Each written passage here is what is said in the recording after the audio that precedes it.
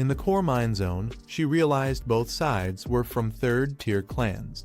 She wondered if he came to avenge the Huang family and questioned who the puppet he mentioned really was. Suddenly, Master Ning rushed forward. The attackers begged him to release Miss Yi, insisting she had already gathered enough earth cores and would hand them over. Miss Yi struggled in the puppet's grip, pained but still conscious. Lying on the ground, she weakly asked if what they wanted were the earth cores. The boy mocked her, saying the tribute once owed by the Huang family now fell on the Yi family. He claimed working for the Ning family was a chance for them to rise into the third-tier clans, calling it something worth celebrating. His followers urged Miss Yi to accept. Miss Yi cursed her bad timing, realizing her strength had been drained after days in the earth core cave. The boy's expression turned sinister as he demanded all the earth cores. He warned her to become obedient under the Huang family's name or face the Ning family's power, which could erase the Yi family from the Western Territory with a single command. One of the men begged Miss Yi not to act rashly and to accept the demand. But she pushed herself up, furious, and shouted that the brat should keep dreaming.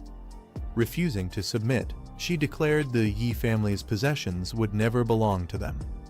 With defiance burning in her eyes, she launched an attack against the puppet holding her down, shaking the ground as the fight erupted.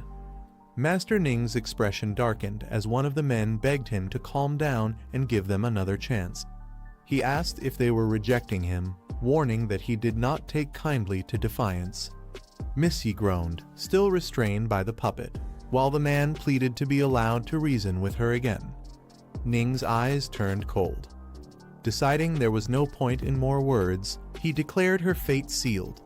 With a chilling glare, he ordered her death as the puppet raised its massive arm to strike. The puppet's massive fist slammed down with a thunderous impact, sending shockwaves through the ground. One of the men screamed in terror for Monsieur. With a twisted grin, the boy rang a bell and ordered his ghost general to charge in and crush her completely. The giant puppet moved forward with unstoppable force, tearing through the earth as it advanced. The impact shook the battlefield, and Miss Yi cursed under her breath. A protective flame mark activated around her, each layer absorbing part of the puppet's devastating strikes. She shouted at her enemy, recognizing him and accusing him of being no different from the Huang family, always bullying others too much. Layer after layer of her flame mark shattered under the relentless assault, leaving her defenses dwindling. The boy only laughed, ringing his bell with a cruel grin. He mocked her nobility and declared he had been far too lenient with her. The boy sneered, finding Miss Yi's resistance amusing, and ordered the ghost general to toy with her further. Her protective flame mark flickered, leaving only one layer between her and defeat. With a chilling tone, he commanded the puppet to break her legs first. Miss Yi's eyes widened in fear as the massive fist came crashing down. But before the blow could land, a sudden figure burst in, striking the puppet with overwhelming force. Shock filled the air as everyone realized someone else had entered the battle. The boy froze, demanding to know who the newcomer was.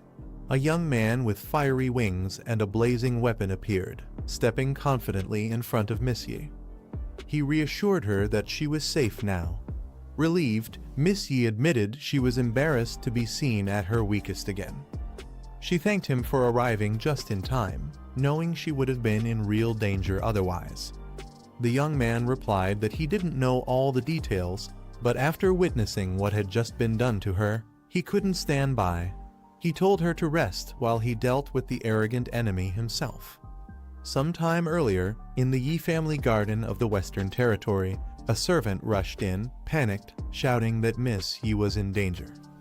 When asked what had happened, she explained that Miss Yi had ordered her to watch Huang Yingheng, but the Ning family appeared, threatening them for tribute. They took Huang Yingheng and went straight to the mines in search of Miss Yi. Begging desperately, she pleaded for help. Mr. Liu reassured her, telling her not to worry as he understood the situation and would take action. Back in the Yi family garden, Liu had vowed to save Miss Yi immediately. Returning to the present at the mine zone, Miss Yi weakly smiled, realizing why he had arrived just in time. Coughing and exhausted, she admitted the boy had ambushed her after she had run out of strength and nearly cost her life. Lu reassured her, telling her to let Xiao Fei heal her wounds. With his companion's power glowing brightly, he promised that once she recovered, he would personally deal with their enemy. Xiao Fei's healing light surrounded Miss Yi, restoring her strength. She warned Lu Fan to be careful as the enemy's puppet loomed ahead. The boy smirked, pointing out that the massive figure was his puppet, no different from the fallen corpse puppet Lu Fan had defeated before. He accused Lu Fan of ambushing him and injuring his puppet, warning that he clearly didn't understand the consequences of provoking him. Realizing who stood before him, the boy sneered, calling Lu Fan the Dragon Tamer. With a twisted grin, he prepared to retaliate. Lu Fan's aura surged as dragon energy burst forth. His power flared, revealing the black dragon Roman II form, shaking the battlefield. Lu Fan's aura flared like a blazing inferno, his weapon engulfed in dragon flames. His eyes locked on the enemy with unshakable resolve. He growled with intensity, questioning if the boy truly understood what would happen when someone dared to hurt her. The battlefield trembled under the force of his fury, signaling that the real fight was about to begin. Lu Fan's aura flared like a blazing inferno, his weapon engulfed in dragon flames. His eyes locked on the enemy with unshakable resolve. He growled with intensity, questioning if the boy truly understood what would happen when someone dared to hurt her. The battlefield trembled under the force of his fury, signaling that the real fight was about to begin. The puppet's strike suddenly halted as a golden dragon claw burst forth, gripping it tightly. Shock spread across the enemy's face as Lu Fan's body glowed with overwhelming power. With Xiao Fei's possession, Lu Fan transformed into the Golden Dragon King, his form radiating immense strength and majesty. The battlefield shook under his new presence. The boy's eyes widened in disbelief. He muttered in shock, realizing this wasn't how a dragon tamer was supposed to fight. Seeing Lu Fan embody the dragon itself shattered his expectations. Lu Fan roared with power, declaring that the puppet's end had come. Xiao Fei let out a fierce cry as her power surged, fusing with Lu Fan's transformation. Together they unleashed Emerald Dragon Form Roman II, activating the Radiant Soul Light. A massive golden dragon wrapped in emerald energy roared forward, its presence overwhelming. The Soul Sanctuary buff spread, boosting allies' strength and resilience while shielding them with layers of energy. The enemy's puppet collapsed under the sheer force, leaving its master shouting desperately for it to rise again. Staring in shock, the boy realized a single strike had defeated Zhuang Meng at level 100. He questioned in disbelief if transforming into a dragon was the true way a dragon tamer fought. Lu Fan's voice thundered across the battlefield, mocking his enemy for daring to shout about crushing him and turning him into a puppet. Golden flames surged as he activated dragon language replication, copying his dragon's magic and unleashing a devastating lava burst. A blazing sphere of molten energy formed, its power scaling with his strength, ready to consume everything. The fiery explosion ignited the battlefield, creating a magma pool that threatened to drag enemies down and deal relentless damage. Instead of fear, the boy's eyes lit up with excitement. Laughing maniacally, he rang his bell, declaring that this was far too fun and interesting to stop. The boy desperately commanded his ghost general to rise, but the puppet was engulfed in a fiery explosion, letting out a painful roar as it struggled under the overwhelming force. From within the flames, a golden dragon's mighty form emerged, leaving the enemy stunned. He could only stare in disbelief at Lu Fan's transformation. Yet instead of fear, the boy smirked with a twisted grin.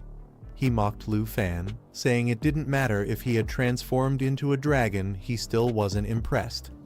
Ning too boasted that his puppet would never allow Lu Fan to touch him. The towering ghost general, now in its second phase, roared with red energy coursing through its body.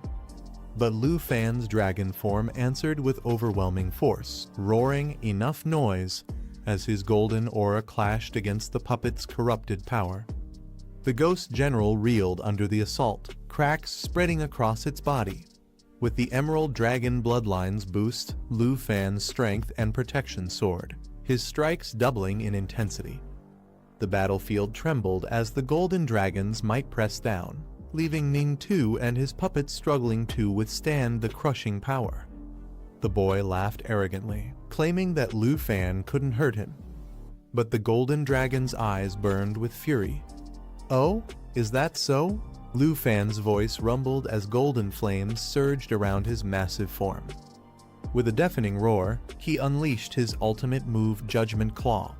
His twin claws ignited with blazing light, converting stamina into overwhelming strength. The dragon's claws struck down with unstoppable force, tearing through everything in their path, each blow carrying devastating power. Lu Fan's golden claws slammed into the ghost general, sending cracks spreading across its massive body as it let out a pained roar.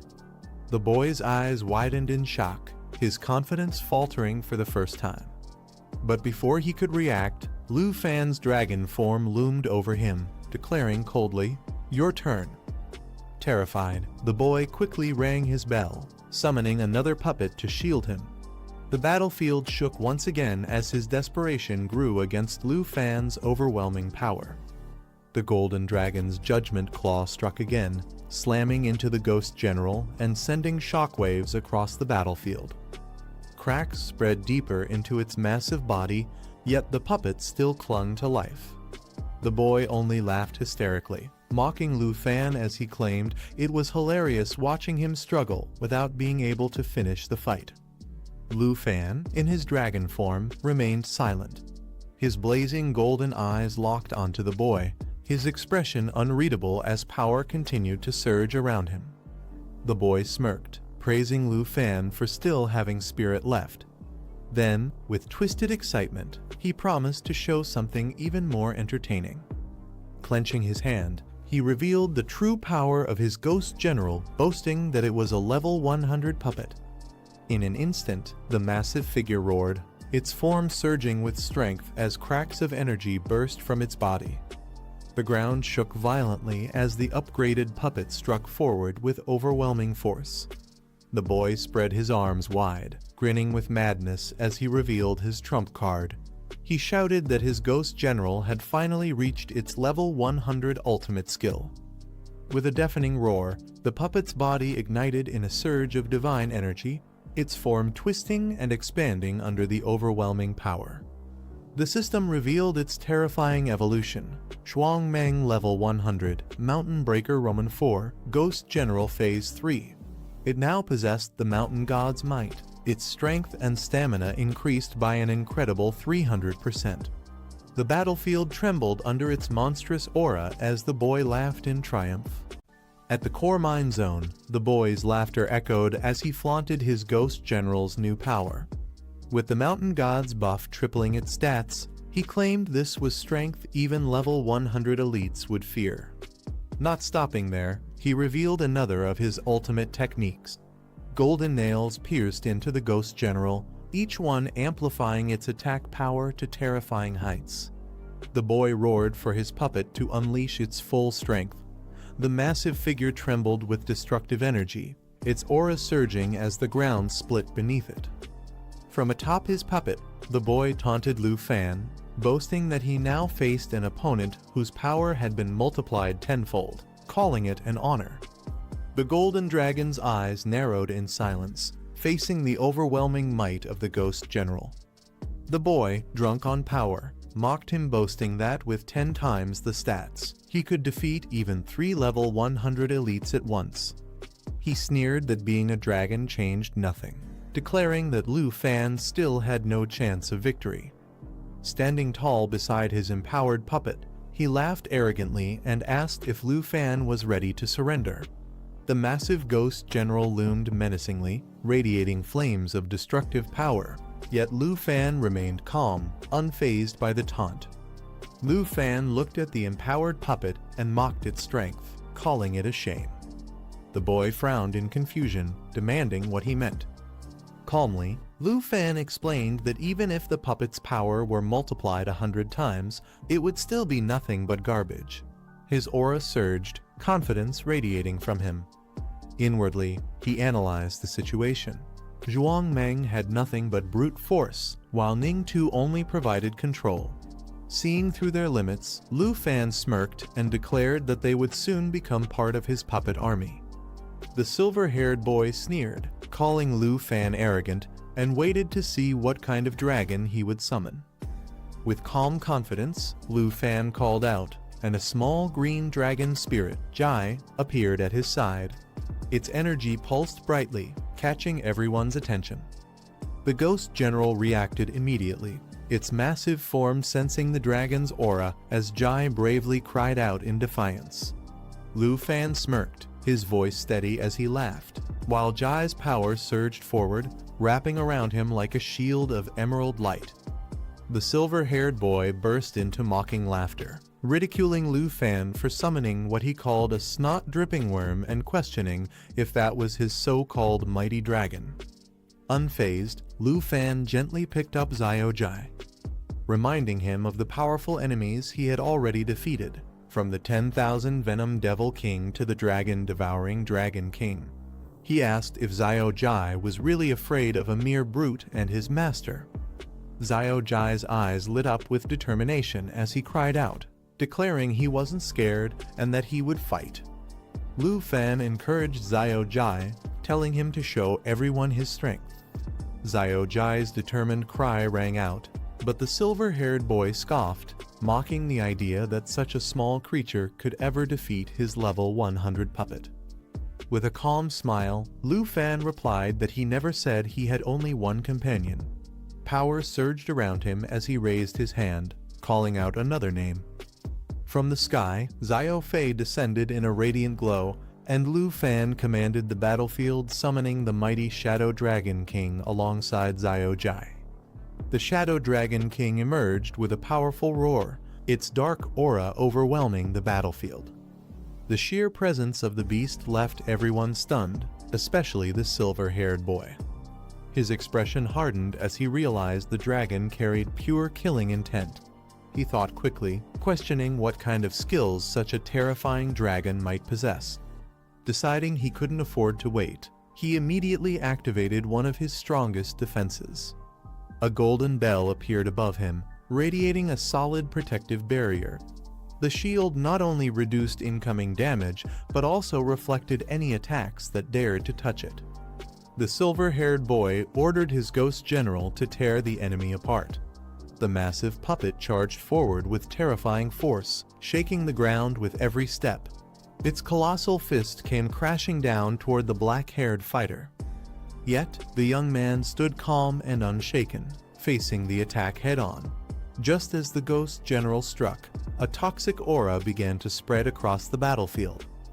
The puppet's body released a sinister green glow poison dragon, I-form switch, underworld swamp. The ground transformed into a poisonous swamp, radiating deadly energy that spread quickly. This ability, known as the Surging Poison Sea, created an underworld swamp that continuously dealt poison-based damage to all enemies caught within. To make matters worse, the poison stacked at double the normal rate, threatening to overwhelm anyone trapped inside. The silver-haired boy was stunned as he realized his puppet had been poisoned. He quickly tried to cleanse it, activating powerful skills like Clarity and Calm and Purifying Rain, channeling sacred light to dispel negative effects. But no matter how much he tried, the poison wouldn't disappear.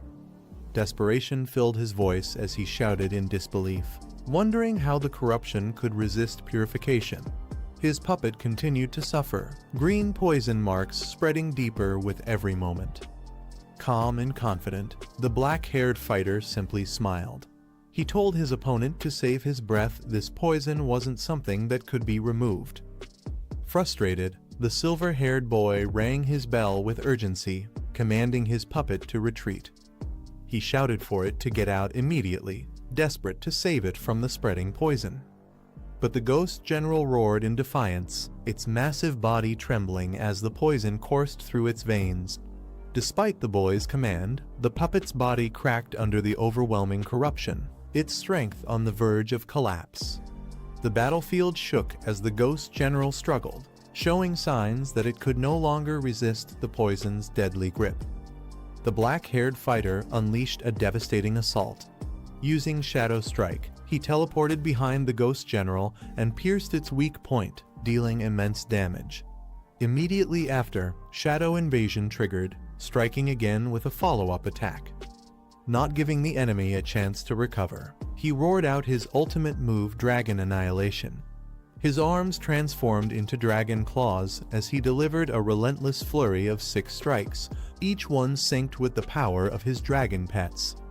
The ghost general was torn apart under the combined force, leaving the silver-haired boy in shock. Trembling, he rang his bell again, unable to accept the defeat. His voice cracked in disbelief as he admitted that the ghost general had been his strongest puppet, yet it was destroyed so easily. The only thought echoing in his mind was clear: his opponent wasn't human, but a monster. The silver-haired boy, realizing he was at a disadvantage, ordered his ghost shadow to retreat. Riding atop the masked puppet, he tried to escape, vowing to settle the score with the dragon tamer another time. But his opponent wasn't about to let him go so easily. With Xiao Jai and the Shadow Dragon King at his side, he declared that a puppet master like him would make perfect material for top-grade puppets.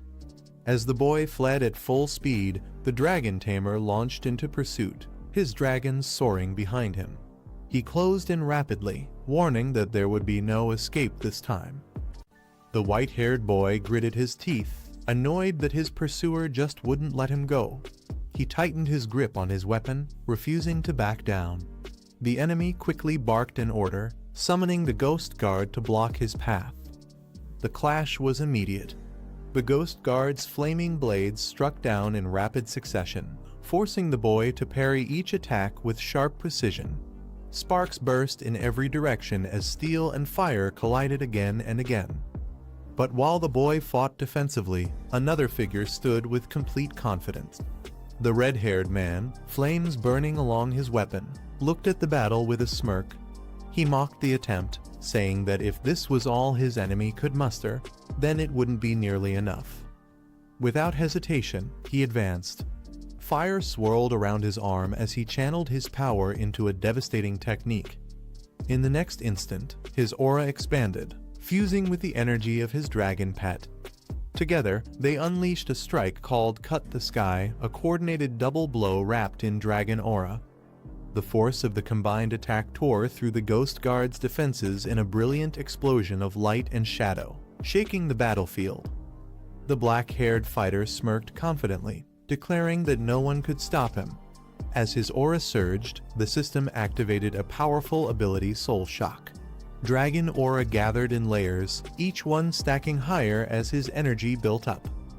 A blinding green light spread across the battlefield as the skill charged. His dragon, Xiao Fei, roared in sync with him. Without hesitation, he gave the command for complete elimination. The dragon responded instantly, releasing waves of destructive energy that shattered everything in its path. The system reported the progress 8 layers had already formed, and the aura was still building. The brilliance of the attack overwhelmed the battlefield, making escape nearly impossible for anyone caught in its range. Meanwhile, the white-haired boy watched in frustration as his summon guard collapsed under the force of the attack. He cursed its weakness, furious that it hadn't lasted even a second against such overwhelming power. The white-haired boy was caught off guard as a dark shadow suddenly appeared behind him. The system revealed the skill Shadow Strike, a stealth ability that teleports to the enemy's weak point and delivers a devastating blow. Before he could react, the attack pierced through him with crushing force. The onslaught didn't end there. Another system prompt triggered Shadow Invasion. After the first strike, an additional attack followed, delivering even more damage. The boy's body trembled as he realized he had no chance to resist. Wounded and desperate, he collapsed to the ground. With blood on his face, he stretched out his hand, begging for mercy. His voice shook as he pleaded to be saved, admitting that he didn't want to die. Standing tall before him, the black-haired man remained silent, his dragon looming menacingly behind him. His cold gaze made it clear who held the power now, while the boy's desperate cries echoed hopelessly in the dust-filled air. The black-haired man clicked his tongue, mocking his opponent's pitiful state. He remarked how much more entertaining the boy had been back when he was arrogant and full of pride. Now, watching him crawl and beg was nothing but pathetic. The white-haired boy, bloodied and desperate, pleaded for his life.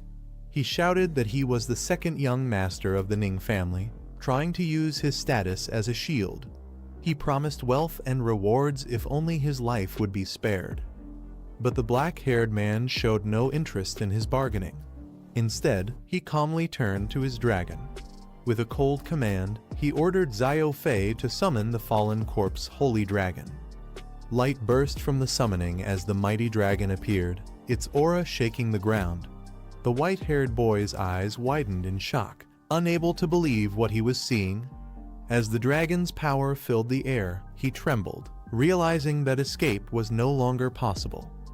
The black-haired man's expression turned cold as he gave his command he would turn the white-haired boy into nothing more than a new puppet. The boy's eyes widened in horror.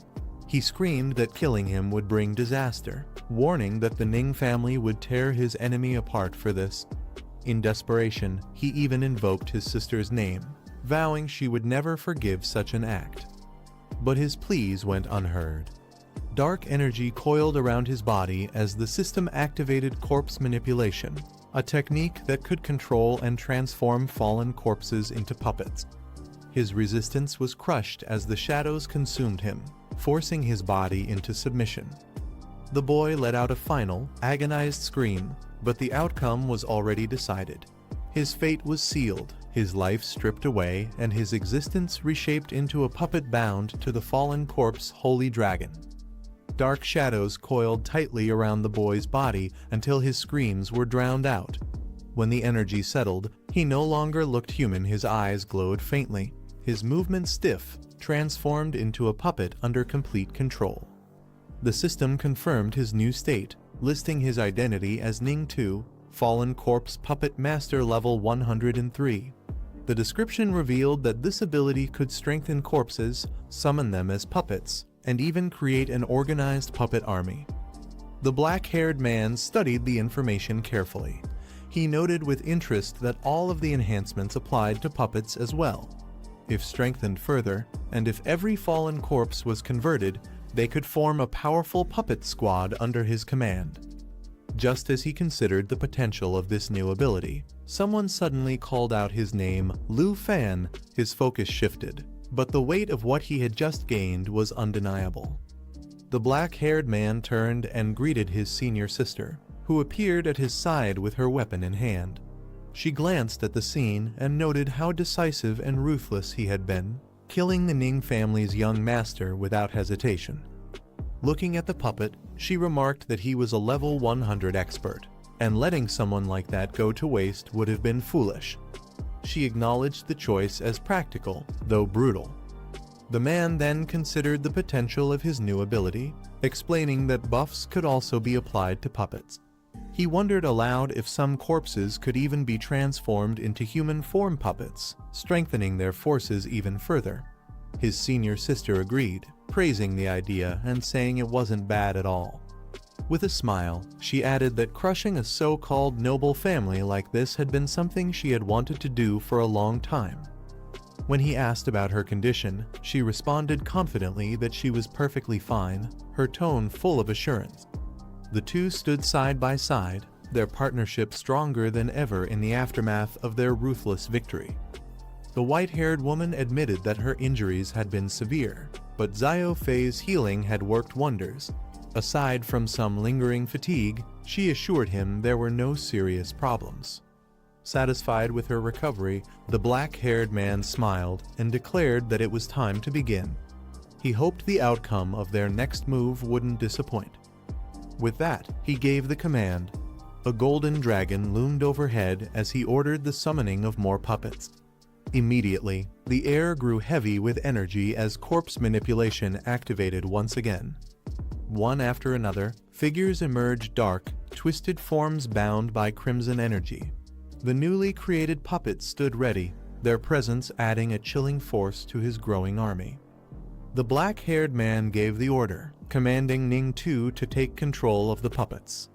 Dark energy surged from Ning-Tu's body, his glowing eyes locking onto the corpses around them. At once, the fallen figures stirred, rising under his command as they transformed into controllable puppets. One after another, shadows wrapped around the corpses, binding them to his will. The battlefield that had been littered with lifeless bodies was now filled with soldiers reanimated into a puppet squad. His senior sister watched in astonishment. She realized that by giving commands to Ning-Tu, he could control the entire puppet squad indirectly. Shocked, she exclaimed at the effectiveness of the ability. It meant he had gained not just one puppet, but an entire army through Ning-Tu's control.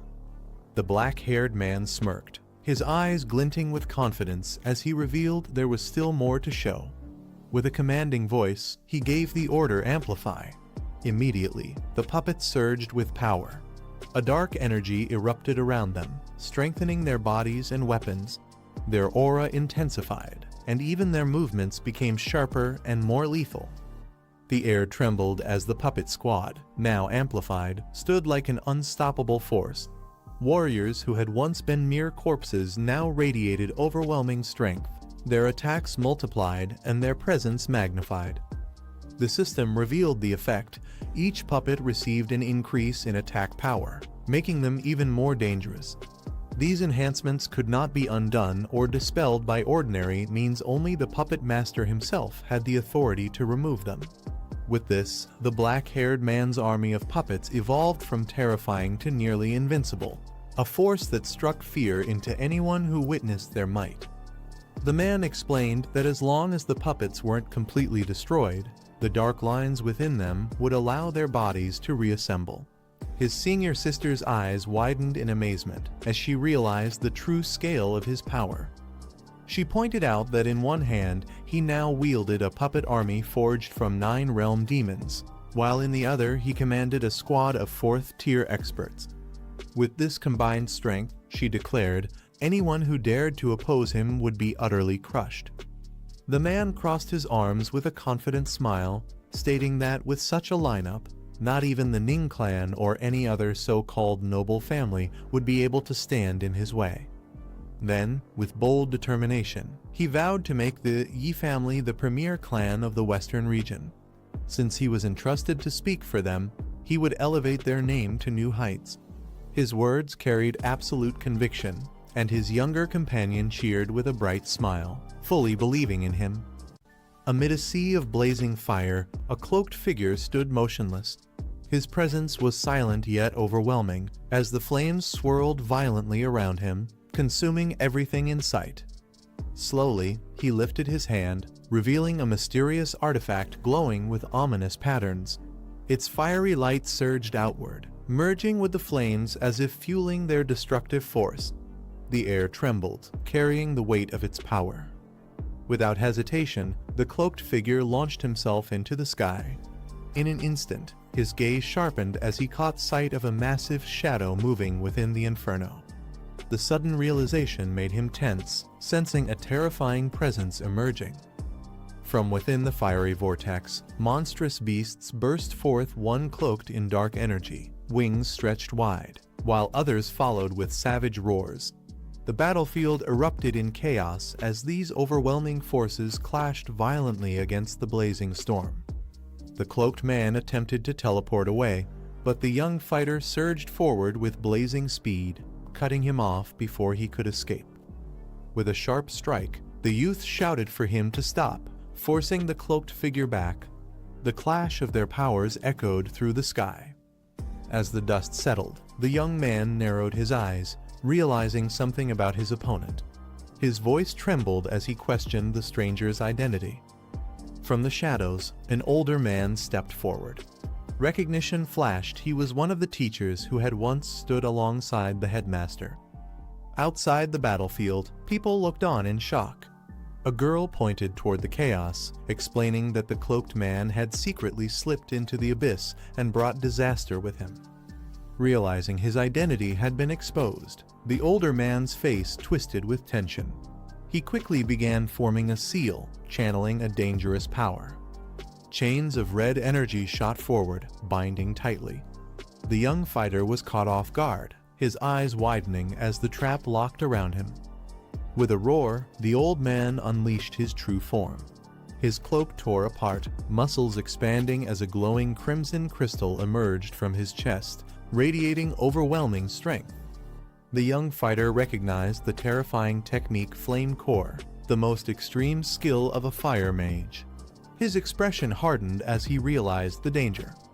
The old man's eyes burned with madness as he shouted his intent, determined to drag his opponent into destruction with him.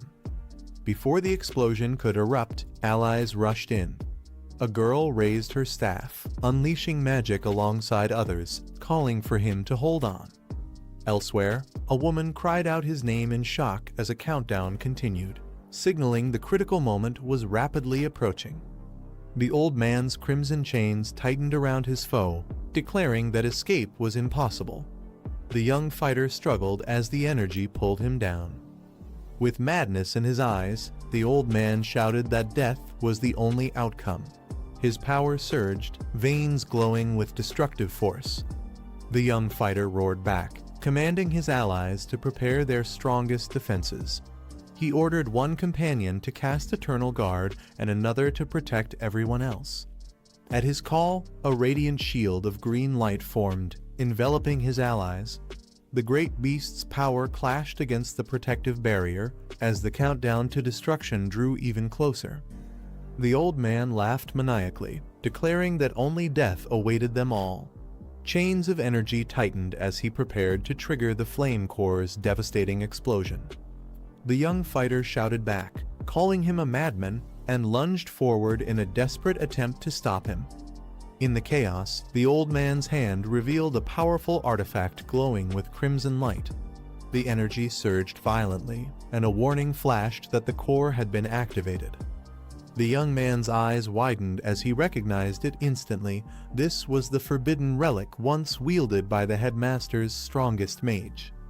The old man roared with bloodshot eyes, his body trembling as he forced the burning artifact deeper into his chest, determined to unleash its final power. But his strength faltered. Blood spilled from his mouth as his eyes widened in disbelief. He gasped out the young fighter's name, his voice breaking. Unable to withstand the flames, his body was consumed. He fell, engulfed in fire, his last words echoing as he declared only death remained. The young fighter stood still, watching silently as the enemy was swallowed by the blaze, his expression calm but resolute. As the fiery clash ended, another figure suddenly appeared, wielding a powerful staff. The young fighter looked up sharply, ready for what came next. A mysterious man cloaked in white hovered in the sky, his presence radiating authority. His red eyes glowed beneath the helmet, silently observing. The young fighter met his gaze with calm determination, unshaken by the newcomer's intimidating aura. Meanwhile, on the ground, flames raged as students regrouped. A woman rushed forward, asking if he was hurt. He reassured her calmly, telling her not to worry. The group gathered, still shaken from the battle. One of the girls recalled seeing the mysterious mage before during the envoy's trial and questioned his identity. All eyes turned toward the cloaked figure.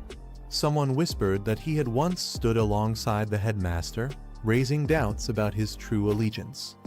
An elder stepped forward, explaining with a heavy tone that none of them expected such betrayal within the academy. He revealed that the man was not only a teacher, but also an honorary professor of the Dragon Capital Academy, an elite fire mage of level 81. Anger and confusion spread among the group. They demanded answers, questioning why someone of such high standing would act this way. If not for their quick resistance, they admitted, they would have all perished together under his deadly attack. As tension rose, the academy staff urged everyone to calm down. He promised that the matter would be thoroughly investigated and answers given soon. The next morning at the headmaster's office, the white-robed figure spoke gravely. He warned that assassination attempts like this would not stop here. Failure this time only meant greater danger next time. He admitted that even though the entire Dragon Capital Academy was under his control, a single step too late could have led to disaster. The betrayal of a professor who had hidden within the academy for years left him uneasy. Across from him, a bearded man lounged casually with a drink in hand, dismissing the tension. He mocked the official for being overly cautious, saying his seriousness made things unbearably dull. The bearded man rose with a laugh, saying it had been a long time since they last met. He asked what business had brought him all the way here this time. His expression then turned sharp.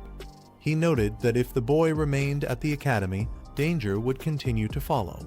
Since the vice principal still had to investigate the incident, he suggested this was the perfect chance to lighten the burden. With a confident grin, he proposed taking the boy himself, escorting him to the northern frontier, where he could both guard him and handle threats more directly. But the white-robed figure questioned his intentions, pointing out that he already had his own heavy responsibilities.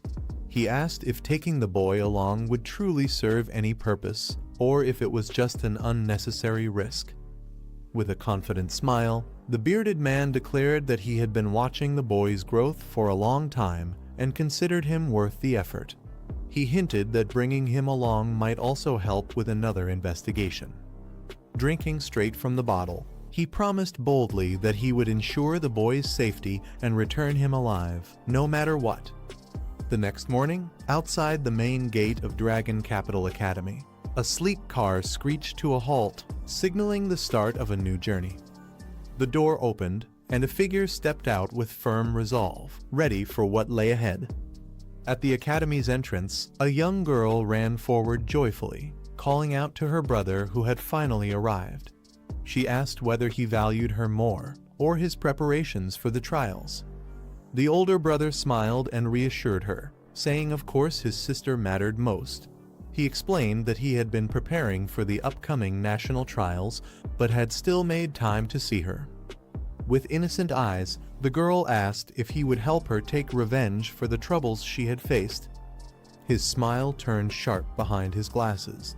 He promised that anyone who dared to upset his beloved sister would be dealt with severely, vowing to teach them a harsh lesson. The red-haired man looks down with a cold expression, remarking that the other has grown defiant.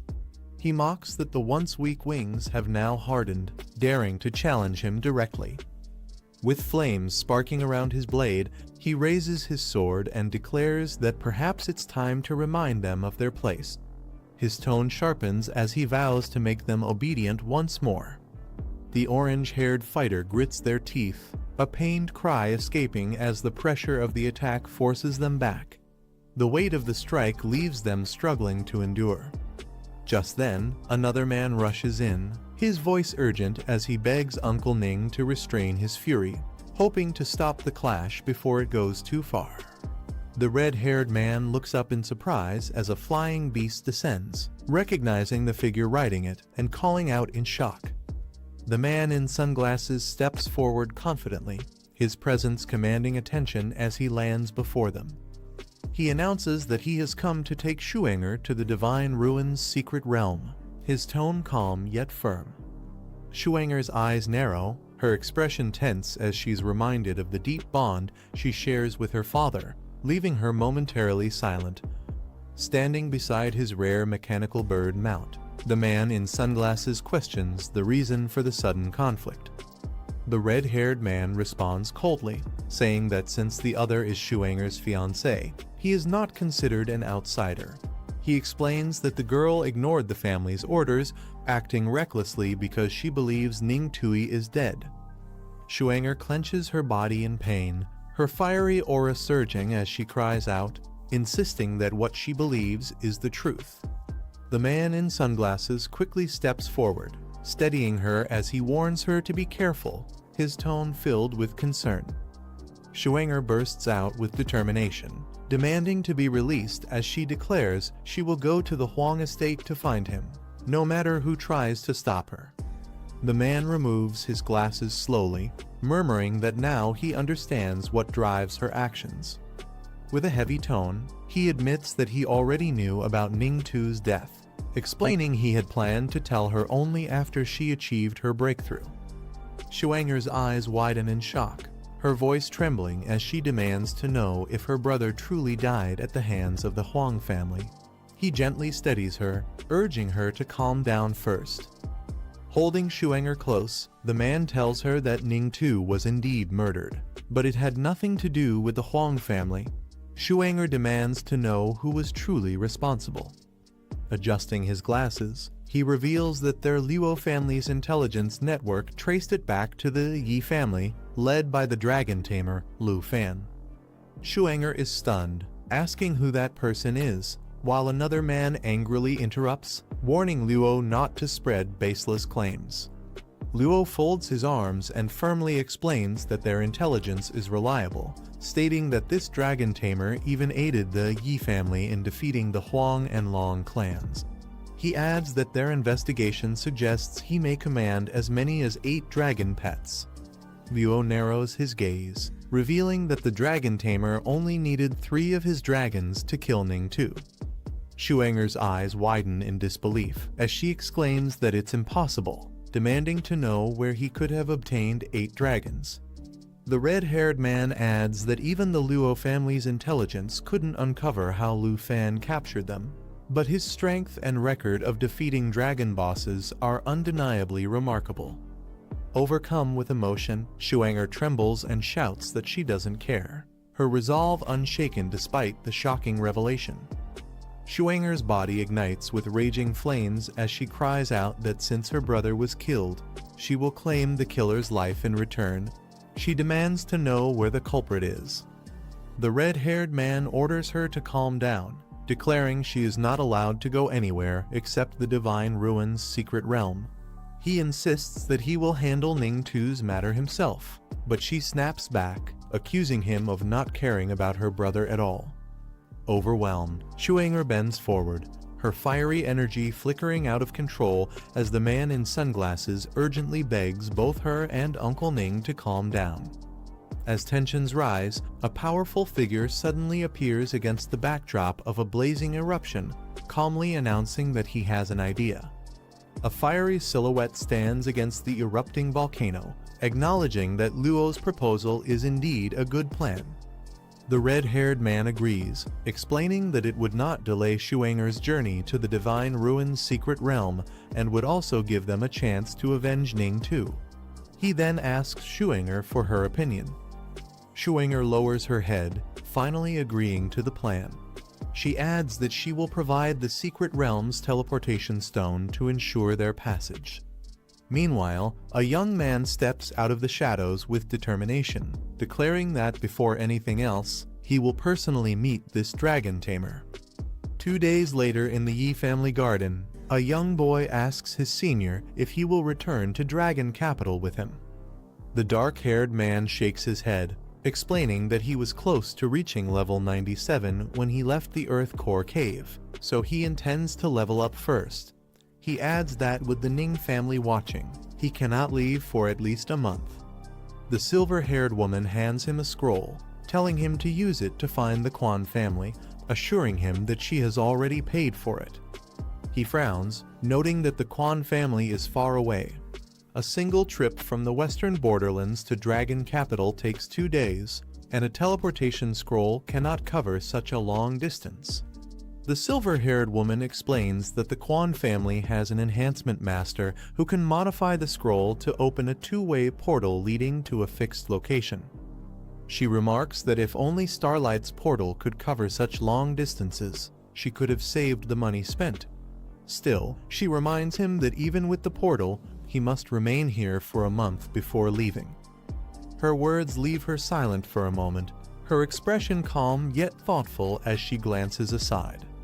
The dark-haired man stiffens, his eyes widening in surprise as he reacts strongly to her statement. The dark-haired man thinks about the responsibility weighing on him, declaring he can't afford to remain idle. The silver-haired woman reassures him that a month will pass quickly. She adds with a smile that it's fine if he isn't in Dragon Capital, since she plans to visit his hometown anyway, perhaps returning to Zhonghai City with her aunt. At the Yi family garden in the western borderlands, peace lingers as the young man and the silver-haired woman share a quiet moment together. Suddenly, a glowing feather shoots into the sky, swirling with fiery energy as it activates a strange force.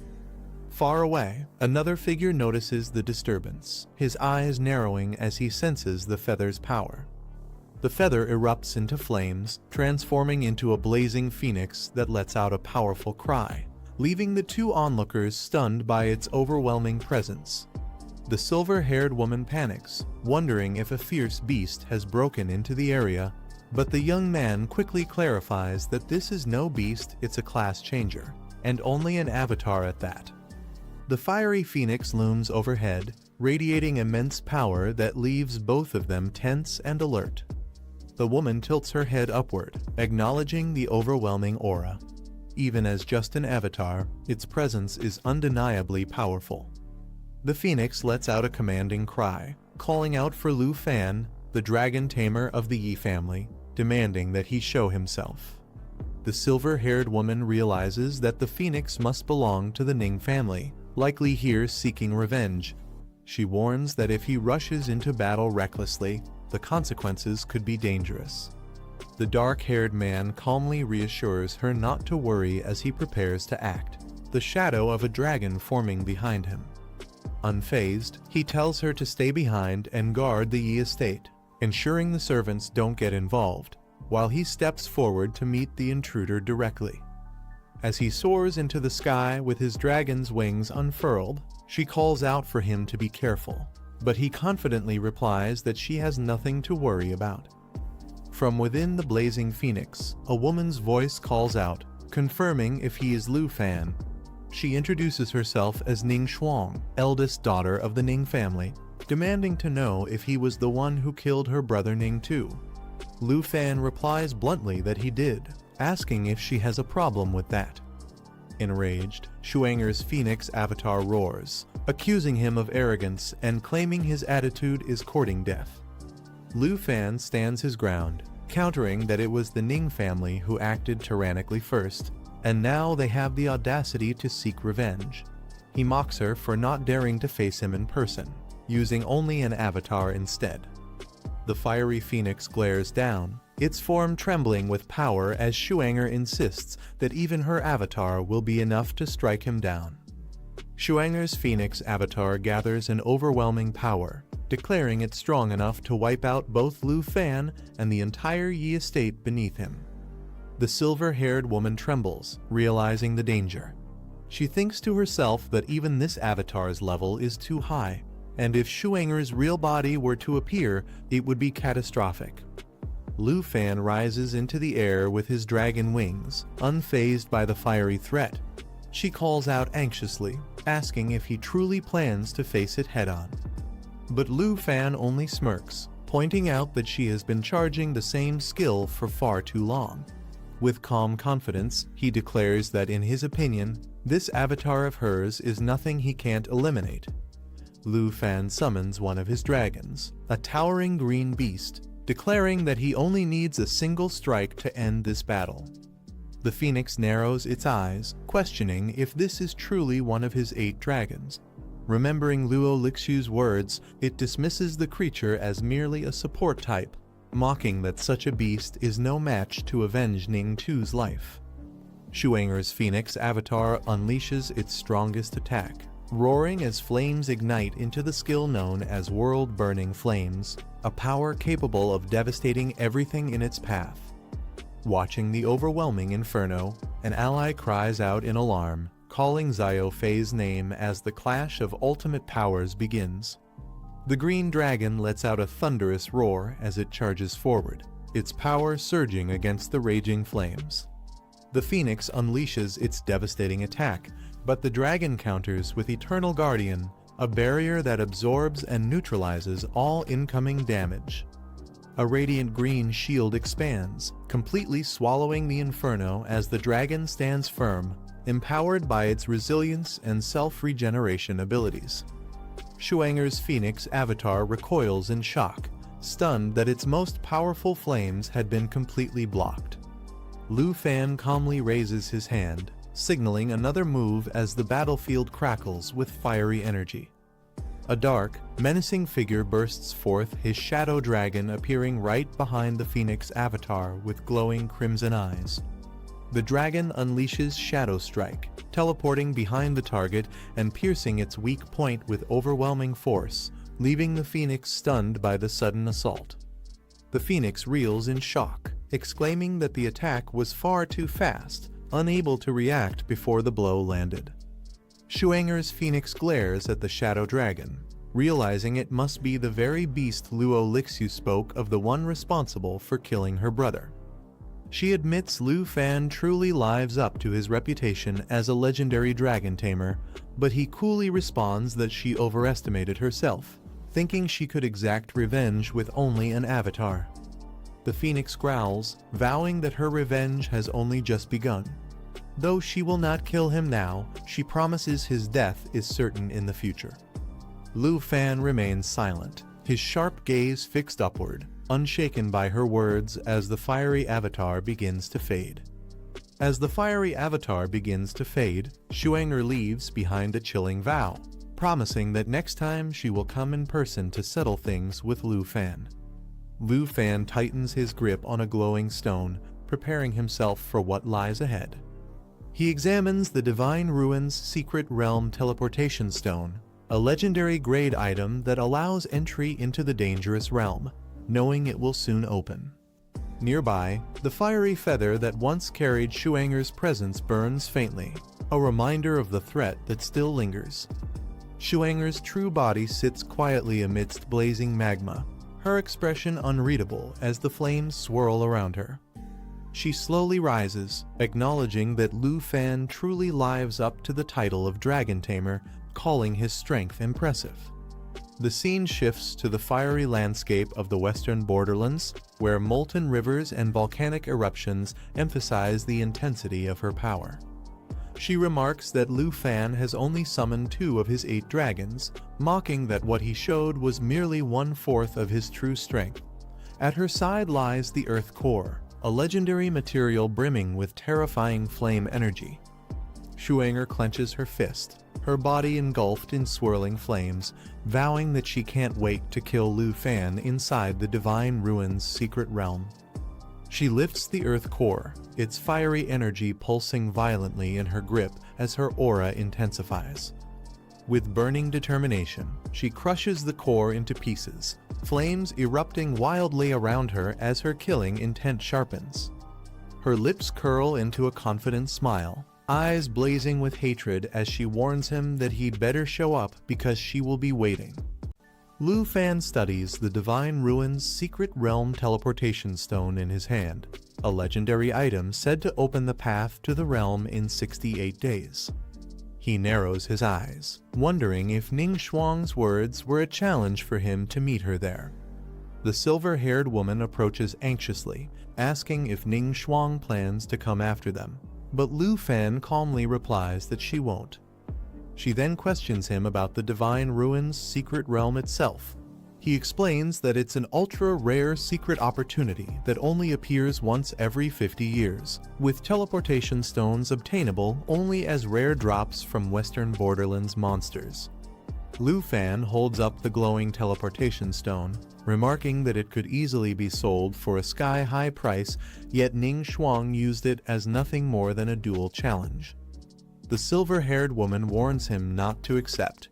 She explains that by the time the Divine Ruins Secret Realm opens, many powerful clans aiming for their 5th advancement will also be present, making it far too dangerous. Suddenly, a shadowy figure with a sinister smile appears behind Lu Fan, whispering that he must ignore her advice and go to the realm.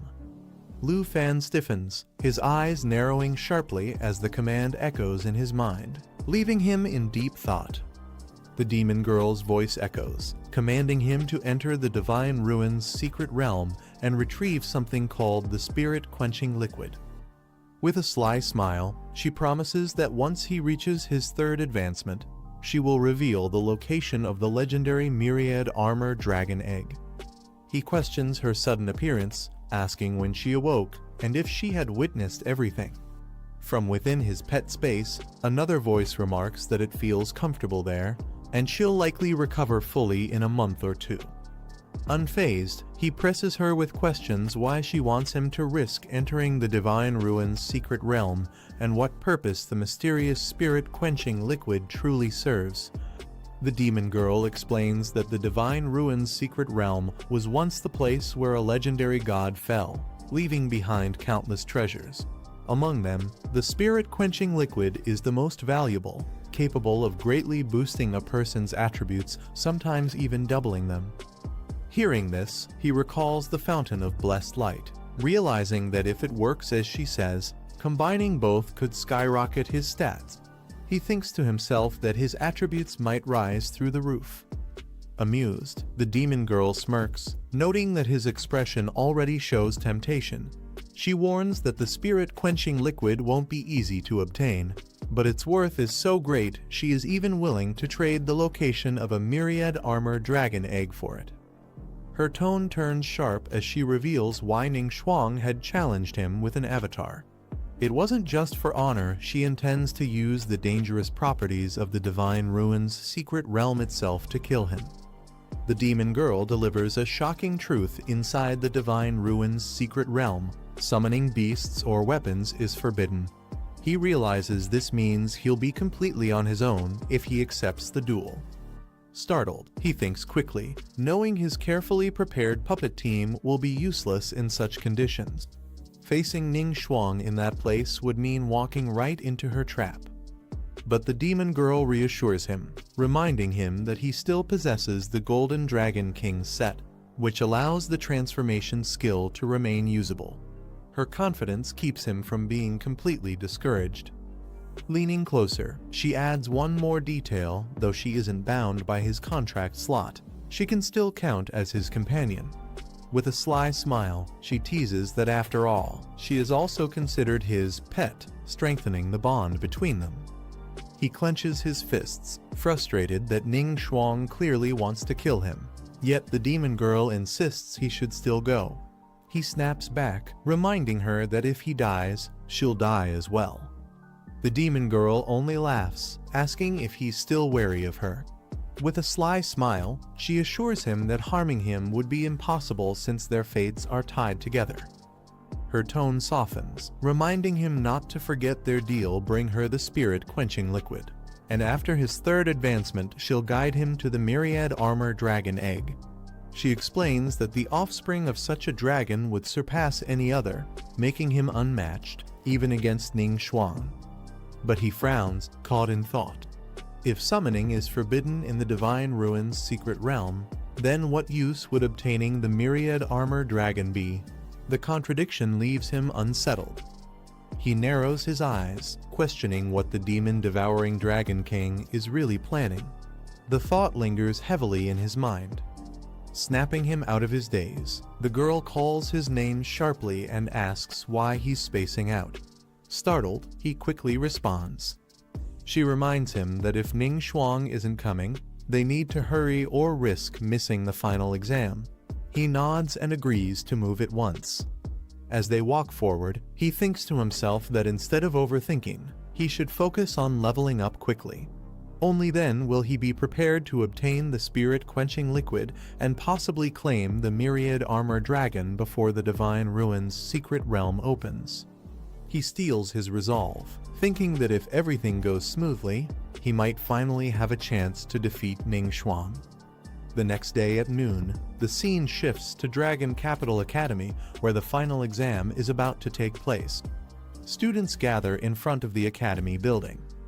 Running through the crowd, he curses under his breath, realizing he was delayed by Ning Shuang and has completely missed the exam assembly. Nearby, students complain about the exam format being the same as the new student assessment battles.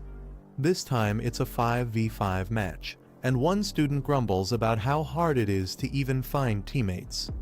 He considers the rules, noting that the final exam will be done in 5-person teams. With arena rankings as a reference, he thinks about who he can potentially team up with. As he enters, he nearly bumps into a teacher carrying a stack of books. She stumbles slightly, and he quickly steadies her. The teacher looks at him in surprise, asking why he's here since she thought he wouldn't return for the final exam. He apologizes respectfully, addressing her as Teacher Gu. Another teacher asks about Gu's health.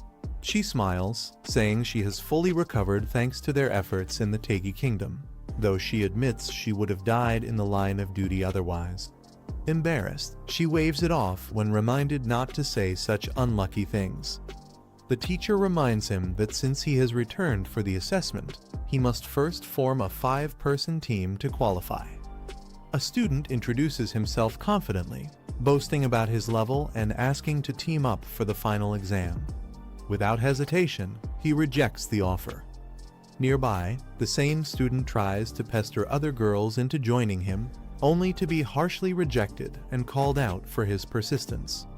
Amid the noise, someone notices him and shouts in surprise. Soon, more students turn their attention, recognizing that Lu Fan has finally returned. Calmly, he greets them. As he reunites with his classmates, they greet him warmly, teasing that they thought he wouldn't show up for the final exam. They point out their current levels and classes, clearly stronger than before. He apologizes, saying he wanted to surprise them by returning at the last moment. With him back, they realize they now have a complete 5-person team.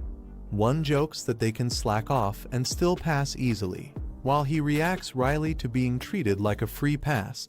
The teachers quietly step aside, leaving the group to their reunion.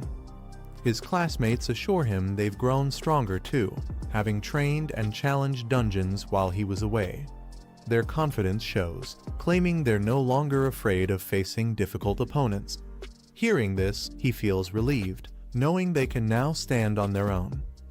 One of them quickly notices where his gaze is drifting and guesses he must be looking for 2 other familiar names, Jinju and Chen Tianzhai. He remains silent, his expression unreadable, as the thought lingers. When asked about Jinju and Chen Tianzhai, his classmate explains they've been missing since the group returned from the Taegi Kingdom. No one knows their current whereabouts. Hearing this, he clenches his resolve. Though he lets it go for now, he silently vows that one day he will personally deal with her. The group decides not to dwell on it. With the assessment only 3 days away, they suggest heading back to rest, reminding him he must be exhausted after rushing all the way here. As he walks with them, he reflects.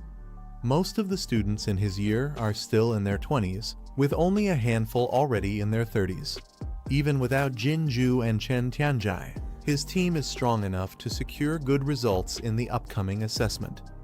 As the student gathering continues, the question arises if anyone else wants to join a team. A group steps forward, announcing they are only taking top 10 ranked members and still need 1 more. Their confident display immediately draws attention, and he recognizes 2 faces that seem oddly familiar. It's revealed to be the Fenian Pavilion group. After being silenced for spreading false rumors, they had stayed low for a long time. Now, to everyone's surprise, they were making a bold return. Seeing their reappearance, he and his companions remain calm. They decide not to be bothered, noting that this group is not a threat they need to concern themselves with for the upcoming assessment. Just as the Fenian Pavilion group announced they were looking for a final member, a loud voice suddenly broke the silence. A determined student stepped forward, shouting that he would join their team, his expression full of eagerness and resolve. The sound of armored footsteps echoed as a tall warrior stepped forward, his presence heavy and commanding. He glanced at the group with sharp eyes and questioned if they had the strength to claim first place. Resting his massive weapon on his shoulder, he added that he would only consider joining them if they could truly reach that level.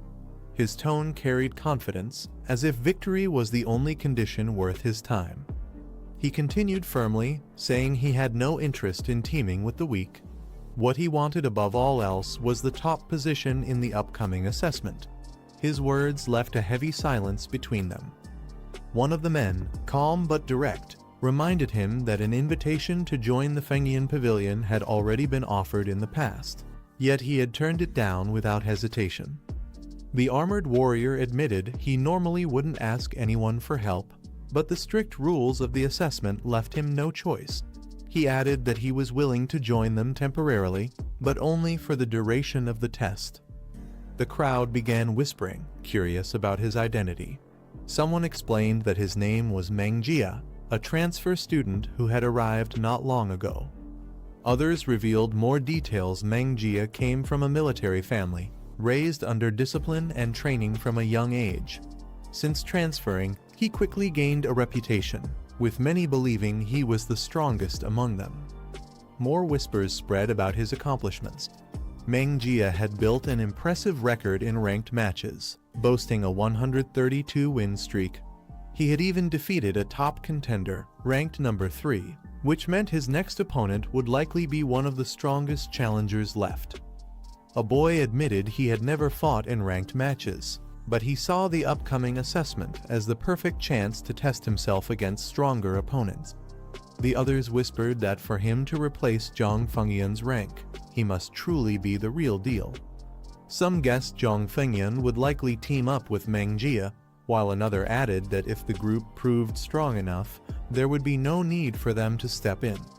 Their expressions carried both doubt and curiosity about what was coming. Suddenly, a cloaked figure rushed in, shouting in excitement that he had just seen Wu Fan return.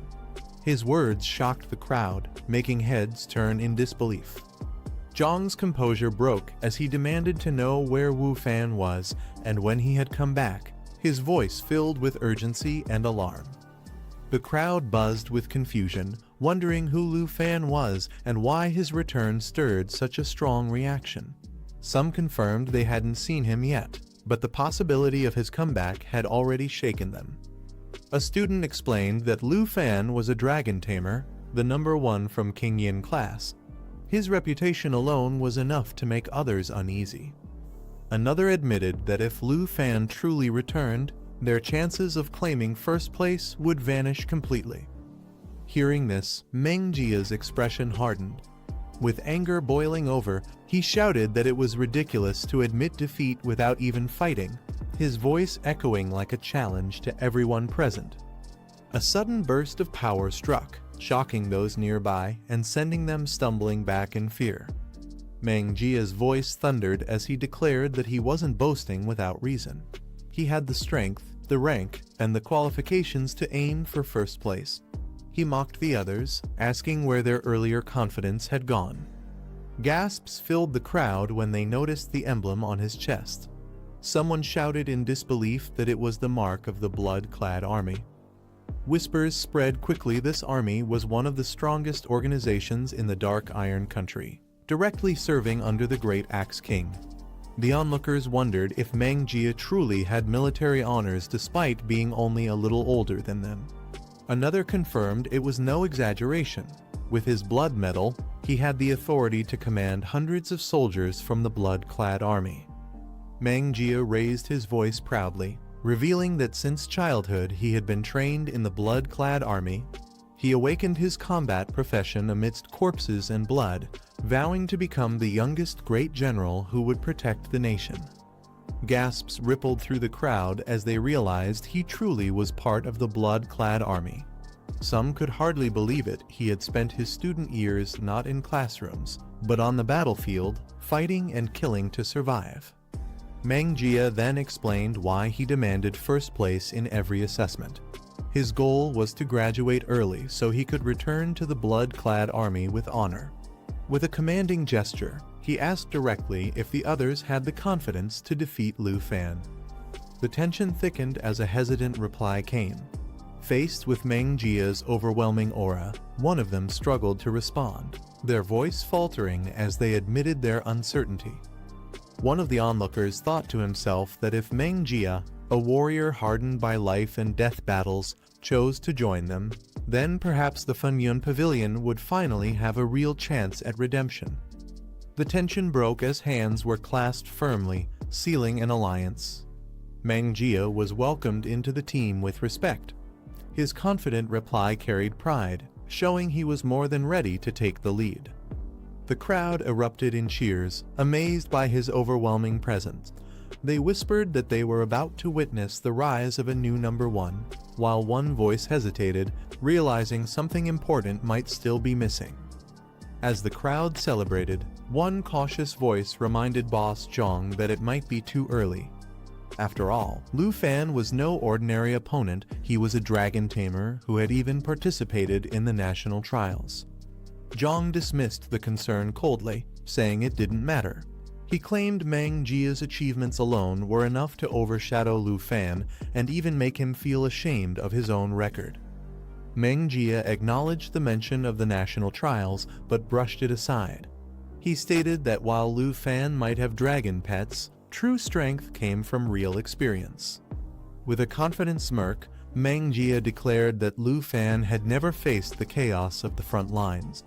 He admitted he was eager to see just how strong Lu Fan truly was. At Dragon Capital Academy's Villa No. 2, excitement filled the air. Someone exclaimed that the equipment laid out before them was far too powerful. A girl marveled at the items, shocked that their senior had given so much to them. Another pointed out that the gear was so valuable and strong, it could be used even at level 57. The group admired how their senior had prepared skill books and protective equipment for everyone, even thinking about Miss Yi's safety. Grateful, they reminded Little Fan to properly thank her on everyone's behalf. Overwhelmed with joy, the girl raised a glowing sword high, shouting in delight that it was her very first legendary weapon. The brilliance of the blade marked a new step forward for her. One girl held a radiant staff in awe, stunned that it was far more valuable than anything her wealthy father could ever buy. She admitted she couldn't believe such a treasure was now hers. Another girl admired her weapon, explaining that the enchantment effects alone were something she could never have afforded on her own. With gratitude, she thanked her senior sincerely. The group's excitement grew as they tested their new gear. They encouraged each other to perform well in the upcoming exam, thrilled that their stats had skyrocketed, with some even doubling in strength. Amidst the celebration, they reminded Lu Fan to properly invite their senior as a guest, so they could thank her personally for her generosity. Lu Fan agreed, knowing they couldn't afford to seem ungrateful.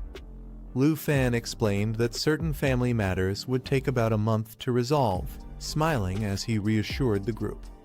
Suddenly, a knock at the door interrupted the conversation.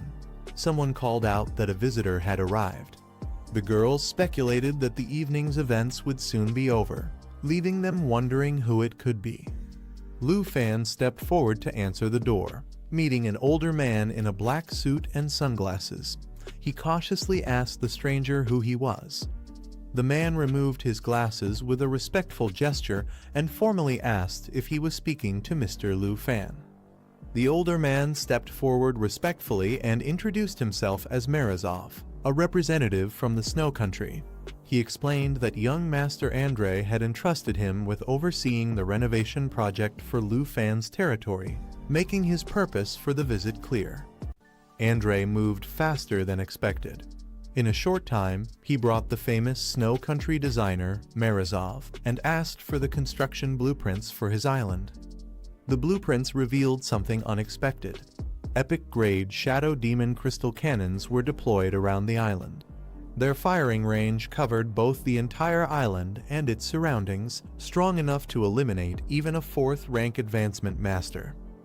What was planned as a resort island had now been transformed into a heavily fortified war fortress. Surprisingly, this drastic change didn't seem bad, it was a useful upgrade. Morozov also promised to complete a teleportation formation linking Dragon Capital Academy's dungeon hall to Shadow Island within 3 days. That deadline coincided with the beginning of the final exam. Tao Xiaoman and the others volunteered for the task. They made a deal unless they encountered an exceptionally strong opponent, he would not intervene. Confident in their training, they told him to leave the fight to them. During the exam, unless a formidable enemy appeared, there would be no need for him to act. He accepted their decision with a smile, saying he was fine with being idle and letting them handle things. To give his team a final boost before the exam, he activated a special skill that temporarily enhanced their abilities and reduced their resistance. He took the group for training, giving them a chance to fight and level up. Tao Xiaoman's strength improved significantly, reaching level 38. Qin Qiu advanced further, achieving level 39. Han Qi also made progress, breaking through to level 30. Jianing's training paid off, allowing her to break through and reach level 40. Lu Fan's progress was even greater, his level soaring up to 50. 3 days later, the scene shifted to Dragon Capital Academy's Grand Arena, where the final exam was about to begin. One student drew a card with the number 8, wondering aloud who their opponent would be. The team stood together with confidence, declaring that they would defeat whoever appeared as their opponent. As Lu Fan walked forward, his presence drew attention and admiration. A nervous student approached, asking if he could take a photo with Lu Fan. Excited, he explained that he had watched Lu Fan's trial of the nation live stream and thought it was incredible, proudly declaring himself as a fan. Lu Fan agreed with a smile, allowing the student to take a photo with him. The student happily snapped the picture, thrilled to stand beside him. However, the mood quickly shifted when the student nervously admitted that his team had drawn number 8, making them Lu Fan's opponents. Overwhelmed, he panicked and immediately forfeited, running away while the others looked on in surprise. Tao Xiaoman reminded him that the exam wasn't only about rank, but also about combat performance. Running away would only result in a makeup exam. The nervous student admitted he knew, but argued that even if 50 or 500 of them faced Lu Fan's team, they wouldn't last a single hit. Tao Xiaoman reassured him, promising not to let the fight end instantly and guaranteeing he'd still have a chance to perform.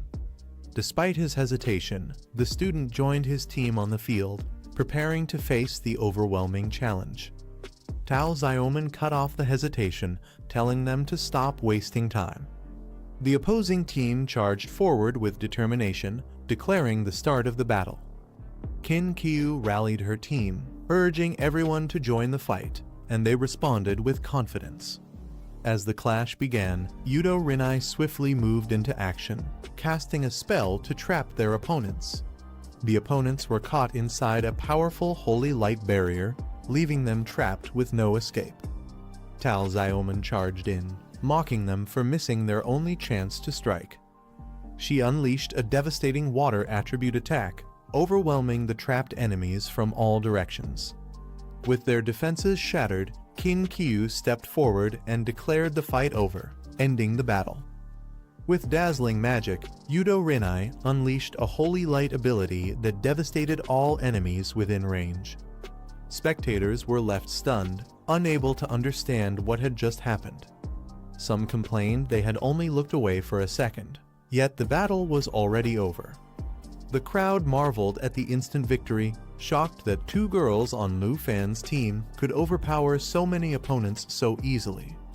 Lu Fan admitted he hadn't expected everyone to become so strong, while others credited Jianing's guidance. Jianing humbly responded that the credit belonged to the whole team, the result of their persistent training. Elsewhere, a group of students eagerly suggested forming a permanent team, showing their excitement. They admired Brother Meng's strength, declaring him their role model and vowing to follow in his footsteps after graduation. Brother Meng told his followers that if they could defeat Lu Fan in the finals, he would personally recommend them for the blood-clad army. Others praised Lu Fan's team, amazed that the 2 girls had managed a clean one on 5 sweep. Some even joked that Lu Fan could win the competition without lifting a finger. On the battlefield, Tao Xiaoman and Qin Qiu unleashed another powerful combined attack, drawing admiration from the crowd. Brother Meng's expression hardened as he watched, realizing just how formidable Lu Fan's team truly was. Lu Fan stood calmly, drawing the attention of his rival. Brother Meng scoffed, calling Lu Fan's success nothing but luck, claiming he only rose in fame because of his dragon. He clenched his fist, declaring that a true expert was forged through countless battles, in a mountain of corpses and a sea of blood. With determination burning in his eyes, Brother Meng vowed to personally tear away the glory surrounding Lu Fan. The stadium was alive with thunderous cheers as the crowd surged with excitement, waving their fists and shouting over one another. Everyone rushed to place their bets, choosing between Lu Fan and Meng Jia, two names that had dominated every discussion leading up to this final exam. Many in the stands placed their faith in Lu Fan, calling him God Lu, remembering how he had completely crushed the secret realm of the nation. To them, a man who had conquered something so dangerous couldn't possibly falter in a mere exam. But not everyone was so certain. Another voice reminded the crowd of the leaked video from just yesterday, a video that spread like wildfire. In that footage, Meng Jia had gone head-to-head with a tough third advancement master. The scene left viewers stunned. In less than 5 minutes, bones were broken and bodies lay scattered across the ground. Her strength was undeniable, and it threw the entire stadium into doubt. This match, they realized, was far from decided. As the announcer stepped forward, the noise quieted just slightly. He declared the first fighters who would be entering the arena, and the audience leaned in with anticipation. But then came the shock. Lu Fan and Meng Jia weren't the ones stepping forward. The crowd buzzed with confusion, realizing the two strongest contenders weren't fighting each other just yet. Spectators voiced concern, noting that facing 3 opponents at once created a huge gap. They pointed out that including a life-type profession in the team only added a clear weakness. Meanwhile, Lu Fan sat calmly among the crowd, his presence steady and silent, while those around him continued to speculate. On the field, a tall man with a scarred face stood firm, his expression unwavering as he prepared for the match. Across from him, one of the challengers mocked arrogantly, warning that without fighting, Lu Fan's team would lose their #1 title. Lu Fan leaned back casually, reminding his team to step up their efforts as the battle unfolded. His words struck hard, sharpening the determination in his teammates' eyes. On the opposing side, their leader shouted orders to finish the fight quickly and prove that the Fengyan Pavilion was making a comeback. Her group responded with determination. Hearing that, Lu Fan's side smirked with confidence. They prepared to fight seriously, vowing not to let anyone look down on them. The arena fell silent for just a moment as the referee raised her hand. With a sharp command, she announced the start of the match. The crowd erupted in cheers as the battlefield came alive. Without hesitation, Lu Fan's team unleashed their opening moves. The pink-haired warrior summoned swirling torrents of water, her skill creating countless blades that shot out in every direction. The attack carried crushing force, piercing targets while slowing their movements and weakening their defenses. At the same time, the silver-haired priestess raised her staff high, summoning a blazing radiance.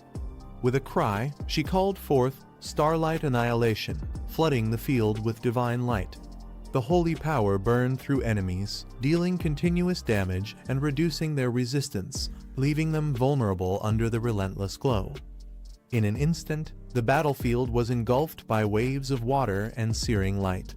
The fight had only just begun, but the overwhelming power of Lu Fan's side left the stadium roaring in shock and awe. The atmosphere grew heavier as the black-haired swordswoman stepped forward, her hands glowing with power. With a sharp command, she unleashed her skill, mountain shaking. Massive blades of energy appeared in the air, carrying devastating force that spread its damage to every enemy within reach. Across the field, Fengyan Pavilion's fighters braced themselves. Their leader shouted for them to prepare, rallying the group as they surged forward with weapons drawn and magic blazing. The clash erupted instantly. Waves of power collided mid-air, water, light, and steel crashing against the incoming assault. The shockwaves lit up the entire arena, forcing even the spectators to lean back from the sheer pressure of the collision. Realizing the overwhelming impact, one of the enemy mages barked an urgent command to scatter. Their formation broke apart as they scrambled to avoid the combined barrage, struggling to withstand the crushing momentum of Lu Fan's team. The battlefield shook as explosions erupted across the arena, sending smoke and fire billowing into the air. The impact blinded the spectators for a moment, hiding the enemy's movements within the chaos. Through the settling haze, Lu Fan's teammates scanned the field carefully. One of them warned the others to stay alert, suspecting a trap. The thought of their opponents retreating so easily didn't sit right. Their instincts proved correct. From the smoke, a sudden spell struck out, binding Jianying in glowing chains of magic. Her body was instantly restrained, lifted into the air as she struggled against the imprisoning force. Shock rippled through the team. The enemy's plan was clear. Their target wasn't the group as a whole, but Jianying specifically. The sorcery locked her completely, leaving her unable to move or use her abilities for several critical seconds. The battle split into chaos as opponents clashed on all sides. The pink-haired warrior intercepted an incoming strike, while another declared with confidence that their fight was against her, not anyone else. Meanwhile, Jianying remained bound by the glowing chains, facing an enemy who sneered at her helplessness. He mocked that with her restrained, the match would be decided once she fell. But the enemy wasn't finished. Dark energy surged as his skill activated. In an instant, his body split into countless shadowy clones, each one preparing to strike with high-speed slashes aimed at her defense. For the next few seconds, their combined assault could reduce even the toughest opponent's strength. Yet, Jianying's expression didn't falter. With calm eyes, she looked at them and spoke lightly, asking if that was truly all they had. Her words unsettled her enemies, who couldn't understand her composure despite the trap closing in. The battle raged on as radiant light burst across the arena. The priestess raised her staff and unleashed starlight annihilation. Holy flames engulfed the field, burning enemies with continuous light damage while stripping away their resistance. The brilliance forced several opponents onto the defensive, their movements slowed by the overwhelming force. At the same time, the pink-haired warrior struck with her blade, casting water prison. 4 chains of water lashed out, binding one of the enemy fighters. He struggled, cursing under his breath as the chains tightened, locking him in place. His speed and strength were suppressed, leaving him unable to break free. Watching from the sidelines, one of the enemy leaders clenched his fists in disbelief. Their team was being pushed back, suppressed under the relentless assault. Meanwhile, Jianying remained bound by glowing chains, her expression calm and unreadable. The timer ticked down, only 3 seconds left before her imprisonment would end.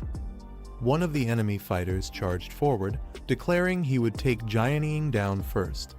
With her still bound in glowing chains, he believed victory was already within reach. But suddenly, a surge of power burst from her weapon. The sword split into countless blades, myriad flowers. Each fragment carried destructive force, raining down like a storm of golden steel. The countdown ticked closer. Only 2 seconds of imprisonment remained. Caught off guard, the enemy panicked as the storm of swords bore down on him. His desperate cries echoed as the blades closed in, shredding through his defenses. From the sidelines, another enemy watched in shock. His eyes widened as he shouted in disbelief. How could Jianying, still trapped under the imprisonment lock, possibly activate such a powerful skill? The countdown ticked away. 1 second left on Jianying's imprisonment. Her opponent lunged, blade flashing as he prepared to finish her off before the chains disappeared. But in the very next instant, the timer hit 0. The lock shattered, and Jianying was freed. Her opponent's strike cut only through the air, his attack thrown off balance as her calm figure stood unshaken. From the stands, Lu Fan observed quietly, his eyes sharp as ever. He explained to the woman beside him that the enemy had miscalculated. Jianying never relied on active skills, she used her weapon's unique effects instead. That was why the imprisonment lock had failed to restrain her power. Unbothered by the chaos of the fight, Lu Fan leaned back on the picnic mat, his tone relaxed. The woman beside him smiled gently, offering him a glass of juice she had prepared with his favorite fruits, a quiet contrast to the roaring stadium around them. From the stands, one of the older warriors scowled, scoffing at the battle below. To him, the fight was nothing but trash, a display unworthy of true warriors. But down on the field, everything shifted. The glowing chains that bound Jianing cracked apart and shattered into fragments of light. Slowly, she rose from the ground, her figure calm yet commanding. With each step forward, the aura around her grew heavier. The chains that had once imprisoned her now floated and dissolved, powerless against her presence. Her long black hair flowed as blades of energy gathered at her sides, their edge humming with lethal intent. Jianing's eyes remained steady, carrying a quiet resolve that struck more fear into her enemies than any roar of rage ever could. One of the enemy fighters surged with dark energy, preparing his next move with blades in hand. He activated Shadow Strike, splitting into multiple phantom clones ready to launch high-speed attacks. The clones surrounded Jianing from all sides, blades aimed to tear through her defenses. But Jianing remained calm, dismissing their efforts with a single cold word, calling it futile. The arena shakes as a burst of icy energy explodes outward, freezing multiple enemies at once. The cold spreads rapidly, locking them in place and reducing their speed. From the stands, a woman calmly observes the scene as the frost engulfs the battleground, trapping the fighter who struggles inside the thick layer of ice. The system reveals the weapon, Frigid Winter Sword, an excellent quality blade with a special effect that inflicts ice elemental damage and lowers the target's movement speed by 30%. At the center, the armored girl channels immense power through her sword. Ice spears surge in every direction before she unleashes a devastating strike, shattering the ground and overwhelming her opponent with unstoppable force. The crowd erupts in shock, pointing at the arena. They exclaim how strong Jianing's side is, while noting in disbelief that Lu Fan still hasn't made a single move. Another fighter yells in frustration, questioning why Lu Fan remains motionless and hasn't stepped in yet. Amidst the chaos, Lu Fan sits calmly on the ground, his posture relaxed as if completely unfazed by the battle raging around him. A close-up reveals his confident smile, eyes sharp with quiet assurance, showing he has everything under control. A heavily armored man steps forward with a fierce glare, his strength radiating as he prepares to strike. Lu Fan rises with a calm smile, remarking that he can't just sit still any longer. The man roars for others to move aside, forcing his way through with raw power. The system identifies him as Mangjia, level 40, Berserk Bloodwolf Swordsman Roman II, Blood-clad Army 3rd Order. Meanwhile, a woman offers Lu Fan something to eat, but he declines, saying he'll buy groceries with her later. He adds with a faint smile that they'll all share a good meal tonight once the assessment is over. The woman smiles warmly at Lu Fan, reminding him she has always taken care of him. He reassures her with a grin, saying tonight will be a victory feast. The spectators grow excited as Lu Fan finally stands up, wondering if he's about to make his move. Commentators recall how he terrified the crowd the last time he fought against the pavilion. Meanwhile, the armored opponent scoffs at Lu Fan's calmness, calling him arrogant as he charges forward with deadly intent. With a roar, he swings his massive weapon, demanding that the Dragon Tamer come out and face him head-on. Jianing steps forward, revealed as a level 40 sword dancer. She blocks the path with her glowing blade, declaring that anyone who wants to advance must first get through her. Both fighters unleash their weapons at once. The Frigid Winter Sword slows opponents with icy damage, while the enemy's blood-bearing sword cuts through defenses and boosts attack speed. Their clash shakes the arena. The armored man roars that he has no interest in Jianing, striking with explosive force. His army breaker greatsword sends out destructive waves, crushing anything in its range. Another challenger joins in, wielding the Inferno Sunblade. Flames erupt around her as the weapon's power channels searing fire damage before returning to its wielder, intensifying the chaotic battle.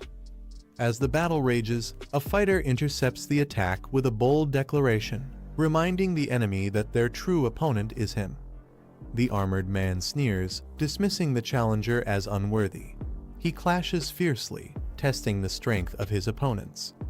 Another ally leaps in to assist, but Jianying clicks her tongue in annoyance, calling her target stubborn and troublesome.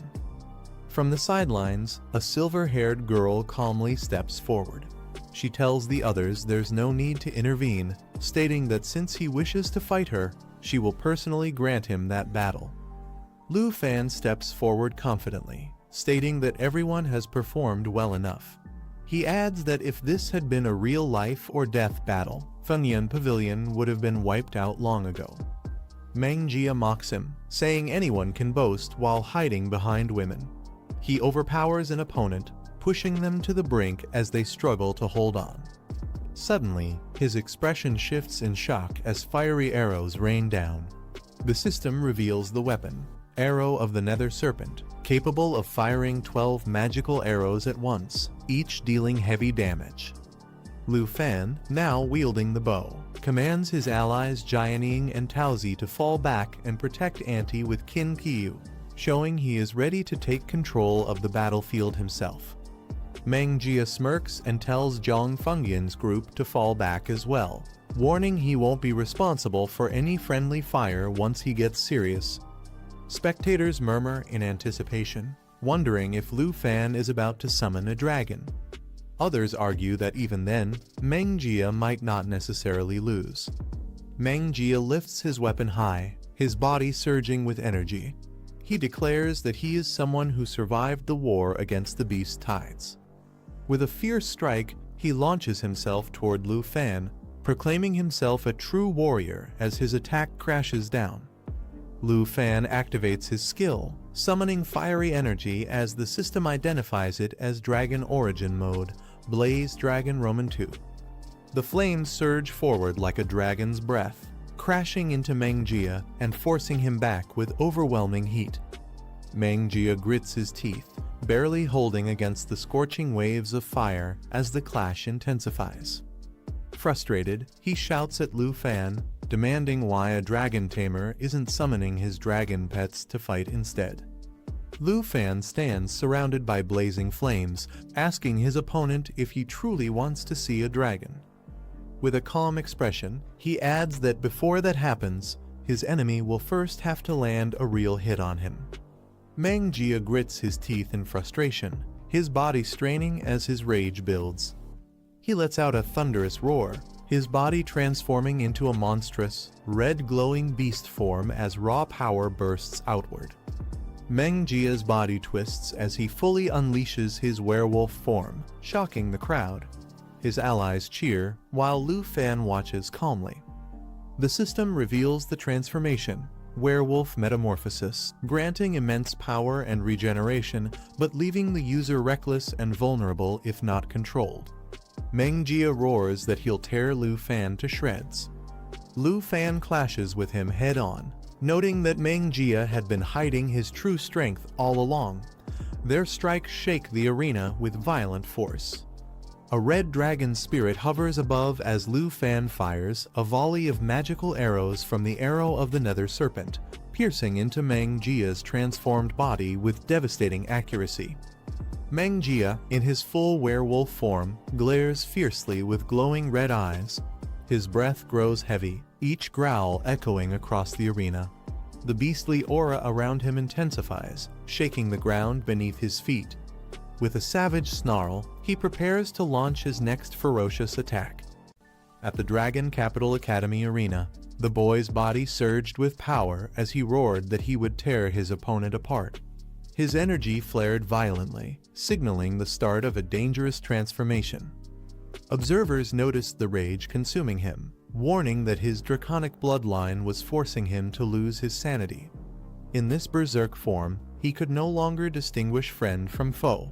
The system began charging, marking the first second of his transformation. With wings blazing and fire enveloping him, he clashed fiercely with the monstrous beast. The creature roared and struck back, their battle shaking the ground as power exploded between them. The system counted into the second charge as he kept pressing forward. Yet the warning grew louder. If he continued in this draconic form, he would completely lose himself and turn into a mindless beast that killed on sight. The berserk fighter's attack smashed his opponent to the ground, leaving him bloodied and helpless. Even in his battered state, the victim cried out for the rampage to stop, but the strikes only grew fiercer. Nearby students panicked, calling for help as protective barriers were raised in desperation. They shouted apologies and begged for stronger figures like the instructors and leaders to intervene before things spiraled further. The crowd erupted in fear, realizing that the berserk boy had lost all sense of control and was even attacking his own people. Some screamed that they had to escape, while others questioned why the teachers had not stepped in yet, worried that Zhang Fang would be beaten to death. From the stands, a woman urgently pleaded with the vice principal to halt the fight, pointing out that the boy had completely lost control.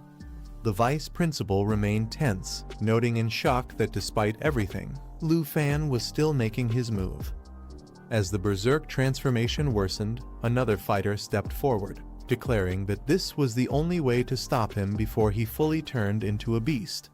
The system displayed 3 seconds charged, the tension rising with each moment. With determination, he clashed directly against the rampaging foe, shouting that he would be the one to end this madness. Their blades and powers collided violently, shaking the arena. Unleashing a powerful skill, he activated dragon language replication, leaping thunder. Lightning crackled around him, charging the atmosphere as the ability prepared to strike. Bolts of thunder rained down, chaining from target to target with overwhelming force. The berserk boy screamed in agony as the replicated skill amplified the damage, combining the dragon's might with the user's own strength. The berserk fighter coughed violently, crying out in pain as lightning tore through his body. Desperate, he begged for mercy while the devastating attack continued to surge around him. The replicated thunder skill chained relentlessly, striking one target after another. The power grew stronger with each jump, spreading chaos as more screams filled the arena. Those caught in the attack writhed in agony, unable to resist the overwhelming force. Panic erupted among the crowd as they realized the blast could spread into the audience. People rushed to escape, shouting that both fighters were insane for unleashing such dangerous power. From the stands, the vice principal and others demanded Lu Fan stop immediately, fearing he intended to kill. Amid the crackling destruction, Lu Fan calmly walked forward, lightning still surrounding him. He reassured the vice principal not to be nervous, explaining that he wasn't after their lives, his words carrying a chilling certainty. As the dust settled, Lu Fan calmly stated that while his opponents would survive, they would be spending several days in the hospital. The werewolf transformation was finally undone, the enemy's stamina fully depleted. The crowd erupted in disbelief, stunned that Lu Fan had taken down everyone with a single skill. Some muttered that the wait had been worth it, while the announcers declared the final assessment officially over. The victors were announced: Lu Fan, Jianying, Qin Qiu, Tao Xiaoman, and their external supporter, Han Qi. Excited voices called out, praising Lu Fan's incredible performance, while his companions asked if he was tired and urged him to prepare for the victory feast. As the celebrations began, Lu Fan quietly turned away, his calm demeanor drawing attention once more. Someone watching closely called out softly, surprised, "Little Fan?" Lu Fan revealed a new summon, a dragon girl who appeared with radiant energy. Her sudden presence stunned the audience, drawing gasps and admiration. The crowd erupted in chatter, some amazed at her cuteness and others doubting the bond, saying the colors didn't even match. Many admired her, with some joking about wanting to hug her, while others recalled Lu Fan's past battles and marveled that someone could truly tame such beings. His opponent struggled to rise, staring in disbelief at the dragon girl by Lu Fan's side. Shocked, he demanded to know if this was really his dragon and questioned what Lu Fan was planning to do. Instead of panicking, the man tried to reason with him. He asked if pressing the advantage was necessary, reminding Lu Fan that this was not a battlefield and questioning if there was truly a need to kill him. The dragon girl released the Fountain of Life, a radiant green light that spread across the arena. Its power continuously restored the health of all friendly targets, surrounding the fallen fighters in healing energy. The battered opponent looked up in disbelief as his wounds began to mend. He muttered in surprise, realizing that Lu Fan was actually healing them instead of finishing them off. Relief mixed with shock as the pain started to fade. Standing firm, Lu Fan explained coldly that in the future, they shouldn't waste time playing chess with terrible players. He added that hanging around Funyun Pavilion would only drag them down further. One of the defeated fighters trembled, clenching his fist tightly. Words stuck in his throat as he struggled to respond, his pride shattered by Lu Fan's overwhelming dominance. The defeated fighter roared in frustration, refusing to accept the outcome. He couldn't believe that despite his fierce training and strength, he had been brought down so easily. Crying out, he proclaimed that he was the fastest in the blood-clad army and had even been promoted to the Third Order. Yet all that power meant nothing as he lay beaten in front of a student. His voice cracked with disbelief as he questioned how someone like Lu Fan could defeat him with such ease. The humiliation burned deeper than his injuries. Falling to his knees, he declared the result unfair, calling it too cruel. Lu Fan looked down at him calmly, acknowledging his despair with a quiet response he understood. Lu Fan reflected on how others often dismissed him as just a lucky boy who relied solely on his dragon pets to climb to the top. Yet beneath the whispers, his achievements told a different story. His efforts had been countless, devoting himself to raising every dragon, overcoming trials, and constantly facing impossible challenges. His accomplishments were not any less than those who doubted him. In recognition, he had even earned a golden emblem from the Griffin Legion, proof of his true worth. The revelation shocked his opponents, who couldn't believe someone enrolled for only a year could gain such honor. They accused him of lying, their disbelief echoing across the arena. The announcement stirred the crowd, with whispers speculating about Lu Fan's ties to recent events in the Tixi Nation. The vice principal, however, ended the tension, assuring that no one else would be harmed and instructing Duhan to leave with him. Lu Fan assured his opponents that he wouldn't abuse his power to toy with them. Instead, he advised them to keep training so their strength would one day match the positions they sought. Meanwhile, his companions cheered in excitement. Xiao Fei eagerly shouted about enjoying delicious food soon, while another urged elder sister Han to hurry, already looking forward to the grand victory feast. On the other side, the defeated fighters struggled to recover. One tried to help his leader up, but the man stubbornly pushed him away, insisting he could stand on his own despite his battered state. Clutching a mysterious gem tightly, the man smirked to himself, laughter spilling out as he muttered with a dark tone, hinting that his defeat might not be the end. Holding the glowing gem in his hands, the defeated man realized the truth. He admitted that he was the one whose strength did not match his position, the weight of his loss finally settling in. That evening, after the grand victory feast, the scene shifted to Villa No 2 at Dragon Capital Academy, where the night grew calm and quiet. Lu Fan stepped outside with a satisfied smile, remarking on how delicious Auntie's cooking had been. Every meal she made was always perfect, leaving him content. He chuckled to himself, recalling that once Auntie studied the scroll given by his senior sister, her cooking would not only taste better but even grant stronger buffs, making the future meals something to look forward to. As Lu Fan entered his room, he froze in shock. Lying on his bed was Jian Ying, dressed in a way that left him completely stunned. He turned away in silence, unsure of what he had just walked into, his mind struggling to process the scene. Confused, he questioned why Jianing would be in his bed and dressed like that. He wondered if his eyes were deceiving him, unable to believe what he was seeing. Trying to make sense of it, he nervously blamed the mushrooms he had eaten earlier. Doubt crept in as he wondered if Auntie's cooking had finally gone wrong, making him hallucinate. He slowly pushes the door open, his expression uneasy and his face slightly flushed as he peeks inside. The moment he steps in, he notices her sitting casually on the bed.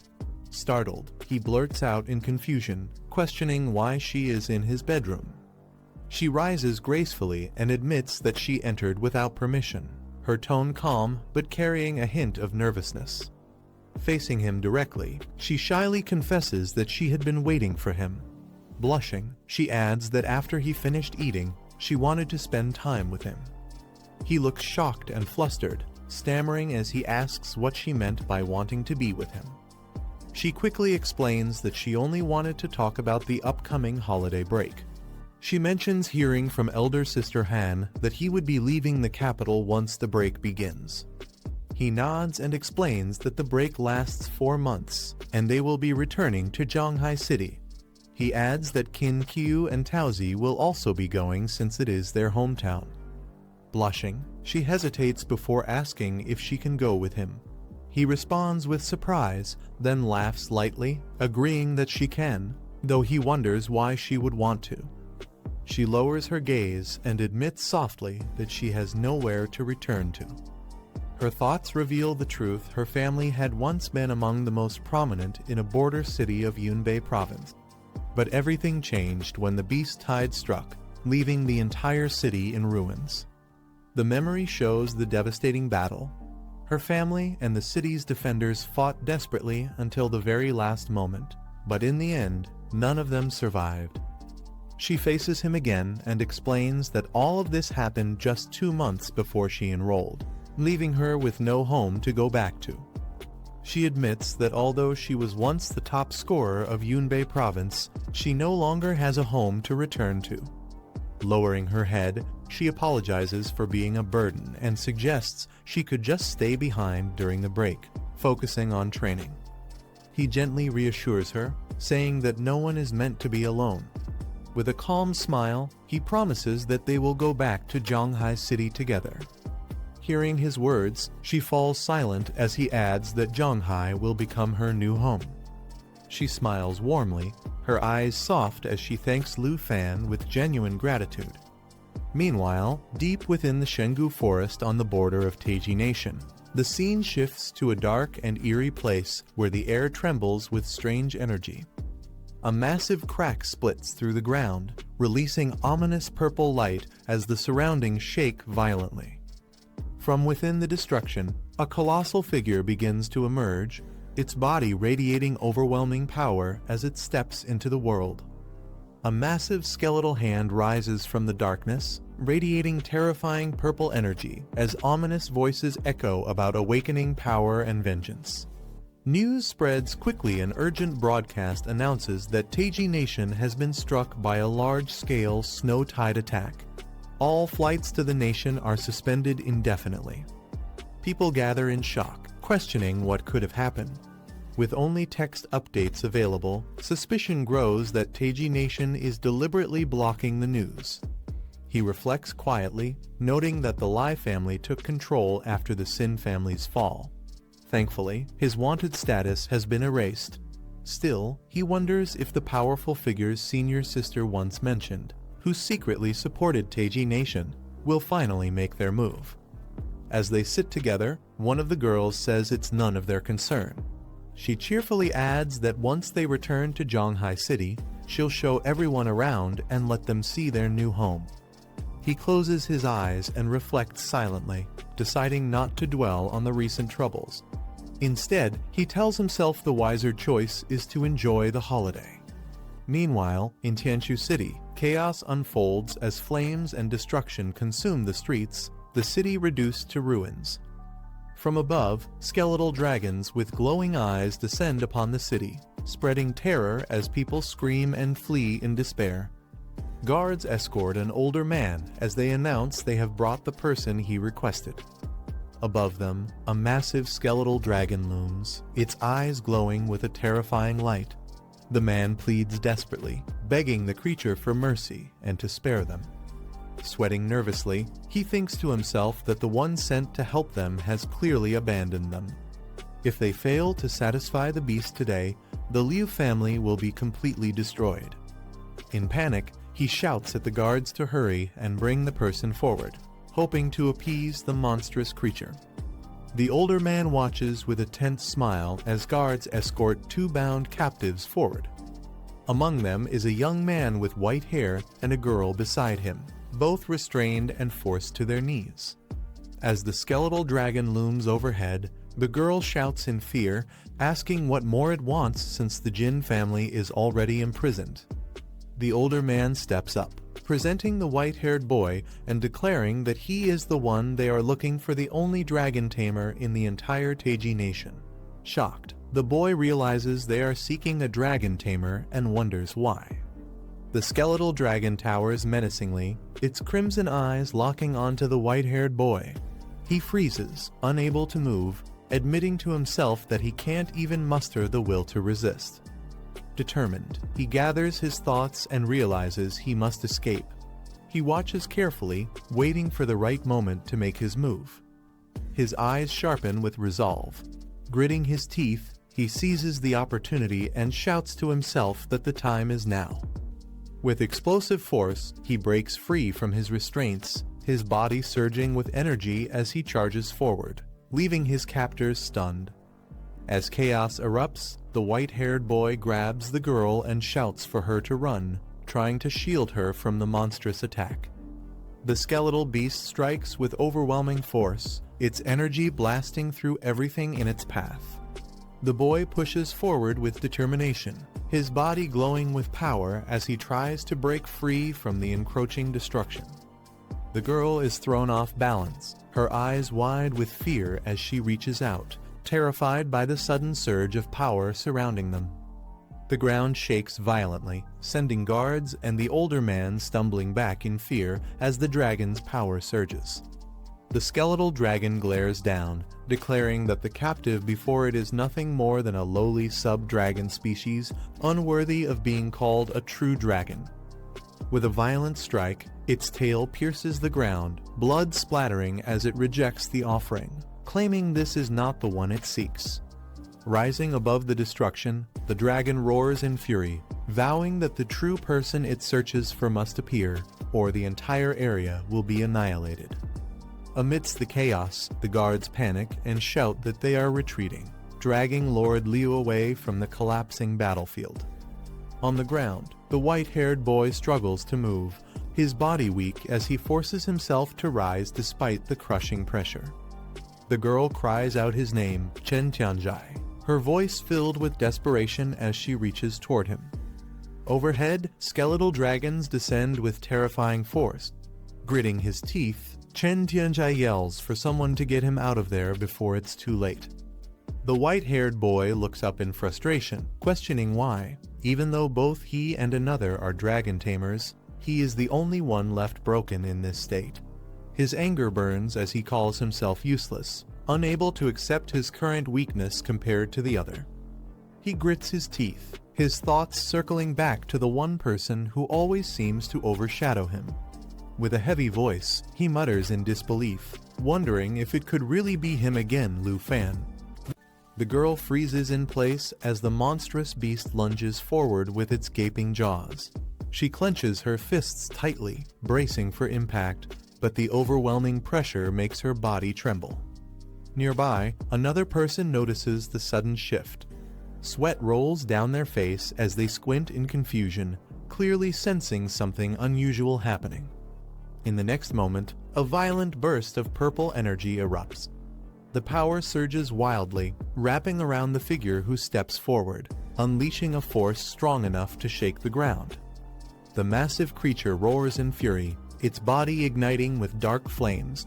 With a menacing glare, it spreads its claws wide, while the glowing figure confronts it without hesitation. The restrained man trembles, shouting desperately as he reveals a name, Lu Fan, a student of Dragon City Academy. He insists that at this time, Lu Fan should either be at school or at home. The monstrous figure listens with a sinister laugh, its burning eyes filled with malice. It acknowledges the information and orders to be taken directly to him. The man cries out in agony as the dark energy around him tightens, draining his strength further. Suddenly, he is hurled violently into the ground, crashing with a powerful impact that shatters the earth beneath him. The dark creature looms over the man, declaring that it will grant him the power of the ancient gods. The offer radiates with ominous energy. A voice warns him of the danger, showing the corpse of another who had once accepted such power.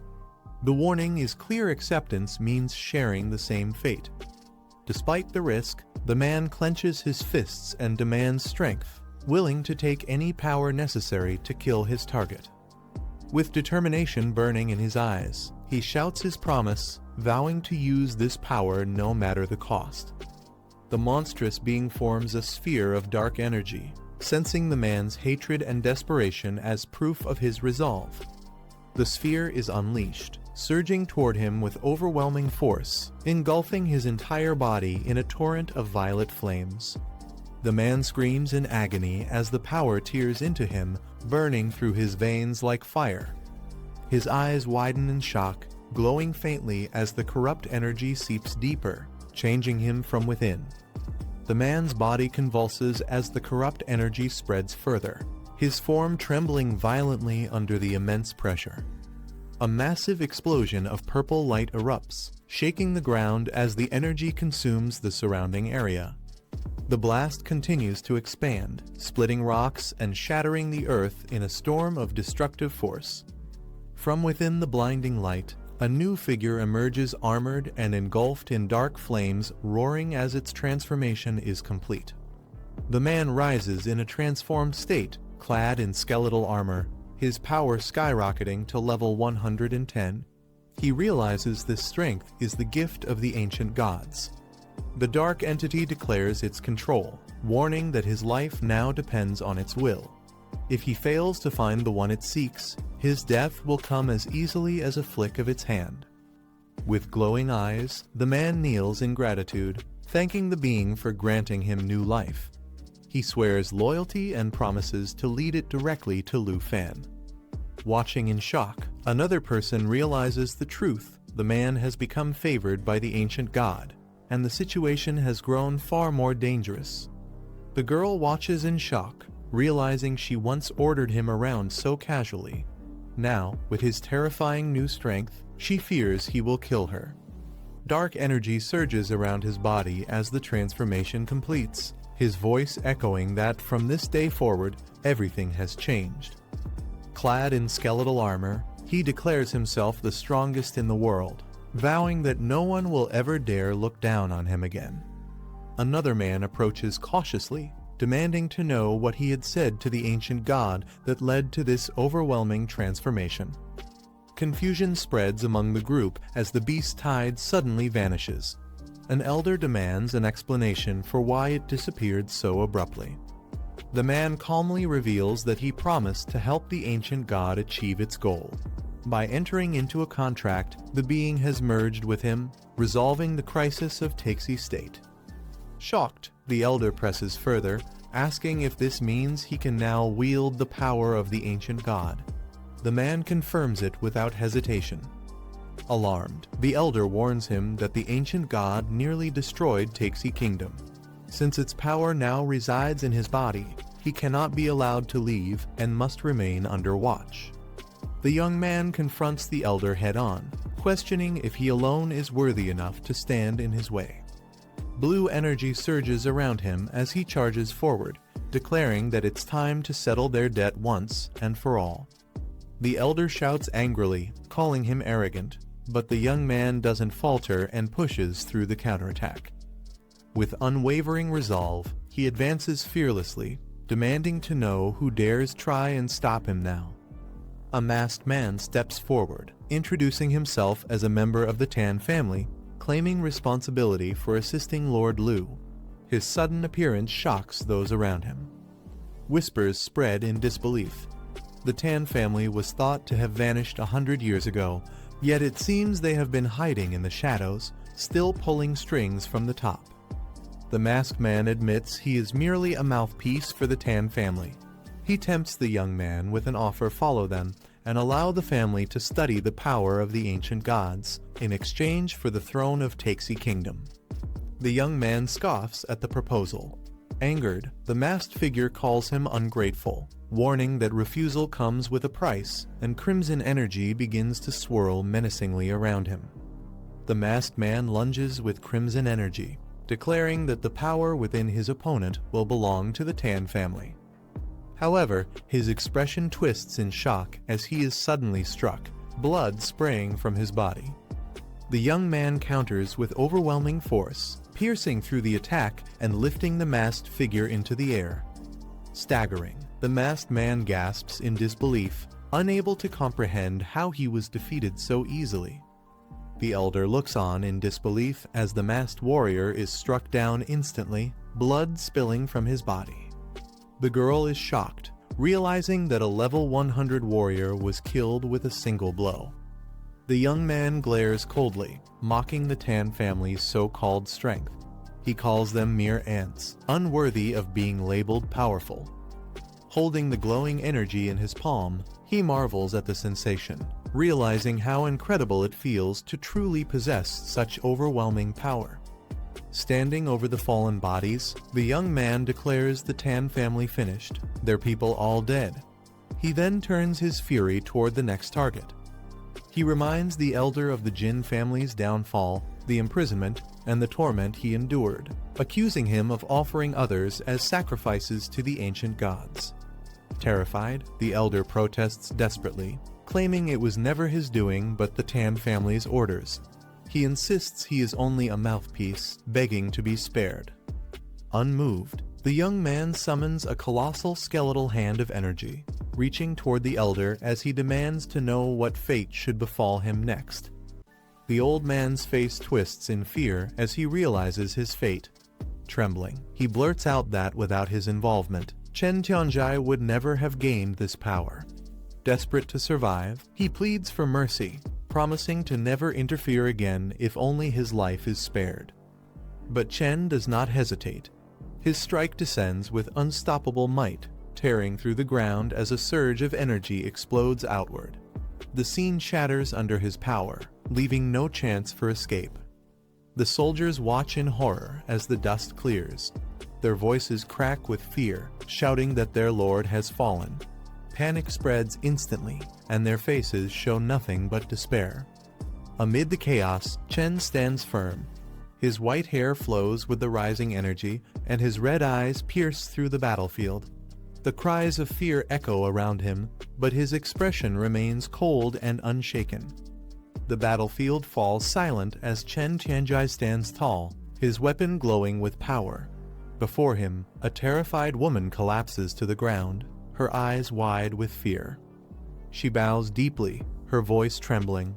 She admits her mistakes, begging for forgiveness, pleading desperately for Chen to let her live.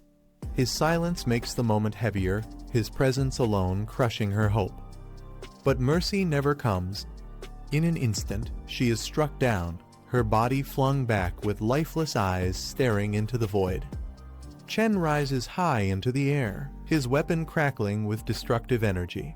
With a swift motion, he prepares his next devastating strike, the storm around him spiraling out of control. As the storm clears, the woman slowly rises, staring at the sky in silence. A dark shadow passes overhead, wings slicing through the clouds, leaving her lost in thought. The scene shifts to Zhanghai City that afternoon. A car speeds down the road, carrying new stories with it. Inside, voices break the quiet. A cheerful man greets Lu Fan warmly, saying it has been a long time and praising how much he has grown. He recalls never missing any of Lu Fan's matches, boasting about how he crushed players and collected legendary dragons. His laughter fills the space as he expresses admiration.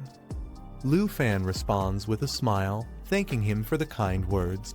He then adds that the first time he cleared a secret realm, it was this very man who led the team. Meeting him again feels like reconnecting with someone familiar. Two women share a lighthearted moment. One invites Jianing to live with her in Zhongshan Garden, but another calmly reminds her that the place was only a prize and never truly their home. The mood shifts as another girl sighs. She admits she hasn't seen her parents in a long time, wondering if they miss her, while her companion scolds her playfully for being heartless, saying she even planned a feast to welcome her. Meanwhile, the car radio breaks the chatter with breaking news. The large-scale beast tide crisis in Taiki country has finally been declared settled. A somber note follows. Lord Liu died heroically, sacrificing himself to protect the people. Shock spreads through the group. One girl leans forward in disbelief, asking if it's really over. With a disappointed frown, she adds that she expected the beast tide to be catastrophic enough to destroy the country. Inside the car, a woman remarks that the rulers of Taiki country change too often, calling the land unlucky. Lu Fan gazes out the window, lost in thought. He wonders if he might have triggered some kind of curse. He reflects that even a wave of beasts could destroy a country, and Taiki wouldn't stand a chance. His expression sharpens as he recalls what his senior once said, that a powerful 5th-level expert was secretly hiding within Taiki. The car finally slows to a stop in front of the Qin family villa. The driver announces warmly that they have arrived home. Excitement fills the car as one of the girls exclaims she has spotted her father and Uncle Tao waiting ahead. Outside the villa, several figures stand warmly at the entrance, their smiles showing anticipation as they wait for the family's arrival. The girl rushes forward with tears of joy, calling out to her father. He opens his arms with a gentle smile, welcoming her back as his beloved daughter. Emotions overflow as he pats her head, remarking how much she has changed in just 6 months, almost to the point of being unrecognizable. She blushes, protesting playfully, while the family embraces in heartfelt reunion. At the villa entrance, Qin Shankai greets Lu Fan and Miss Han warmly, saying it's been a long time since they last met. With a polite smile, he apologizes for the trouble of arranging Mr. Qin's special car to pick them up. Qin Shankai brushes it off casually, calling it a minor matter. He then introduces Uncle Taoshan, the father of Taozi, standing proudly among the welcoming group. Uncle Tao is revealed to be the richest man in Shanghai City, holding a monopoly over its properties and resources. Despite the praise, he laughs it off, insisting it's just an exaggeration, though his reputation speaks otherwise. Lu Fan steps forward respectfully, greeting Uncle Tao with a firm handshake. The older man smiles broadly, calling him a truly talented young man, while admiration fills the atmosphere. Uncle Tao shakes Lu Fan's hand, proudly saying he's heard how much care his daughter has received under his guidance. Embarrassed, the girl protests and begs her father to stop talking.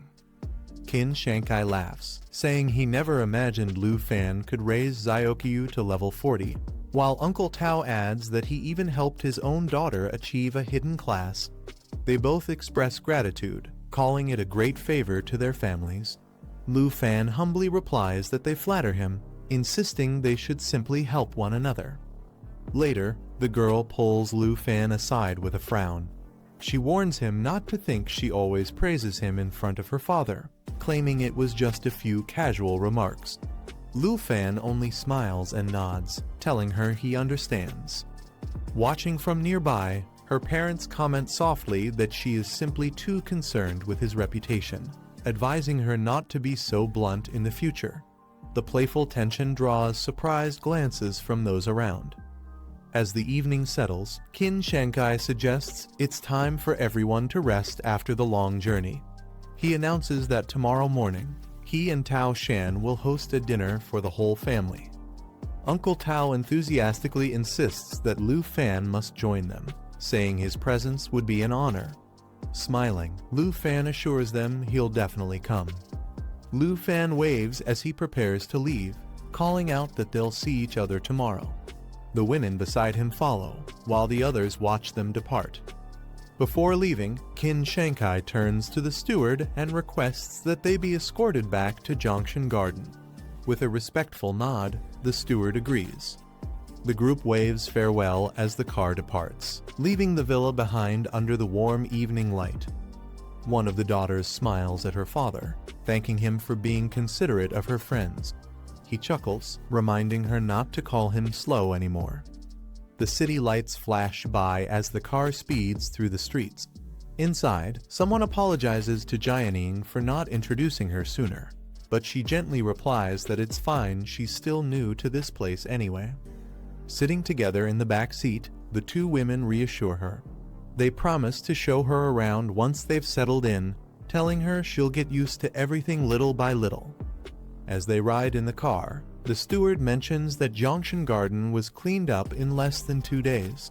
Lu Fan looks surprised at the news. The steward explains further Mr. Qin has people maintain and clean Junction Garden every week. He reminds them to keep their luggage ready for check-in at any time. The car soon arrives at the grand estate. Excitement fills the air as they announce this will be their new home. Jianing stares in awe, impressed by the sight. The next morning, at Zhanghai's new City Star Hotel, Lu Fan sits quietly. With a heavy sigh, he reflects on his choices, admitting he had been careless and agreed to something yesterday without truly thinking it through. At the banquet table, Uncle Tao suddenly suggests that Xiao Lu and his daughter Taozi are a perfect match. Qin Shankai quickly counters, insisting that his own daughter Xiaoqiu is more beautiful, intelligent, and suitable. The tension leaves Lu Fan bewildered, wondering how things ended up like this. Uncle Tao presses on, praising Taozi's liveliness and how it balances Lu Fan's steadiness. He raises a toast, asking if Lu Fan agrees, leaving him awkwardly stammering a polite response. Qin Shankai interjects, pointing out how Lu Fan treats Xiaoqiu with far more gentleness, while Uncle Tao continues to push his case. Lu Fan can only smile uncomfortably as the pressure mounts. Uncle Tao stands by his daughter proudly, declaring that Taozi's carefree nature is proof of her good heart and pure attitude, someone who would never scheme against others. As the families argue, the atmosphere grows even heavier. The tension at the table rises further when Qin Shankai calls out Uncle Tao, asking what he's really trying to say. With a firm voice, he declares that his daughter Xiaoqiu has long admired Lu Fan, and as childhood sweethearts, their marriage is destined in the future. Xiaoqiu, flustered and embarrassed, covers her face, pleading with her father to stop speaking. At the table, two uncles start bickering, both insisting that Xiao Lu will eventually become part of their family. Their playful argument grows heated, and the young man quickly tries to ease the tension, asking them to calm down before it escalates further. On the other side, two women watch with amusement. One laughs warmly, saying how happy Xiao often must be, while the other hides a smile as she quietly serves food. Their relaxed demeanor contrasts sharply with the uncle's competitive banter. Amid the lively chatter, a hand sets down a bowl on the table, the simple motion cutting through the noise and drawing attention back to the meal. The atmosphere shifts, bringing a brief pause to the playful quarrel. The uncles, flushed from the drinks, lock eyes in silence. Both faces turn serious, their earlier laughter giving way to quiet rivalry, leaving the room heavy with unspoken tension. The elegant woman wipes her lips gently, drawing attention with her calm demeanor. A thought rises: this mysterious beauty, living with Jian Ying and Lu Fan, could she be a hidden competitor? Meanwhile, the two uncles realize the situation is more complicated than they expected. With so many rivals, they reluctantly agree to call a truce, knowing the competition is far from over. After the banquet, the group strolls through Junction Garden. One of them asks Xiaofen to slow down, noticing his unusual hurry. They wonder if his pace is because of the comments made earlier at the table, teasing that he might actually be pleased. Embarrassed, Xiaofen brushes it off, asking them to drop the subject. Lu Fan is greeted by an unexpected voice. A classmate warmly says it has been a long time since they last met. To his surprise, it's Dean Bai and Teacher Lai. They joke that they were worried he might forget them, but quickly reassure each other that Lu Fan, the top student of No. 3 Middle School, would never forget his roots. Back at Zhongshan Garden, Lu Fan's aunt welcomes them into the living room. He hadn't expected such important guests to visit, but he listens as they explain the reason for their arrival. Dean Bai speaks about the upcoming transfer ceremony, hoping that students from their school can inspire the younger generation. Though Lu Fan realizes they want him to serve as a symbol of pride, he agrees out of respect for the kindness they've always shown him. Lu Fan sets a condition: his upcoming speech must be brief, as he needs to focus on reaching level 60 and completing his third job within 2 months. The teachers are astonished, noting that most graduates only reach level 30. Lu Fan politely thanks them for their praise, but reminds them to keep his goal a secret. They reassure him with laughter, promising confidentiality. As they part ways, Lu Fan promises to see them again at school No. 3 in 3 days. None of them expected such determination from him, leaving a strong impression. The next morning, Lu Fan's phone vibrates, showing a call from Wang Tai. Still half asleep, Lu Fan answers. On the other end, Wang Tai exclaims, shocked that Lu Fan had hidden something so important, scolding him for being too polite. Still half awake, Lu Fan listens as Uncle Qin tells him not to worry, only to use something once he receives it later. Confused, Lu Fan questions what exactly he is supposed to receive. Before he can think further, the call ends, leaving him puzzled. Almost immediately, his phone rings again. This time, it's Uncle Qin once more. Answering in irritation, Lu Fan asks why he's calling so early. Uncle Qin explains that experience crystals will soon be delivered, assuring him not to stress about upgrading since the Qin family will provide support. Lu Fan thinks about the experience crystals, realizing they're costly and provide only a small amount of experience compared to clearing secret realms. Still, he listens carefully as the explanation continues. He suddenly asks if both Uncle Qin and Uncle Tao know about his leveling. On the other side, the reply confirms it, leaving him momentarily speechless. Uncle Qin quickly adds that Tao Shen got ahead of him, urging Lu Fan not to waste time and to prepare for what's coming. The call ends abruptly. Annoyed yet thoughtful, Lu Fan reaches to switch something on, the sound breaking the morning silence. A delivery man arrives, announcing he has 2 large pieces of crystal for Lu Fan to sign. The crates shine brightly, filled with glowing crystals. Lu Fan realizes the news of his leveling plans must have spread quickly, joking that his old school clearly wasn't a place that kept secrets. It turns out both Uncle Qin and Uncle Tao had rushed to buy every experience crystal available in the city and sent them directly to him. Although grateful, Lu Fan knows he cannot accept them for free. Aware that their generosity is tied to hopes of connecting him with their daughters, he instead gives back the Bahinia card, treating the crystals as if he had purchased them himself. In the following days, Lu Fan continuously used the experience crystals while his companions battled monsters, pushing their training further. At the same time, they returned to Shadow Island to clear the newly refreshed monsters. With every fight, Lu Fan's strength grew, his level climbing to 53. Finally, just before speech day, he absorbed the last of the crystals. Exhausted, he collapsed to the floor, realizing the massive stockpile had only pushed him halfway. His level had increased to 65. At school No. 3, excitement filled the air. Students whispered about a big guest speaker. When they discovered it was none other than Lu Fan, the Dragon Country's rising hero and legendary dragon tamer, the crowd erupted in anticipation. Dean Bai quiets the crowd, announcing that before the transfer ceremony begins, the school has invited distinguished alumni. He proudly introduces Lu Fan, their senior, who steps forward to deliver a speech as the students greet him with warm applause. Excitement spreads through the crowd. Students cheer in amazement, chanting "Dragon Tamer," as they celebrate his return. Meanwhile, in Zhanghai City, a silver-haired figure walks the streets, observing the city's atmosphere. He compares it to Qingzhou, noting it lacks the prosperity of Dragon City. The silver-haired man asks if his target is really in the city. The skeletal being beside him replies that destroying everything will surely force the target to appear. A warning follows: if the man fails, he will be buried alongside the Ankylosaurus. Success will bring him power. Accepting this, the man promises to remember the risk. The skeletal entity, called Lord Godbone, grows even more intrigued by him. It commands him to answer one last question, to which the man humbly agrees.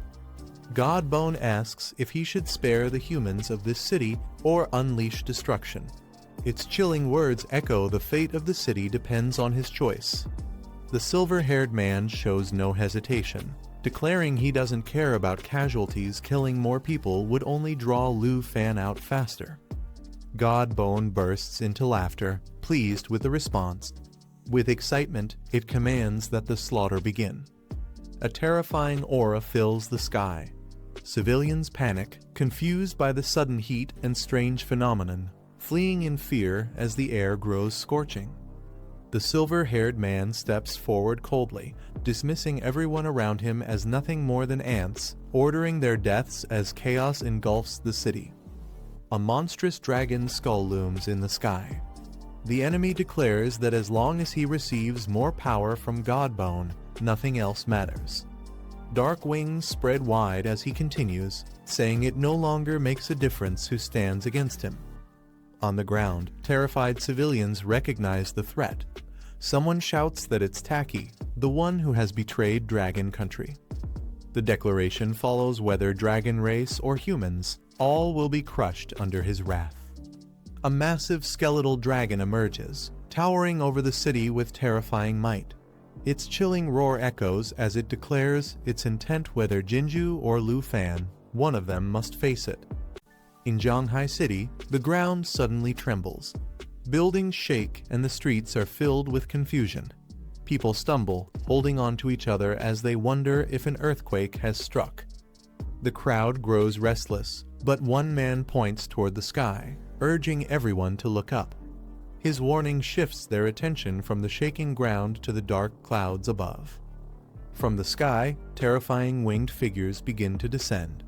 Their overwhelming aura spreads fear as the onlookers compare them to an army one man below, 10,000 men above.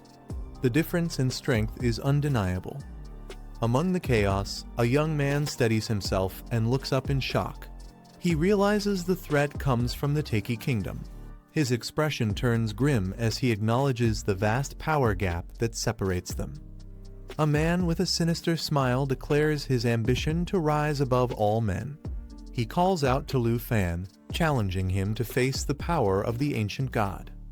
Dark winged beasts fill the sky, and panic spreads among the people. One man shouts in shock, realizing it's a prevention and control alert. The beasts swarm closer, and fear grips the crowd. Cries of terror ring out as someone warns of the approaching beast tide. An elder urgently instructs all students to evacuate to the underground shelter without delay. Amid the chaos, Lu Fan steps forward with determination. His body surges with energy as he prepares to face the overwhelming threat head-on. A skeletal dragon looms in front of Lu Fan. Shock fills him as he realizes this ancient enemy has been resurrected, something he never expected to happen. Meanwhile, riders on griffins rush into the sky, preparing to confront the bone god. Onlookers question whether they truly intend to fight such a powerful foe. One of the riders shouts for speed, determined to stop the beast before it reaches residential areas. A commanding voice urges citizens to evacuate to the shelters quickly and not interfere with the defense forces. As the Griffin Knights soar past, Lu Fan calls out, asking them to wait for a moment. He reveals a golden emblem in his hand, the Griffin's gold emblem. His serious tone shifts to apology, acknowledging the authority it represents as the Knights recognize it with surprise. Lu Fan instructs the Griffin riders to evacuate the citizens. He orders them to spread out and act separately to avoid being easy targets. The knights quickly agree and move to follow his instructions. As he considers the situation, Lu Fan notes that summoning the Nine Realms demon would be too dangerous, affecting too many people. Instead, he decides it's better for the puppet team to attack the enemy in separate groups. Speaking through a communicator, he tells Dean Bai to stay hidden until the beast tide subsides. The elder acknowledges his message and warns Lu Fan to be careful. High above, the clone of the bone god appears, its skeletal form radiating menace. Lu Fan realizes it has formed a new body so quickly and even managed to find its way here. Xiao Fei bursts forth, her body glowing with green energy as she roars in fury, calling the situation unforgivable. Responding to Lu Fan's command, she summons the corrupted holy dragon. The massive beast materializes with radiant power, shaking the battlefield. Even Xiao Fei winces from the strain of summoning such a creature, showing the immense energy it demands. A deafening roar echoes as the dragon emerges fully, its power radiating across the sky and shaking the city below. Lu Fan gives a calm but firm order to deploy the puppet team to clear the god bone dragon, but ensure the fight scope is contained to minimize destruction. His focus remains on controlling the chaos. Lu Fan summons his puppet team, a group of powerful figures cloaked in dark energy. They respond in unison, acknowledging his command with absolute loyalty. He gives the order to spread out, directing them to divide their strength and surround the enemy from multiple sides. His voice carries determination as the battle intensifies. The puppets launch into action, scattering across the sky and striking at the bone god's forces with coordinated precision. The colossal bone god looms above, its presence far more oppressive than before. Multiple spheres of energy swirl around it, and Lu Fan realizes with dread that this time, the true body of the ancient bone god has arrived. A fierce clash erupts as summoned beasts and puppets strike against the enemy, their roars shaking the battlefield. The impact leaves even the powerful creatures groaning in pain. Lu Fan stands firm with Xiao Fei and his allies by his side. Holding the small dragon spirit, he declares that no matter if the opponent is the real body or not, Zhanghai City must not fall today. His summons gather, mighty beasts and warriors forming ranks behind him. With determination, he commands them to follow him into battle. Charging forward, Lu Fan unleashes his power head-on, his focus sharp as he prepares to confront the bone god's overwhelming force. A sudden strike from above forces Lu Fan into a fierce clash. The overwhelming presence of his opponent shocks him as the battle escalates in midair. Recognizing the face before him, Lu Fan is stunned. He shouts the name Chen Tianjai, unable to believe what he sees. Chen Tianjai smirks with arrogance, greeting Lu Fan as an old friend he hasn't seen in a long time. His confident demeanor shows no hesitation. Behind him, the massive bone god looms, its dark aura filling the sky. Chen Tianjai reveals he conquered 4 cities just to track Lu Fan down, proving the lengths he went to for this confrontation. Lu Fan charges forward, his weapon blazing with fiery power. He accuses Chen Tianjai of being the one behind the beast tide that ravaged Taiki country. Their weapons clash violently in midair as Lu Fan demands to know if Chen Tianjai has gone mad. Chen Tianjai laughs wildly, declaring that he cannot lose his mind until he kills Lu Fan. His twisted grin reveals his obsession with the fight. With a surge of dark energy, Chen Tianjai announces that the real body of the ancient bone god has arrived. He proclaims that Lu Fan and Zhanghai City will be buried together in its destruction. Chen Tianjai stands shrouded in the bone god's dark aura, declaring that he once vowed to return and destroy everything. Now, he demands repayment 100-fold. Lu Fan confronts him, reminding Tianjai of the dragon country blood in his veins. No matter their conflicts, he argues, killing innocent people should never be the answer. Tianjai laughs bitterly, recalling how he was once reclassified into the weakest class, mocked and treated as less than human. But with the Bone God's power now coursing through him, he proclaims that no one can ever look down on him again. His expression twists with hatred as he admits he thinks of Lu Fan constantly. He remembers the humiliation, the destruction of the Jin family who once supported him, and snarls that all he's ever wanted is to kill Lu Fan. Lu Fan steadies himself, questioning if Chen Tianjai has truly become a slave to the ancient Bone God. He warns that Tianjai has chosen the wrong path, insisting his goal was always to make him realize the truth. Tianjai snaps back angrily, claiming Lu Fan isn't worthy of the privileges of a dragon tamer. His fury rises as he accuses Lu Fan of enjoying those benefits while looking down on him. The two clash in a violent strike, Tianjai shouting that he was belittled all along. Their weapons crash together, filling the battlefield with explosive energy. In response, Lu Fan calls out to Xiao Fei, commanding her to unfold the Dragon Domain Emerald Mirror, preparing to counter Tianjai's overwhelming assault. A majestic emerald dragon manifests, its body radiating with divine light. The overwhelming aura signals the unfolding of the Dragon Domain. The eye of the domain opens, its power rewriting the battlefield. Allies within the domain gain enhanced strength, while enemies suffer weakened attributes and suppressed abilities. The Emerald Mirror activates, casting a protective radiance. Its power reduces the effectiveness of enemy skills, cutting their strength in half while boosting allies' resistance. As the dragon spreads its wings, the sky trembles. The sudden surge of power leaves even the enemy shocked, unable to comprehend the force that now dominates the battlefield. Lu Fan's expression hardens as he realizes something is wrong.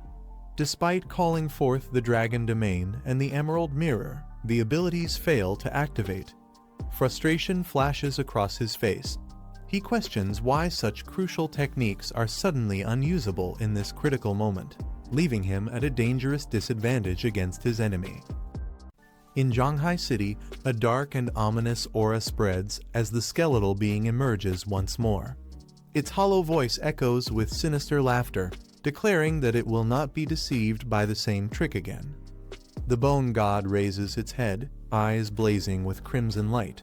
With chilling arrogance, it proclaims that this time, it will relish every step of its opponent's struggle, feeding on their despair as if it were a feast. Unfazed, the hero charges forward, diving through the air with unshakable resolve. He responds with defiance, vowing that they will see who truly falls into despair in the end. Before the clash can reach its peak, another figure bursts in, sword gleaming with deadly intent. Laughing confidently, he declares to the Bone God that he will handle the fight himself, aiming his blade straight at the hero. With a sinister smile, the enemy mocks the hero, saying he dares to challenge the Bone God. The Bone God's massive form radiates with dark energy as it calls the hero ignorant, revealing its terrifying power as a level 110 God Bone Dragon Tamer. The hero, gripping his blazing weapon tightly, is shocked at this revelation. He realizes that his opponent has truly pledged allegiance to the ancient gods, a loyalty that grants him unimaginable strength. For a moment, the hero's expression hardens, aware of the overwhelming difference in power, but his determination refuses to waver. The Bone God unleashes a devastating attack, summoning fiery destruction across the battlefield. The sheer force shakes the sky as his power manifests in overwhelming waves.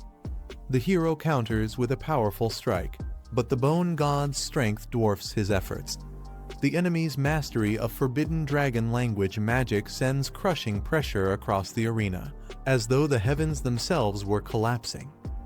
With arrogant disdain, the Bone God mocks his opponent, claiming that even the might of the Dragon Clan cannot compare to the power of a god. A divine barrier shrouds him, absorbing nearly all the damage dealt. The hero's eyes widen in disbelief. Even with all the dragons attacking at once, the shield remains unbroken. Shock and urgency flash across his face as he realizes the terrifying gap between their powers. The armored foe lunges at Lu Fan with terrifying speed, mocking him for worrying about his dragon when his true opponent stands before him. Lu Fan realizes the danger, recognizing both the ancient bone god and Chen Tianjai, the level 110 bone slave. Their combined strength has grown immensely. His attacks prove useless, as Chen Tianjai's resilience is on a completely different level compared to the previous god slaves. With cruel laughter, Chen Tianjai declares he is no longer the weak person Lu Fan once knew. Empowered by the ancient god, he boasts that Lu Fan is nothing before such overwhelming power.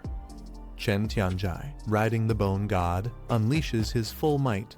He laughs as he prepares to demonstrate god-level skills far beyond Lu Fan's reach, each technique radiating overwhelming destructive power. Lu Fan feels the crushing pressure and realizes that Tianjai's strength has risen even further. Calling out to Xiaoi, he urges that they must find a way to resist this impossible power. Emerald energy surges as Xiaoi, the loyal companion, spreads its glowing wings, preparing to answer Lu Fan's desperate call. Mounted on Xiaofei, Lu Fan commands his dragon to merge with him. With determination burning in his eyes, he prepares for a counterattack, ready to push back against the god-level might before him. The bone god charges forward with terrifying force, declaring that Lu Fan will experience the crushing weight of despair firsthand. Lu Fan braces himself, blocking the devastating strike with his blazing weapon. The impact shakes him to the core as the bone god taunts him with the feeling of being utterly crushed. Despite the overwhelming pressure, Lu Fan steadies himself and refuses to give in. Blood trickles down, but he shouts for his allies to continue attacking the ancient god of divine bone without hesitation. Above, divine beasts unleash a coordinated assault, raining down destructive power from the skies. Yet the bone god endures, its massive frame glowing with unholy resilience, turning the battlefield into a clash of heaven-shaking forces. The bone god roars with fury, its skeletal form radiating violent energy as it charges forward with unstoppable force. The sky trembles as its assault collides with Lu Fan's counterattack, shattering the heavens in a clash of overwhelming power. Infuriated, the bone god howls that it has had enough, unleashing its rage against the so-called bugs that dare to oppose it.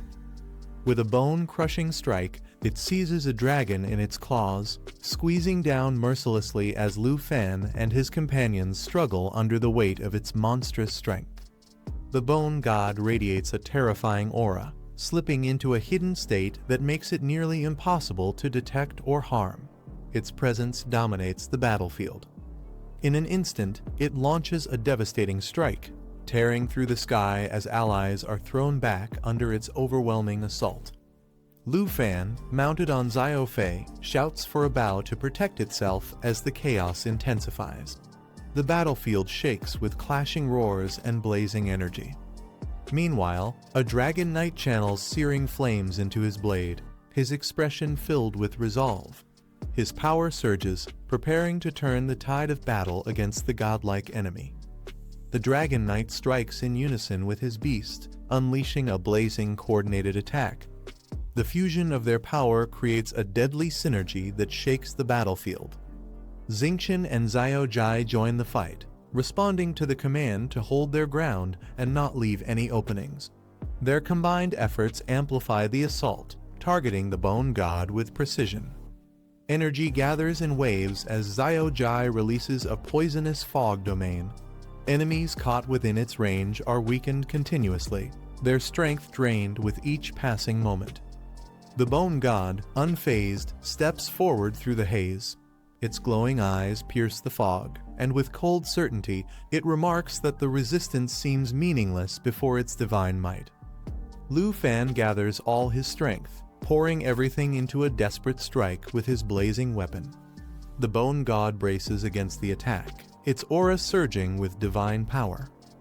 With jaws wide open, the monstrous dragon form roars, ready to devour its prey as the clash shakes the battlefield. Lu Fan dives in with precision, his blade igniting as he closes the distance. The sheer speed of his counterattack catches even the bone god off guard. But the enemy scoffs, dismissing the effort as nothing more than a minor trick. Its skeletal hand shatters the energy around it, displaying the vast difference in their power. The bone god transforms its arms into dragon claws infused with divine energy, striking with unstoppable might as the battlefield trembles. Lu Fan grits his teeth, shouting that now is the time to act, his eyes blazing with determination as he seizes the critical moment. Xiao Jai darts forward, shifting into the poison dragon's form, releasing a swamp domain that spreads across the battlefield. The toxic energy begins to erode the enemy's strength. The shadow dragon teleports into position, unleashing its stealth domain that strikes with precision and multiplies the damage, creating the perfect setup for a decisive blow. A mighty dragon raises its arms, summoning a storm of frozen energy that shatters into countless shards, ready to rain destruction on its enemies. The icy assault crashes down, colliding with the spreading poison swamp unleashed by Lu Fan's allies. The battlefield becomes a deadly mix of frost and venom, trapping the bone god within layers of elemental attacks. One of the dragons lets out a furious roar, its power amplified as it tears through the poisonous haze, its strength shaking the heavens. Above, Lu Fan and his companions press their attack together. With Xiao Jai, Xingchen, and Xiao Fei by his side, he drives their combined strength against the bone god, who howls as the assault closes in. A mighty dragon releases its stored energy in one devastating strike, unleashing a massive counterattack that sends the bone god reeling backward. Green corrosive energy spreads across its skeletal body, eating away at its frame as the poison domain begins to take effect. The bone god roars in fury, its chest glowing as currents of lightning surge through its form, resisting the corrosive force while preparing a retaliatory strike. From above, another dragon descends, calling down a barrage of divine lightning. Thunderous bolts rain upon the bone god, causing explosive damage that lights up the entire battlefield. A dragon wrapped in golden lightning unleashes a thunderous strike, its power surging across the battlefield with unstoppable force. The attack shatters defenses, tearing through the bone god's barrier with sheer destructive might. The bone god roars in fury, its crimson eyes blazing as purple energy erupts from its body. With a chilling voice, it curses its enemies, swearing that it will crush them all for daring to defy a god. From the center of the battlefield, a towering skeletal figure erupts in a storm of purple flames. Its hollow ribcage glows with power as it bellows that it will crush everyone, shaking the ground with its sinister aura. The energy spreads violently, distorting the air. Xiao Jai, caught in the blast, lets out frantic cries as his small body trembles against the overwhelming pressure. The clash of forces makes the entire scene unstable, threatening to collapse at any moment. Lu Fan's eyes widen as he sees Xiao Jai struggling inside the raging energy. With a sharp cry, he calls out Xiao Jai's name, his voice carrying both urgency and desperation. His focus narrows completely on saving his companion. The skeletal enemy bursts into wild laughter, mocking Lu Fan's reaction. It acknowledges his unexpected strength but sneers at the expression on his face. With a chilling tone, it taunts him further, saying that if he is already shaken, then this is only the beginning of his suffering. Lu Fan looks toward Xiao Jai with calm resolve, telling him he has already done enough. He instructs him to head to the ground and regroup with the puppet team for safety. Xiao Jai glows with a soft green light, slowly drifting downward through the sky as sparkling fragments surround him. With a determined cry, Xiao Jai's form bursts into a radiant green glow, releasing powerful energy that pulses across the battlefield. His presence stabilizes as his true strength shines through. The enemy acknowledges the terrifying might of the ancient god's power, claiming it is strong enough to slay dragons. Yet Lu Fan steps forward without fear, declaring that he will not allow such power to harm innocent lives. Lu Fan stands firm on top of his dragon, flames rising around him as he declares that even if he has to fight alone, he will never retreat. His dragon roars fiercely, matching his unyielding spirit. The skeletal enemy narrows its glowing red eyes, letting out a sinister chuckle as it watches Lu Fan's determination. With a burst of violent energy, the enemy lunges forward, threatening to slaughter all of Lu Fan's dragons and reduce them to nothing but broken remains. The battle spreads into the city as skeletal dragons clash with golden ones. Nearby, two children cry out to join the fight, but their father yells for them to stay back, insisting they would only get in the way. The children recognize the summoned creatures and excitedly point out to their father and Uncle Qin that they all belong to Lu Fan. At Junction Garden, Jianying watches from above. When asked if she is sure, she confirms that within the city lies the same god bone they once saw in Tegi country, meaning Lu Fan must be battling it now. Han worries aloud, fearing what might happen if Xiaofen falls into danger. Jianying calmly tells her to stay home and not step outside. Still anxious, Han turns back to Jianying, asking if she truly wants to go and help Xiaofen despite the risks. As the city trembles under the monster's destruction, bystanders argue in fear. Some urge asking for help instead of fighting, but the summons remain determined to stand their ground. One of the girls clutches her weapon tightly, insisting that even if they can only contribute a little, they must fight. Another speaks firmly, reminding everyone that they are teammates, bound to support one another no matter the odds. With united resolve, they declare they will never let their comrades fight alone, their eyes burning with determination. Tension spreads through the crowd as elders and officials watch the battle unfold, their expressions heavy with shock and unease. Even the older men, usually composed, break into a sweat as the scale of the conflict sinks in. Han lowers her gaze, whispering that she finally understands, her worry for Xiaofen weighing heavily on her heart. Above the city, a majestic winged beast swoops down with warriors mounted on its back. One of them shouts for Tauzi to hold on tightly as they descend into the chaos. As a mighty beast soars overhead, the elders remark that the younger generation has already proven themselves exceptional. They warn Xiao Tauzi not to act recklessly or run into battles he cannot win. One of the officials looks on sternly, advising caution and insisting that he not put himself in unnecessary danger. Suddenly, chaos erupts as buildings begin to collapse. People panic, shouting for others to follow them as they flee from the threat of a flying dragon. The elder reflects in awe, admitting he never expected Lu Fan to withstand such a powerful existence on his own. Yet he worries that if this truly is the ancient god, then the city's defense forces are nowhere near enough to stop it.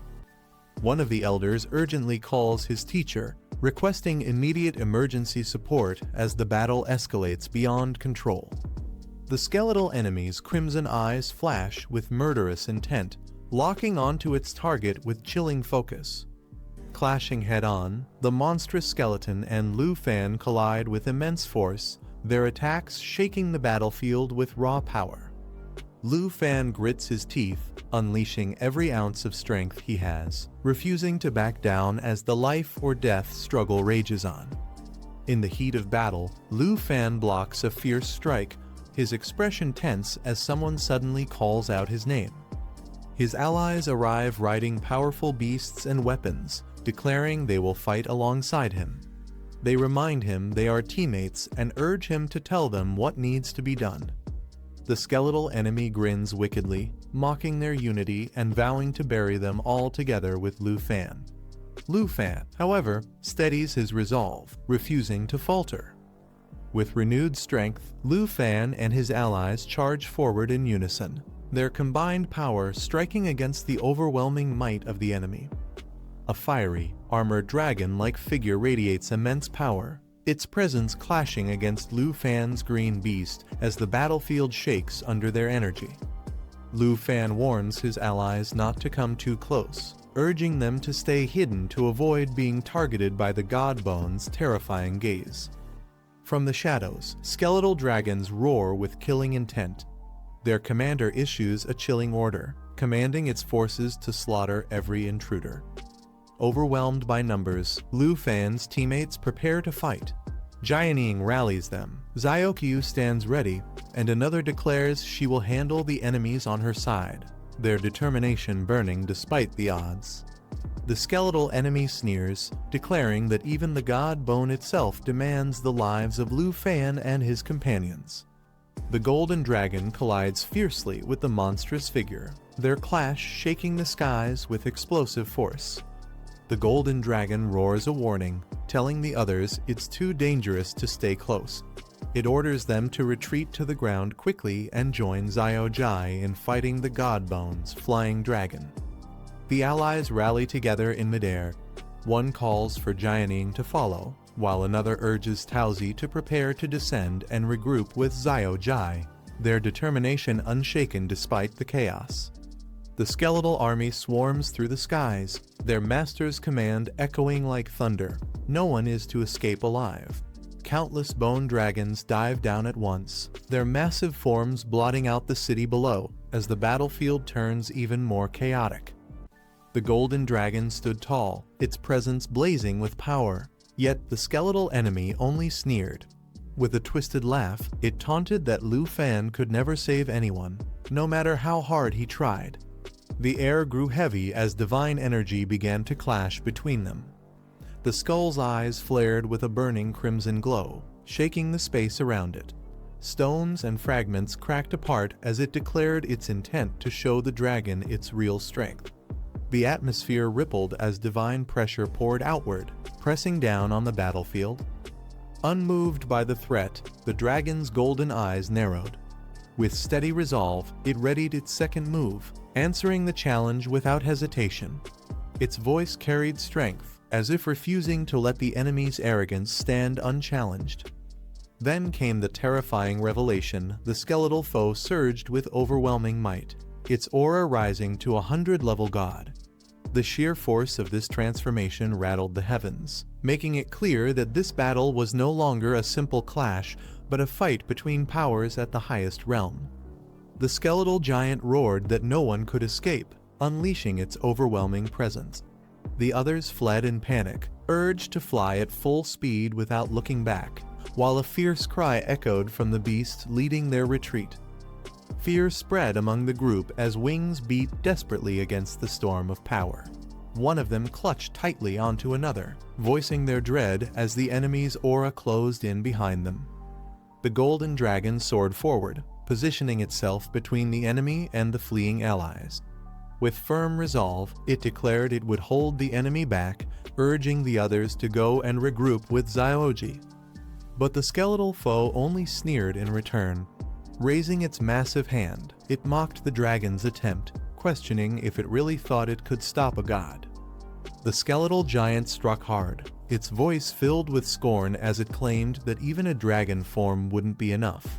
Blood splattered as the golden dragon took the heavy blow, its body staggering under the impact.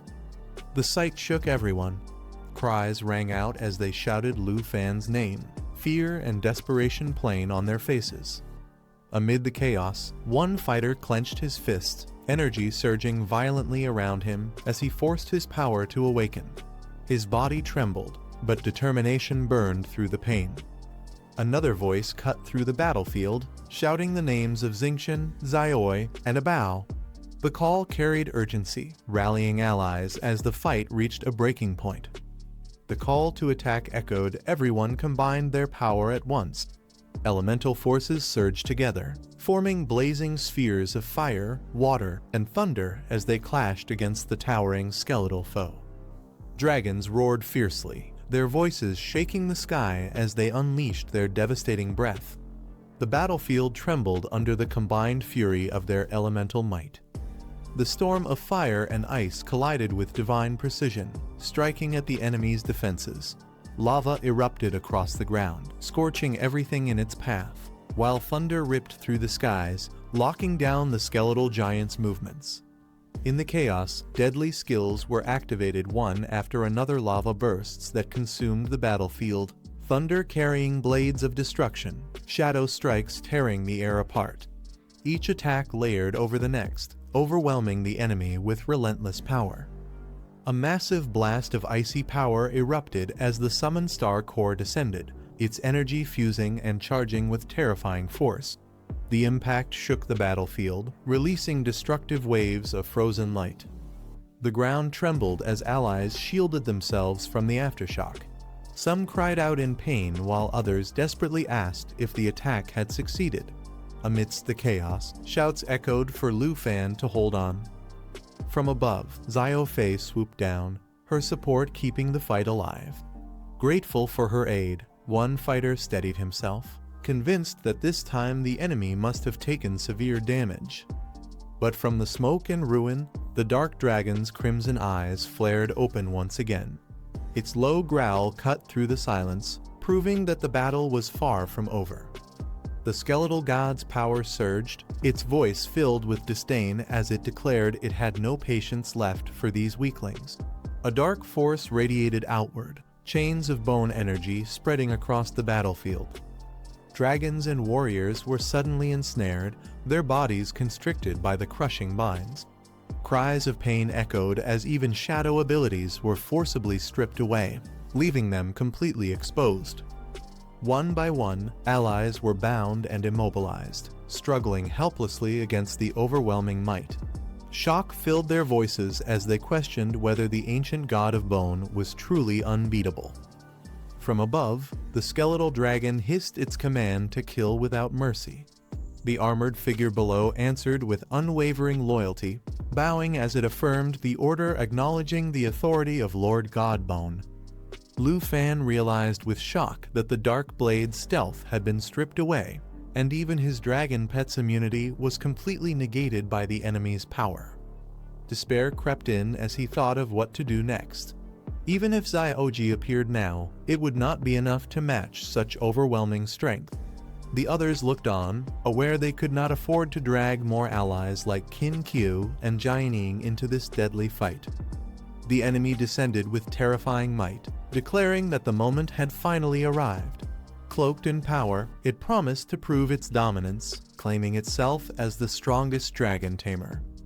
Facing Lu Fan's side, the skeletal foe's dragon hissed with hunger, vowing to devour the 3 baby dragons without hesitation, its power pressing down like an unstoppable tide. Determined but cornered, Lu Fan steeled himself, realizing there was no other option left. With everything at stake, he decided the only path forward was to gamble it all. The skeletal foe struck with merciless force, roaring for Lu Fan to die with his so-called dignity. The clash of power pushed him to the brink. But instead of yielding, Lu Fan shouted defiantly, calling out with all his strength. He summoned the one hope that remained, commanding the presence of the demon-devouring Dragon King. Energy surged violently as chains rattled and power shook the skies.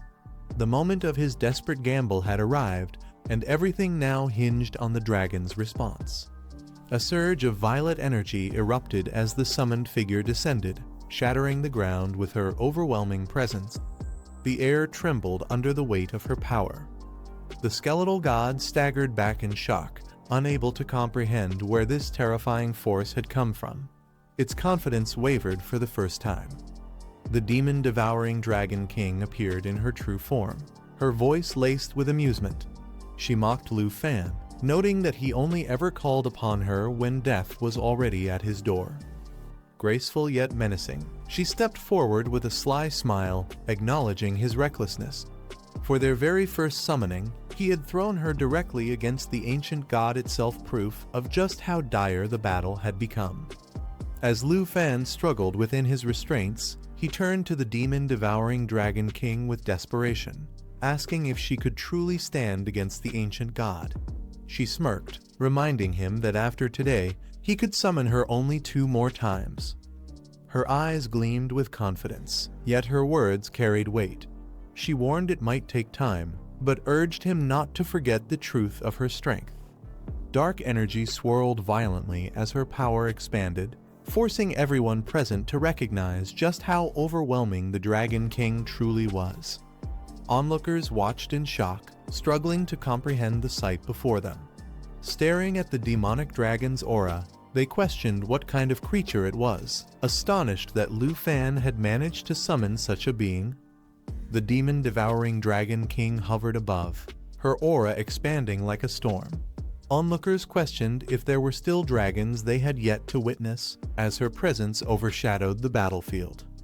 The skeletal foe snarled with disdain, calling her power filthy, yet even its confidence wavered in the face of her overwhelming force. Unable to withstand her dominance, the enemy's minions faltered, retreating under the crushing weight of her dark energy. The ancient god itself was shaken, its eyes blazing as it admitted in disbelief that its power had been dispelled. For the first time, cracks appeared in its unshakable pride. Back in Zhanghai City, the dark sky finally clears, returning to its usual calm blue. The people look up in relief as the heat vanishes and the air cools down again. One of them remarks that the temperature is back to normal, and another smiles, saying this must mean Lu Fan is turning the tide of the battle. Their hope grows. This sudden change in the sky can only be a good sign. At the center of the battlefield, Lu Fan stands firmly beside his dragon. The chains that once bound divine energy, the god bone chains, crumble and fade into nothing. Spectators gasp as they realize what just happened. The demon-devouring Dragon King had effortlessly dispelled the power of the ancient god, something no ordinary creature could ever do. Lu Fan's calm expression contrasts with the overwhelming force around him, showing that he's still in control. But before anyone can react, an enormous fiery skeleton rises in front of them, flames twisting across its body like molten armor. Its voice booms, demanding to know who will face it next. It's a being shaped like a dragon, but without a soul, a hollow shell burning with destructive power. As it gathers energy, the ground trembles.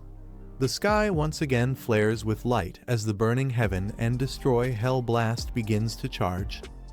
Watching from afar, another figure observes the scene, stunned by what they're witnessing. They realize the terrifying truth: Lu Fan's dragon has reached Dragon King level, the very peak of dragon evolution. And even more shocking, she's fighting for Lu Fan, controlling 4 elemental attacks at the same time. A power like that, they think, should be impossible for any ordinary tamer. The fiery skeleton roars in fury, its voice echoing across the battlefield. Flames surge around its body as it declares that the mockery has gone on long enough, it's time to end this. Seeing that, the enemy realizes things have taken a bad turn. The skeletal beast unleashes a devastating surge of power, merging fire and lightning into a blazing inferno. The explosion shakes the sky, and both dragons are engulfed in the shockwave. Lu Fan grits his teeth as the force hits him, struggling to stay on his feet while his dragon braces against the impact. The pressure becomes overwhelming. The massive skeleton descends through the storm of fire, its strikes relentless and heavy. Lu Fan's dragon growls in pain but refuses to back down. Despite the chaos, their bond holds firm. The two continue fighting side by side, pushing through the flames and destruction. As the clash intensifies, multiple elemental forces collide. Fire, lightning, wind, and ice twist together in the air. Lu Fan commands his dragons with precision, each one responding instantly. The battle now blazes brighter than ever, a storm of raw power and willpower, with neither side willing to yield. The fiery skeleton lets out a final roar, but before it can strike again, its movements start to slow. Ice begins creeping up its body, freezing the flames that once burned so fiercely. Panic flashes in its eyes as it struggles to move, muttering in disbelief that this can't be happening. Within seconds, its entire form is sealed in crystal ice. But the battle isn't over yet. The skeletal creature cracks through the frozen shell, its voice echoing in defiance. It speaks of a power greater than fire itself and asks if Lu Fan truly has the resolve to face it. As it breaks free, dark energy surges around its frame, the god bone barrier activating once again. Across the field, Lu Fan's dragon responds, its aura pulsing in sync with its master.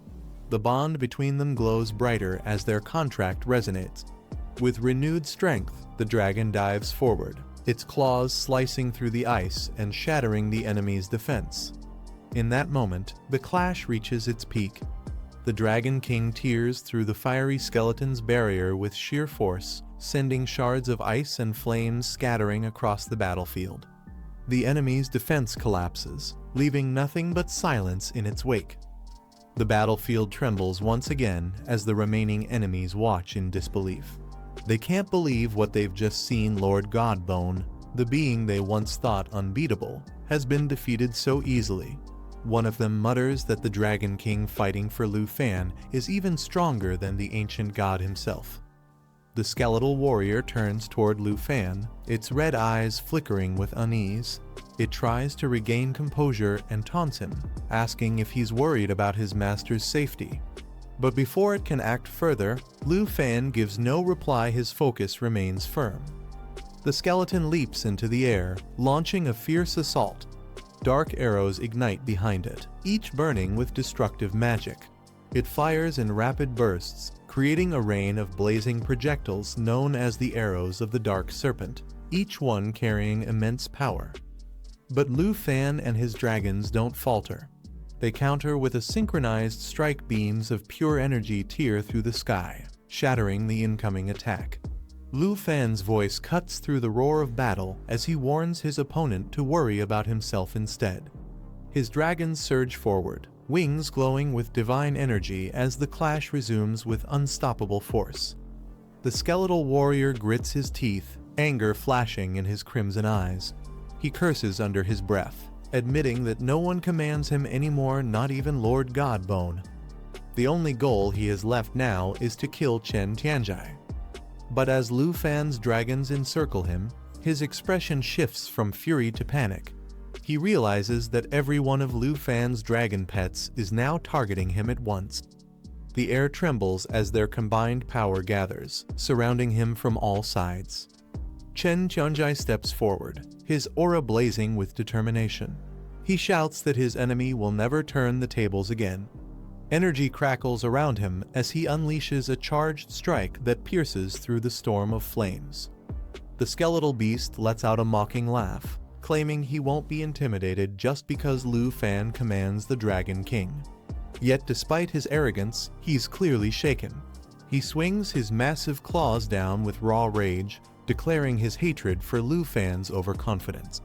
The two forces collide, their powers exploding in a storm of light and shadow that shakes the heavens once more. The clash rages on, blades and magic tearing through the battlefield. A piercing strike cuts through the skeletal warrior's guard, sending him reeling as dark energy bursts from the wound. He groans in pain, realizing he's losing control of the fight. Chen Tianjai's attack doesn't stop. He pushes forward, his strikes relentless, forcing the enemy back with every blow. The skeletal foe, blood spilling from his mouth, glares at him in fury. He shouts that he despises how Chen can rise so quickly, achieving strength in just a single step, while he himself is bound by the Jin family's orders, forced to fight for something he doesn't even believe in. Chen says nothing, his eyes sharp and calm as he channels more power into his blade. The red glow intensifies, his attack charging to its next stage. Suddenly, a monstrous roar shakes the air. Flames engulf the arena as the destructive dragon spreads its wings, unleashing waves of molten fire. The blast consumes everything in its path, melting stone and sky alike as the battle reaches its fiery peak. As the flames rage around him, Chen Tianjai kneels, his body trembling under the burning heat. He mutters that no one could ever understand his situation, that the golden bead was the only light in his hopeless life. His voice cracks as he explains that while others may see him as a villain, to him, this was his only chance to climb out of despair. He lifts his head, eyes filled with bitterness. He tells Lu Fan that someone like him would never understand someone who already has everything. A twisted smile spreads across his face as he admits that he doesn't care if people accuse him of selling his dignity. Survival was the only thing that ever mattered. His power begins to spiral out of control, flames and lightning mixing into a chaotic storm. Lu Fan's dragons brace themselves as a massive wave of energy erupts. Chen Tianjai screams in hatred, his voice echoing through the battlefield as his strength begins to collapse in on itself. Even as his body burns away, he reaches out one last time, shouting that he will never let go. The flames consume him completely, leaving only silence as the once mighty enemy fades into nothingness. Chen Tianjai's body trembles as the flames around him twist violently. He reaches out, calling out Lu Fan's name with desperation, his voice breaking amid the chaos. Lu Fan's eyes harden. He raises his sword, crimson energy swirling around the blade. The power within him surges as the system indicates the current charge, 3 seconds enough to finish the fight once and for all. With a powerful leap, Lu Fan rises into the air, his form surrounded by red aura. The skill activates Snake Shadow Spear, releasing a surge of energy that pierces through the battlefield like a falling comet. The explosion that follows lights up the entire sky in shades of crimson.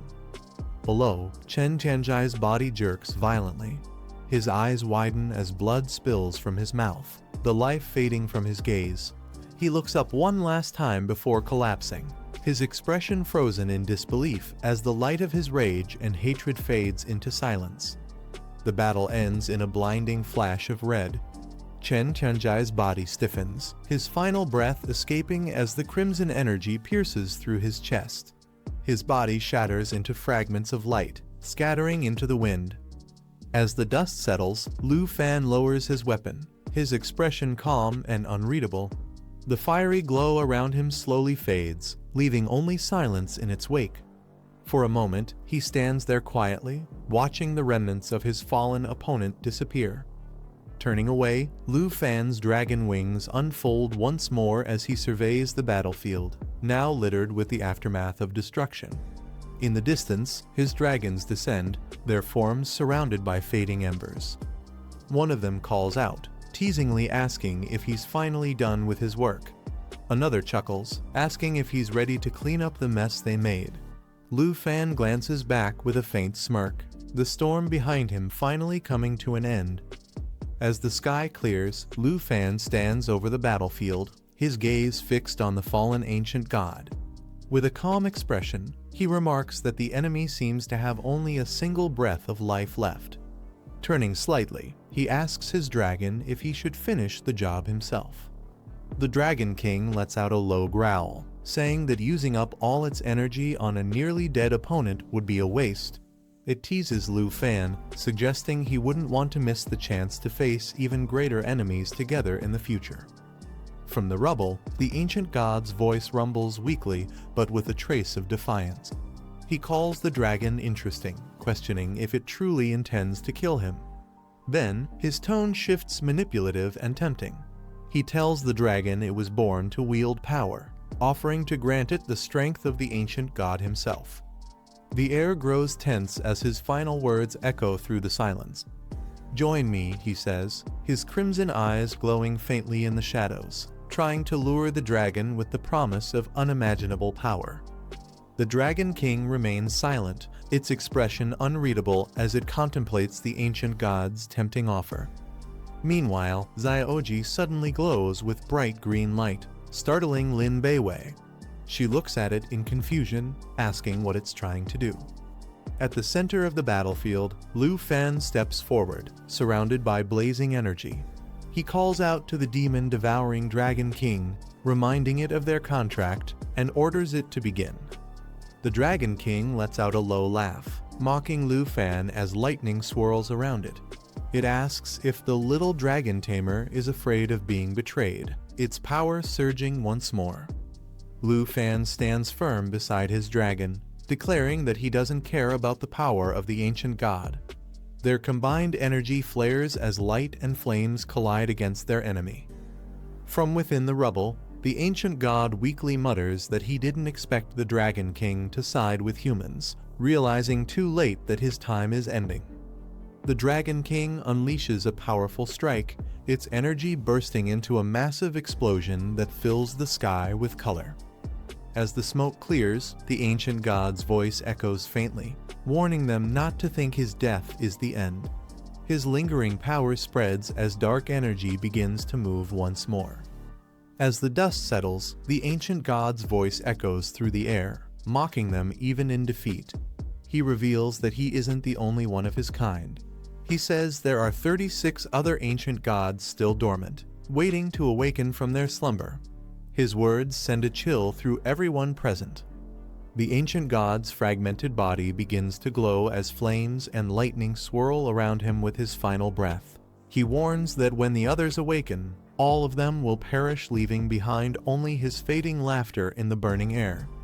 Dark energy beasts fill the sky, but within moments, they all start disintegrating. The woman on the battlefield watches in shock, realizing the monstrous creatures have completely vanished. Nearby, another fighter turns toward the scene, shouting for everyone to look. The entire battlefield begins to calm as the chaos fades away. A bright figure surrounded by divine light stands tall. It's Lu Fan.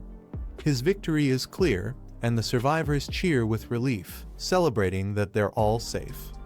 As the dust settles, Lu Fan's burning footsteps mark the ground. The battle is over, but his power still lingers in the air. As the dust clears, Lu Fan finally relaxes, saying the fight is over. Standing beside him, the demon woman watches the aftermath while he notes how powerful the ancient gods truly are. His level rises again, marking another step forward. He admits that he had no choice but to rely on her power, even though doing so drained all his strength. The battle's toll is clear, but his resolve remains firm. Checking his system screen, Lu Fan sees that he's now just one step away from completing his third transformation. The data confirms his progress and the enemies he has conquered. The demon woman turns to him with a teasing smile, asking how he plans to thank her. Lu Fan looks slightly annoyed but stays silent, knowing she enjoys testing him. The demon woman teases Lu Fan, asking if he plans to break their agreement. He replies that she was the one who insisted on answering his call. She laughs, calling him clueless about romance. She explains that according to the ancient god of the god bone, more gods are about to awaken, and Lu Fan still has 2 chances left to summon her. With a playful tone, she asks what his next move will be and offers to help if he lets his guard down. Lu Fan tells her the battle is over, and she should return before someone mistakes her for a monster. She smirks and asks if he's worried about her, amused by his serious tone. Instead of leaving, she playfully says it's fun to appear in human cities and jokes that she'll just say it's cosplay. Lu Fan looks up at her, speechless, as her mischievous grin widens. Lu Fan retrieves a glowing cube, the system identifying it as the ancient god Origin. The strange artifact emits a powerful aura that fills the air with tension. He examines it closely, asking the demon woman if she knows what it is. She explains that it's the core of resurrection, a fragment that, after thousands of years, can regenerate into god bones once again. Realizing the danger, Lu Fan asks if that means the ancient god isn't completely destroyed. Her silence confirms his suspicion, leaving him uneasy. Lu Fan stares at the cube in disbelief, realizing it's not just a remnant, but the seed of revival for the ancient god. The demon woman explains that ancient gods can never be completely killed. Even after death, they leave behind their origins, and this seed will eventually revive on its own. There's no way to destroy or seal it. Lu Fan looks at the cube, realizing it's a ticking time bomb.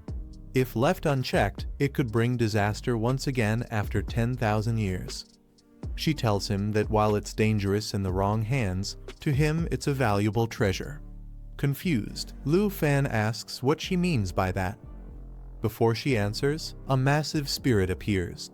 The entity recognizes Lu Fan's 2 dragons, revealing they were once guardians of the sacred tree of the living Dragon King before being slain by sub-dragons. The ancient figure speaks, explaining that Lu Fan's dragons are now tainted by the aura of the ancient gods, an energy that disgusts him. He realizes Lu Fan must have used the essence of an ancient god to alter their bloodline. He points out that this corruption allowed the dragons to evolve into their current form, the fallen holy dragons, creatures that carry both divinity and decay. Lu Fan reflects, realizing that the power enabling their evolution comes from crystallization, the very energy that fuses divine strength into living beings. The demon woman smirks, revealing that crystallization itself originates from the ancient gods' origin, the same object now in Lu Fan's possession. The demon woman suggests that Lu Fan can use the same method again by feeding his dragons the essence of the ancient god, allowing them to reach their final form as dragon kings. Lu Fan realizes that with the right essence, they could evolve beyond their limits. The fallen essence once transformed the flying dragon into a demon dragon, and another into a holy dragon. But one god bone failed because it lacked power. He thinks that if the ancient god's origin is used instead, it might succeed. The idea shocks him a chance to create dragons of true divine rank. Still, Lu Fan hesitates. He asks how the ancient god can remain immortal if he uses its origin. The demon woman laughs softly, calling him overly cautious, and assures him there's nothing to worry about. The demon woman explains that if the ancient god's origin is swallowed by another dragon, it will eventually take over their body after thousands of years, rebirthing as a new ancient god. However, she notes that Lu Fan's dragons are different. They're already dead, summoned only through a skill, so they can't be possessed like living creatures. She adds that even far in the future, when Lu Fan's own body turns to bones, this origin will still remain. Understanding her tone, Lu Fan realizes she's hinting at his fear of losing control one day. With a faint smile, she says she's taught him enough and prepares to leave. Before vanishing, she tells him that what he does with the origin no longer concerns her. As the battle's energy fades, Lu Fan hears his name being called from afar. He turns, surprised, wondering who it could be. A group approaches, one riding a massive griffin, others rushing behind. They're relieved to see Lu Fan alive and safe after everything that happened. One of them greets him warmly, saying they've finally found him and hinting that someone special has come along too. Lu Fan looks up, startled as he recognizes the familiar face. A powerful man sitting atop the griffin greets him with a grin, saying it's been a long time. Lu Fan's eyes widen in surprise as he calls out his name, Senior 2. Lu Fan greets Senior 2, who laughs and says he heard a griffin gold badge had stopped the beast tide, realizing it must have been Lu Fan's doing. Lu Fan admits the incident broke out in his hometown, so he had to step in and take responsibility. Senior 2 then asks about the ancient god incident in the Taiki Kingdom. Lu Fan confirms it's true, explaining that the god's revenge destroyed 4 cities and that 35 more ancient gods are expected to awaken soon. The news shocks everyone, especially Senior 2, who can hardly believe the scale of destruction. Just then, another man interrupts, asking for him to report to the city defense army. Before leaving, Senior 2 notices Lu Fan's injured arm, but Lu Fan reassures him that Xiao Fei has already recovered and asks him not to tell his aunt. As the situation settles, Lu Fan apologizes to Jianying for making her wait. She smiles softly, saying she was just thinking how strong he's become, wishing she could have that same strength. Senior 2 laughs heartily, saying he'll report Lu Fan's accomplishments to the 3 elders of Dragon Country and request a reward for his heroic efforts. Everyone thanks him warmly for his support. A few minutes later, Senior 2 and the others prepare to leave, flying away on their griffins as the sky glows with the evening light. Lu Fan waves goodbye as they take off. Jianying watches them go, then turns to Lu Fan, saying it's time for them to return as well. The battlefield grows quiet, marking the end of another long and eventful day. Jianying looks toward the sunset, wondering if she'll be able to stop the beast tide in Yunbei province and protect her family from what's coming. Lu Fan, standing beside her, quietly believes that fate is on his side. With the super treasure map system, even the weakest can rise to the top in a single step. But his thoughts grow heavy. He questions whether he's truly qualified to change another person's fate, thinking of those he met and the choices that shaped his journey. Memories flash before him Chen Tianjai and Jianying before the beast tide. He wonders if meeting them sooner could have changed their destinies and whether their lives might have turned out differently. Jianying looks at Lu Fan and says she once feared that his strength might change him, but she now knows he'll never lose himself, no matter how powerful he becomes. She tells him that he always stands in front of others, ready to fight and protect everyone even at the cost of his own life. Her words carry both admiration and warmth. Smiling softly, Jianying thanks Lu Fan for changing her life and says she's grateful to have met him. Lu Fan simply nods and replies with a quiet "thank you." As the sun sets behind them, Jianying takes a deep breath and says it's time to go home. Lu Fan watches her walk ahead, a faint smile forming as peace finally returns after the long battle. As the sun sets, Lu Fan suddenly senses something and stops. His eyes fall on the remains of the fallen enemy lying in the rubble. He approaches quietly, staring at the broken core of what was once a powerful foe. A moment of silence hangs in the air. With a faint, reflective smile, Lu Fan murmurs that if he had met them before Jinju, perhaps they could have become friends instead of enemies. Turning away, he whispers a final goodbye to another Gemini as the last fragments of the being crumble into dust beneath the fading light. 3 days later, at Zhongshan Garden, the morning sun fills the peaceful neighborhood. From downstairs, Xiao Fan's family calls out to him, asking him to hurry down for breakfast. The mood feels light and relaxed after everything that has happened. Inside the house, his mother gently knocks on Xiao Fan's door. She mentions that Mr. Qin and Mr. Tao are still occupied with the ongoing reconstruction work, but they were thoughtful enough to send over some snacks. With a smile, she tells Xiao Fan to come try them together with Jianying. Hearing no response from inside, she decides to open the door, announcing softly that she's coming in. The moment her hand turns the knob, a faint hum fills the air. As the door slowly opens, a blinding blue light bursts out from within the room, swirling like a vortex. Shocked, she freezes in place, her eyes widening in disbelief. Confused and speechless, she can only whisper a stunned, "Huh," as the glowing energy engulfs the doorway. At the ruined palace courtyard on Tianfu Island, a mysterious glow emanates from the lake, a source more powerful than any crystal, said to be the core of an immortal god. He recalls that even the demon-devouring dragon kings never dared to touch such overwhelming power. Realizing her fear of being possessed by the ancient god was real, he studies the glowing cube in his hand as it pulses with divine energy.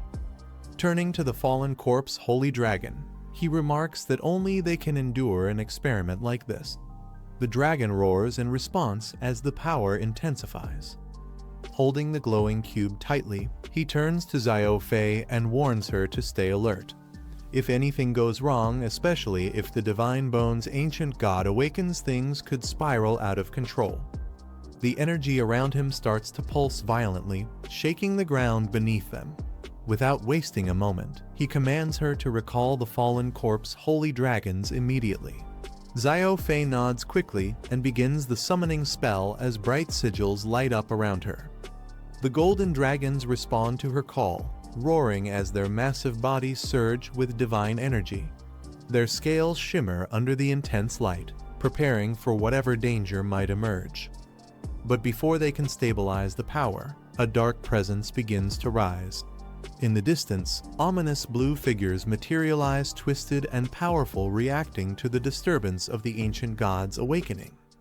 The atmosphere turns chaotic as the fallen corpse holy dragons roar in agony. Their bodies twist violently, surrounded by an overwhelming surge of purple divine energy. The power of the ancient god begins to manifest, shaking the ground with its intensity.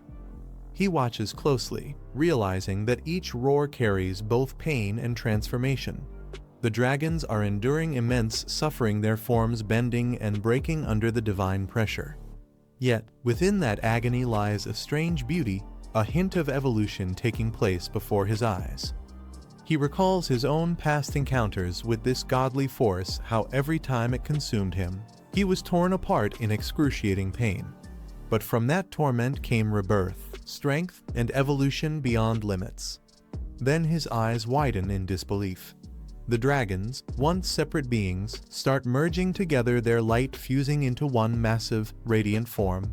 The sky vibrates as a colossal creature, born of divine wrath and rebirth, roars with unstoppable might. The intense energy surges beyond control, shaking the entire area. Realizing the danger, he shouts for Xiao Fei to cast the light of jade. Without hesitation, she spreads her wings and summons a brilliant green light that envelops everything around them. The spell releases waves of energy, forming layers of protection that shield them from the destructive divine force.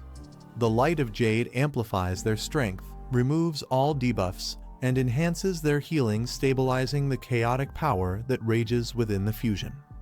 As the light fades, smoke fills the air. Coughing, he calls out to the fallen corpse holy dragons, asking if they're all right. Slowly, the air clears, revealing him sitting amidst the debris, exhausted but alert. Then, his eyes widen in disbelief as he senses a strange pulse through the bond. The system activates again, displaying a message that reads. He checks the system interface and notices the fallen corpse holy dragons remain dormant, still surrounded by divine energy. The dragon bone flute has become unusable, and the system displays the jade dragon's contract details, showing its evolved abilities and nature assimilation skills. Realizing they can't wake the dragons yet, he tells Xiao Fei to return home and wait for the process to stabilize. Deep down, he prepares for the worst, ready to use the demon crystal cannons to destroy the newborn divine bones if the evolution fails. Xiao Fan notes that the fallen corpse holy dragons can be resummoned once the evolution completes and hopes to recover the ancient god's source. Knowing the process will take time, he decides to wait 24 hours for the results. Returning home, he's greeted by his mother, who informs him that someone from the city garrison came looking for him. Commander 2 wants to see him. She reminds him to eat the snacks Mr. Qin sent over, but Xiao Fan rushes off, saying he'll eat after meeting Commander 2 for something important. At home, Jianing relaxes while watching the news, showing the ongoing election for the new ruler. Public support for the Liu family continues to fall as reports reveal the divine beast tide's destruction of the Tegi nation. Her friend comments that the Tegi nation barely survived, only spared because the ancient god's power was targeting Liu Fan instead. Meanwhile, at the Zhanghai City Garrison headquarters, Commander 2 sits in the conference room, waiting as he calls someone to enter. Xiao Fan arrives at the headquarters, assuming Commander 2 called him regarding the ancient gods.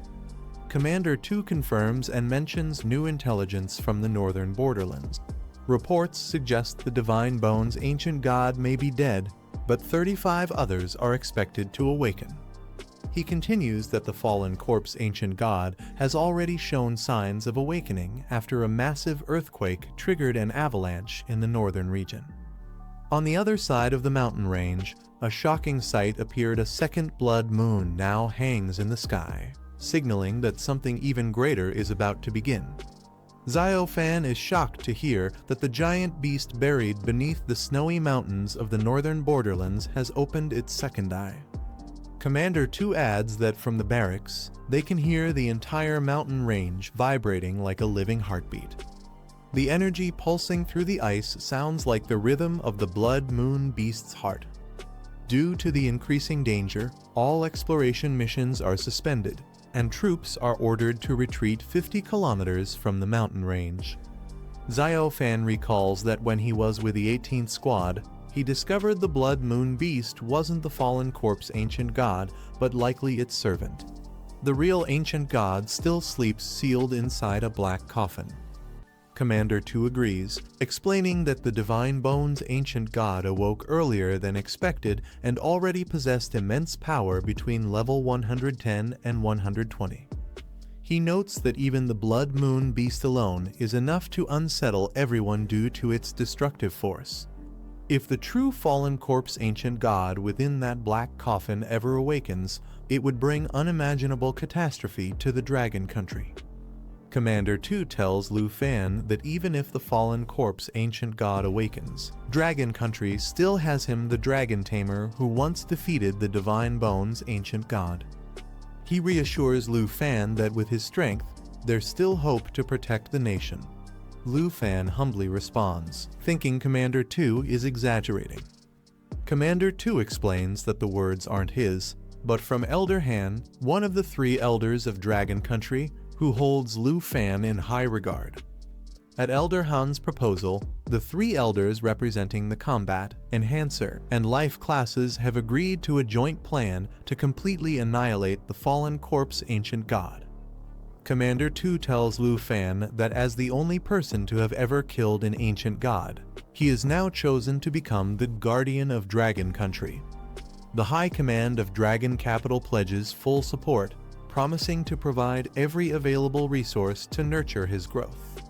2 explains that Lu Fan will serve as the kindling of their hope, their ultimate weapon against the ancient gods. Presenting a legendary grade medal, he asks Lu Fan if he's willing to join the kindling plan. Inside the Zhanghai City Garrison headquarters, the atmosphere is tense as high-ranking officers convene in the conference room. The mission on the table is no ordinary one. It's called the Kindling Plan, a strategy meant to secure the nation's survival. The commander's eyes fix on Lu Fan, knowing only he has the potential to make it succeed. With a serious tone, the commander tells Lu Fan that he is the key to their victory, but warns that this mission comes with immense responsibility.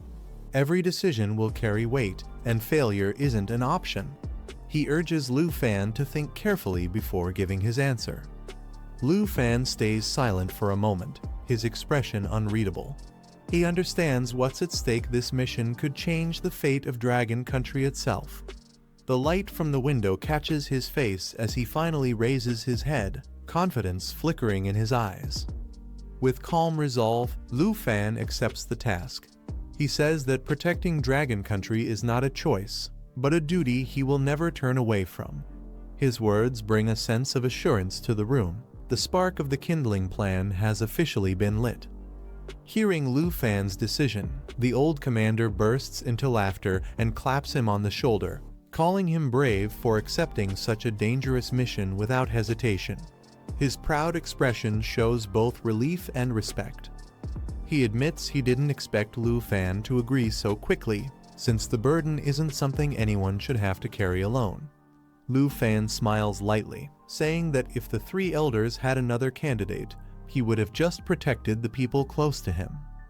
Holding a glowing pendant symbolizing the Guardian's role, Lu Fan explains that with so many lives in Dragon Country depending on him, and the elders' faith in his ability to stop the ancient gods, he has no reason to back down.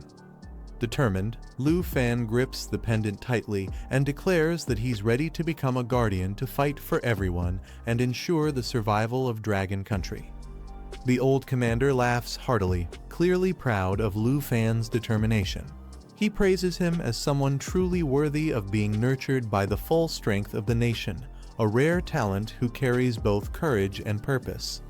To honor his decision, the commander unlocks a sealed case, revealing a powerful artifact reserved only for guardians. Golden light spills out, filling the room with an aura of ancient power. He explains that this is Lu Fan's reward for officially becoming a guardian, the Sky Dome Thunderfall, a legendary territory item capable of detecting hidden enemies and striking them down with lightning. Lu Fan, both surprised and grateful, accepts the artifact from Senior 2. The 2 share a moment of mutual respect, sealing their bond with laughter and a drink as the path of the Guardian officially begins. The old commander, drinking cheerfully, explains that the artifact was specially crafted by Elder Lu, one of the 3 elders and the master of enhancement specifically for the kindling plan. It's a symbol of trust and power bestowed only upon those chosen to protect the nation. Lu Fan examines the glowing relic closely, realizing its true potential.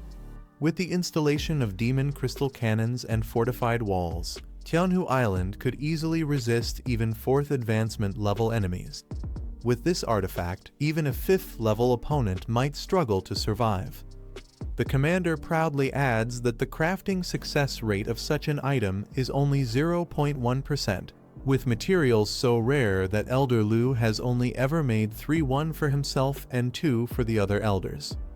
Astonished, Lu Fan learns that he's now the 4th person to possess such a powerful item. Realizing this, he remarks that his territory's defenses are now on par with the 3 elders of Dragon Country, a monumental step toward protecting his homeland. The commander reminds Lu Fan that the Sky Dome Thunderfall is a top-secret weapon created only for him. No one else knows of its existence except Elder Lu, the sole holder of its blueprint. Lu Fan nods seriously, promising to keep it confidential. Before letting him go, the commander's tone turns solemn. He decides to remind Lu Fan of his new privileges as a guardian of Dragon Country, responsibilities that come with immense trust and authority. The commander explains that Lu Fan can freely access any national resource to enhance his power. His status now ranks directly below the 3 elders, making him one of the most influential protectors of the nation. Finally, he reveals that once the war against the ancient gods begins, every military legion, including his own Griffin Legion, will operate under Lu Fan's command. The fate of Dragon Country will rest in his hands.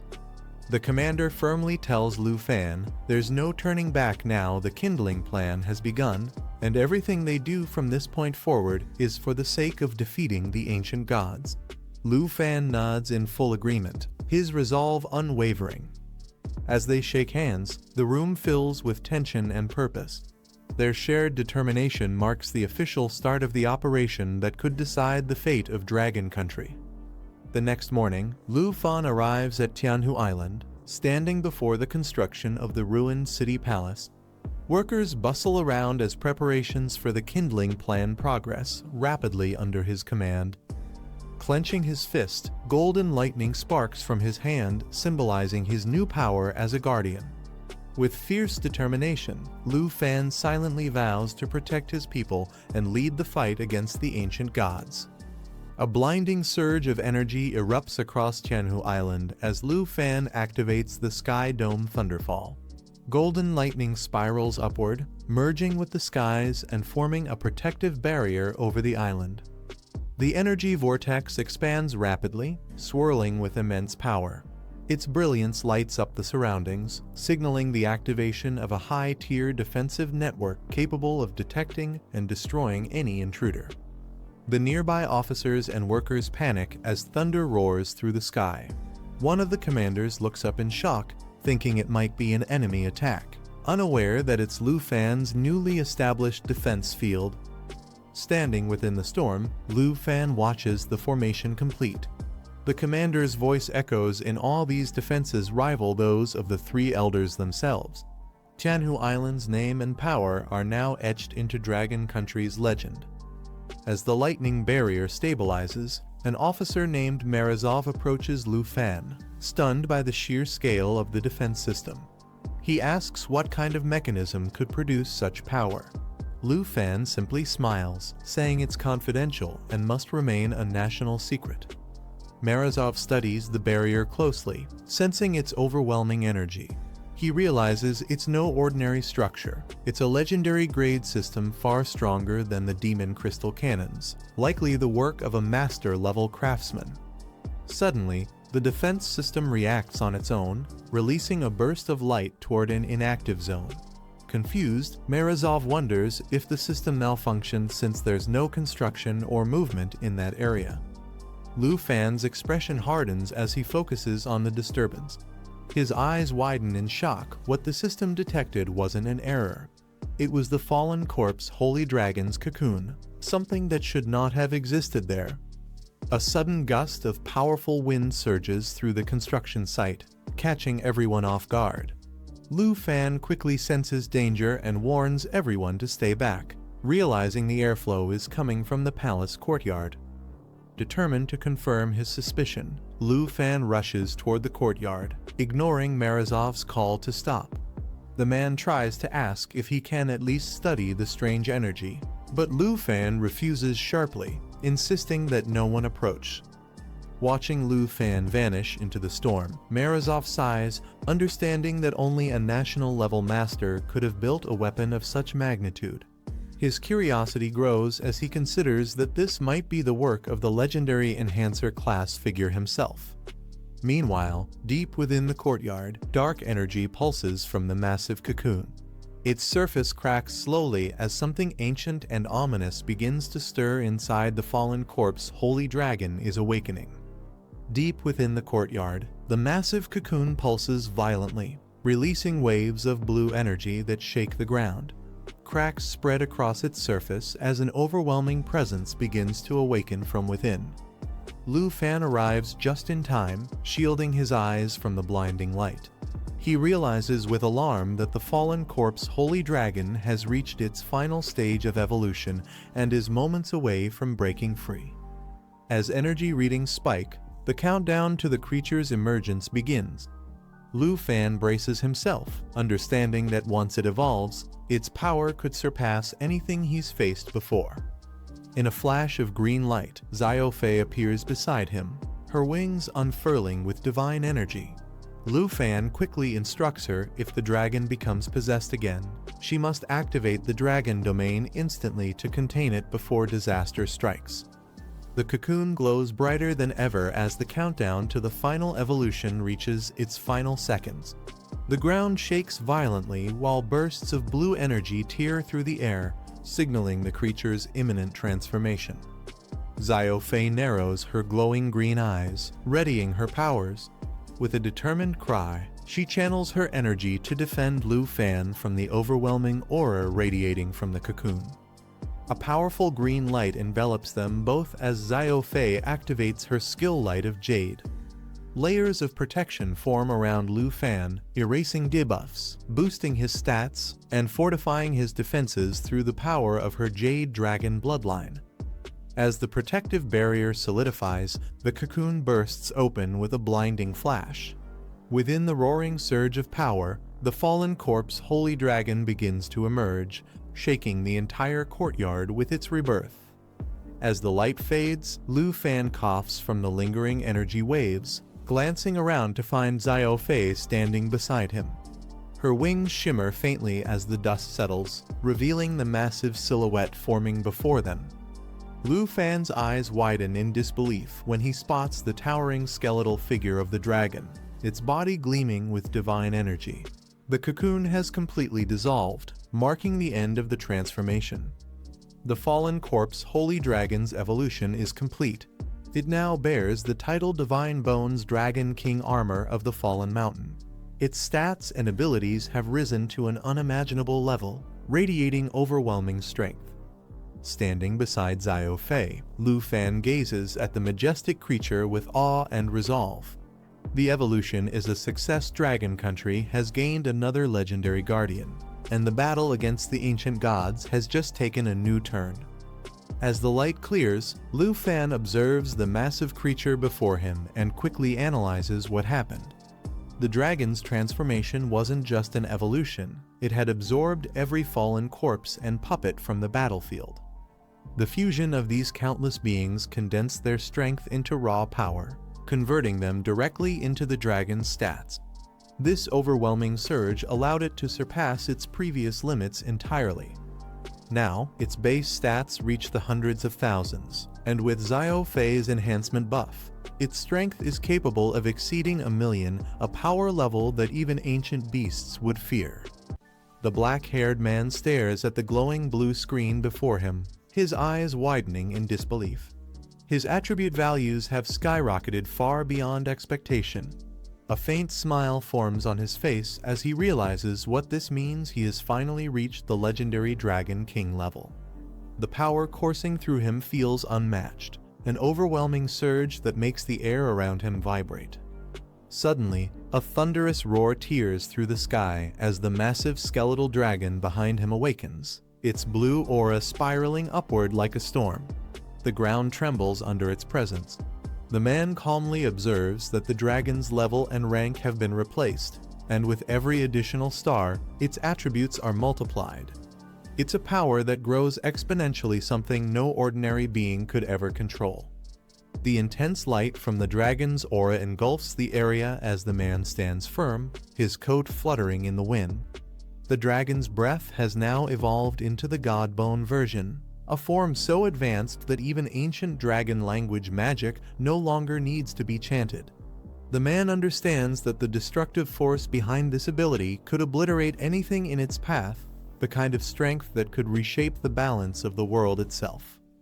A few meters away, the green-haired dragon girl gently places her hand on the giant bone of the creature, her expression calm and composed. A soft hum escapes her lips, filled with satisfaction and pride.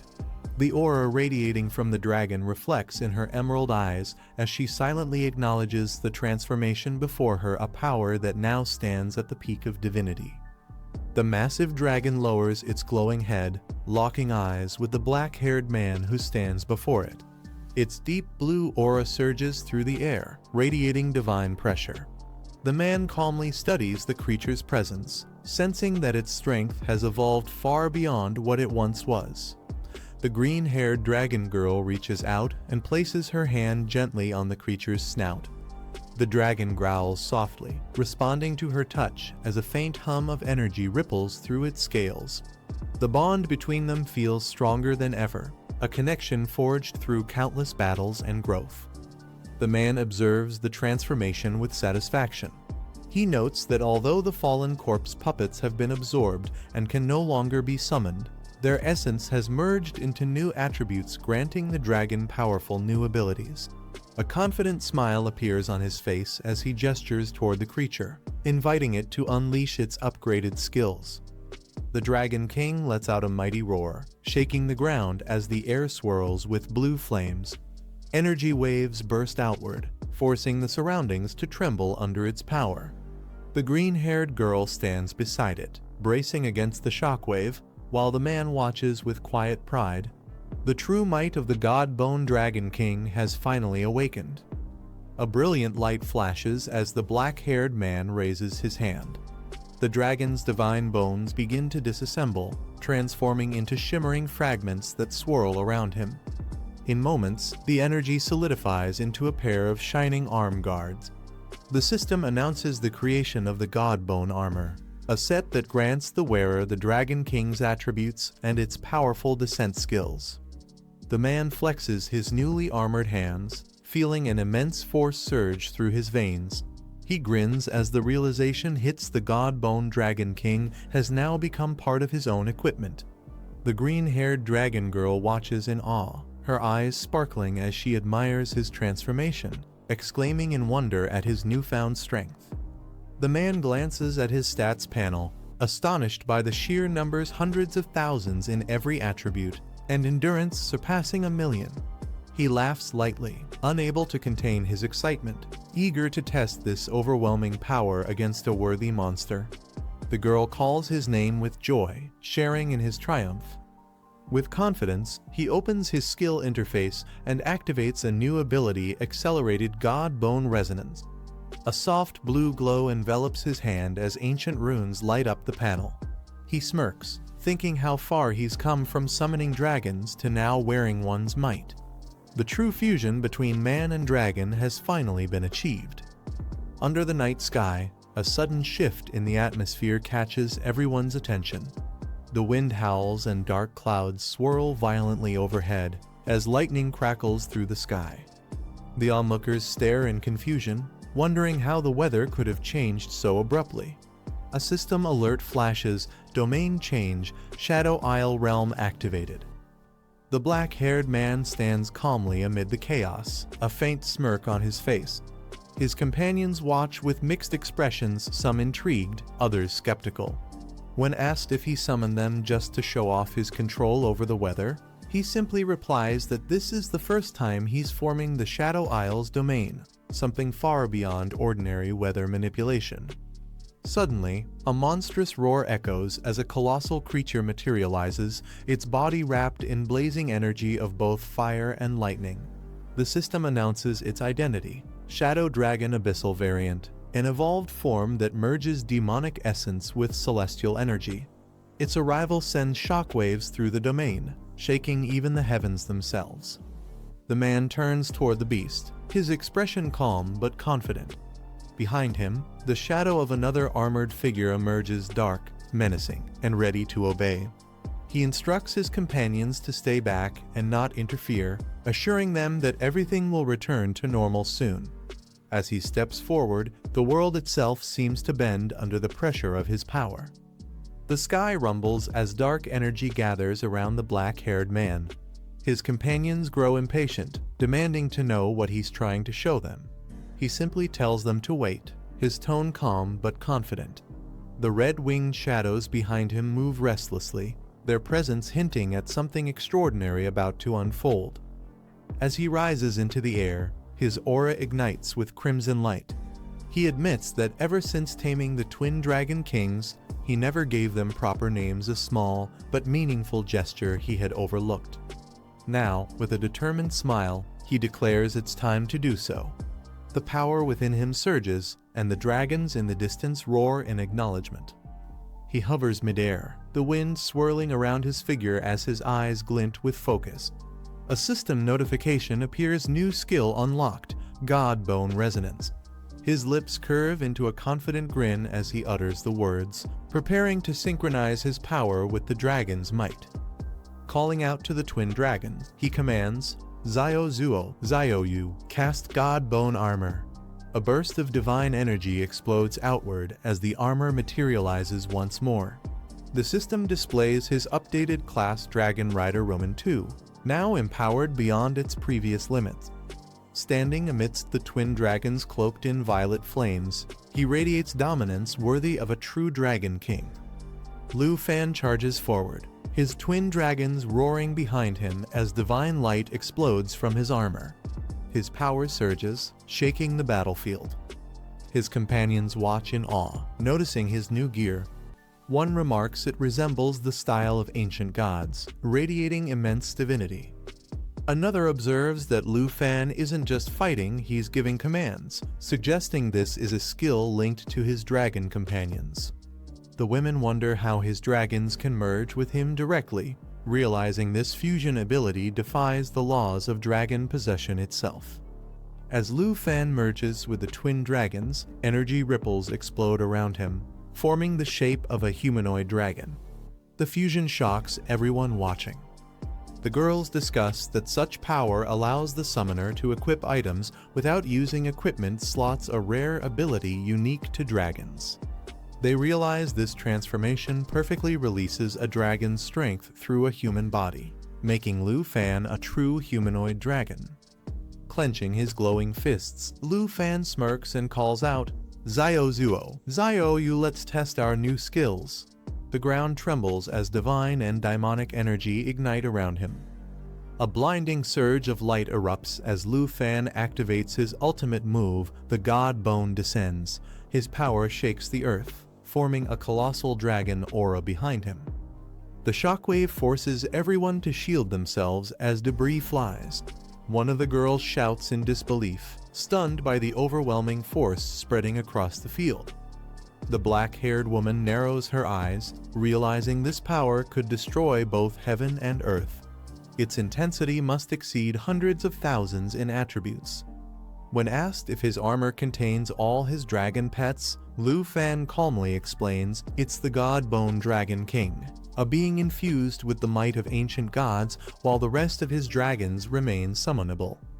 Lu Fan smiles confidently, announcing that thanks to the God Bone Dragon King's skills, all his attributes have now surpassed 1 million. His companions stare in disbelief, realizing he's hundreds of times stronger than the top-ranked masters. They joke if he's even human anymore. Lu Fan replies that he's already reached level 60 and is ready to advance to his third class, his tone calm yet proud.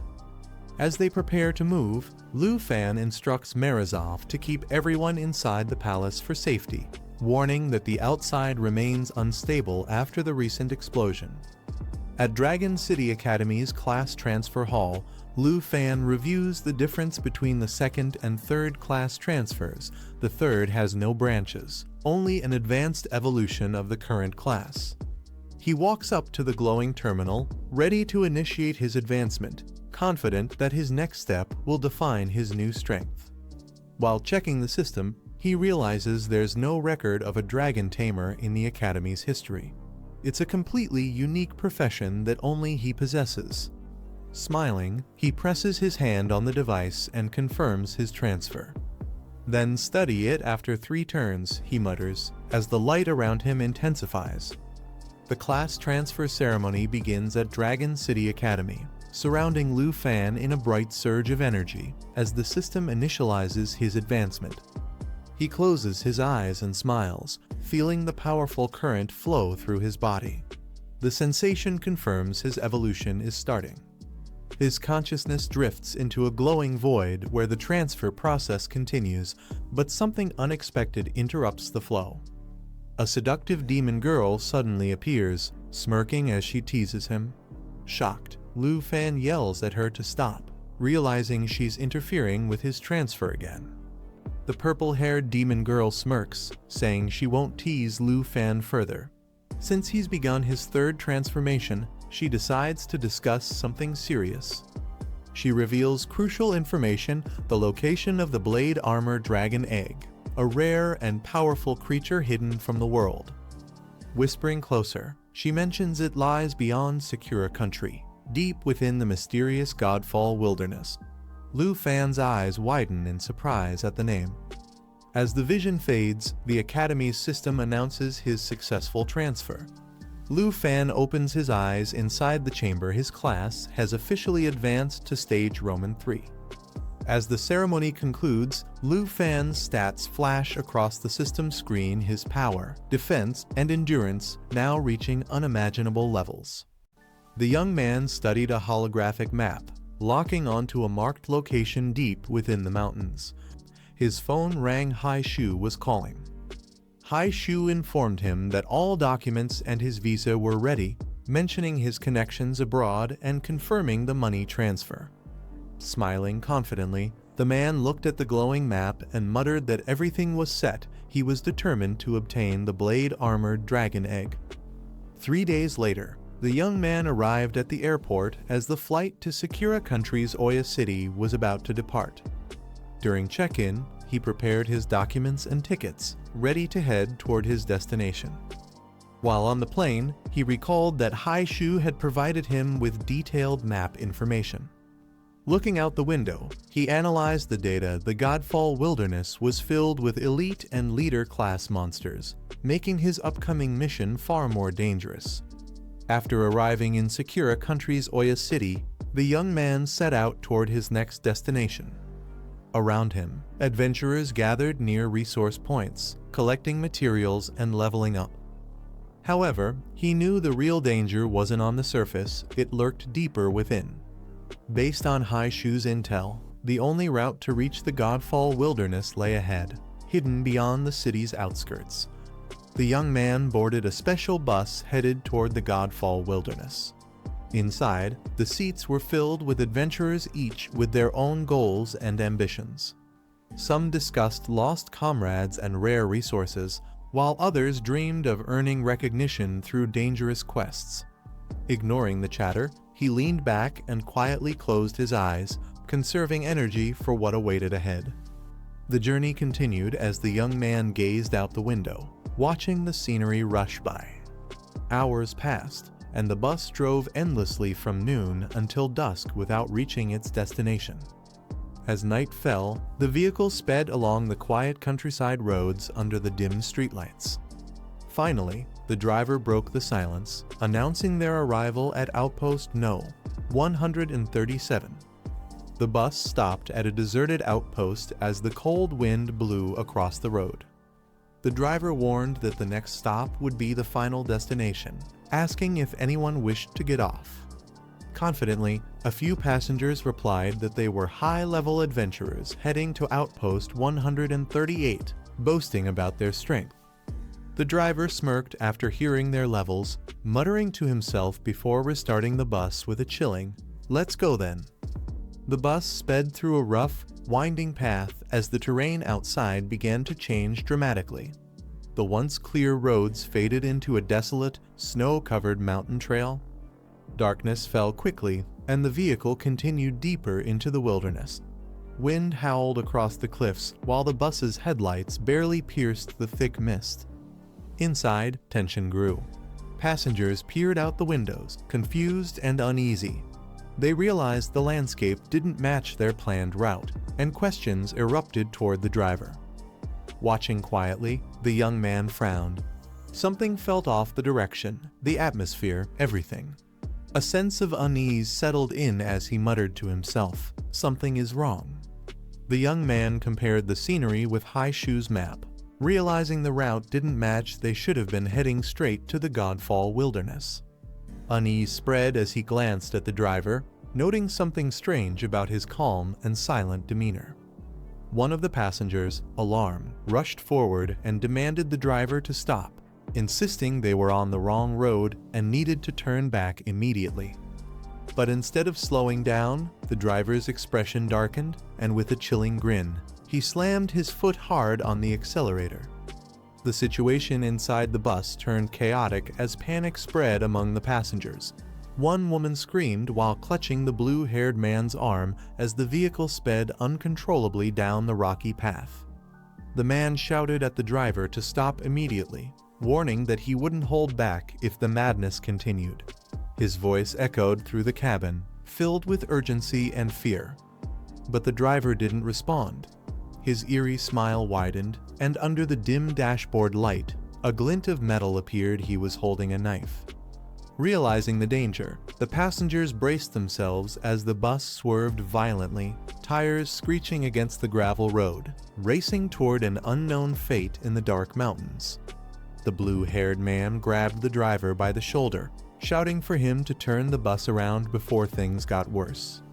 Unfazed, the driver slowly lifted his knife, a sinister grin spreading across his face as he reached into his sleeve. The air around him crackled with strange energy. Glowing runes began forming in midair, surrounding his arm with a blinding light. The passengers gasped in horror as the man realized what it was. A teleportation formation was activating right before their eyes.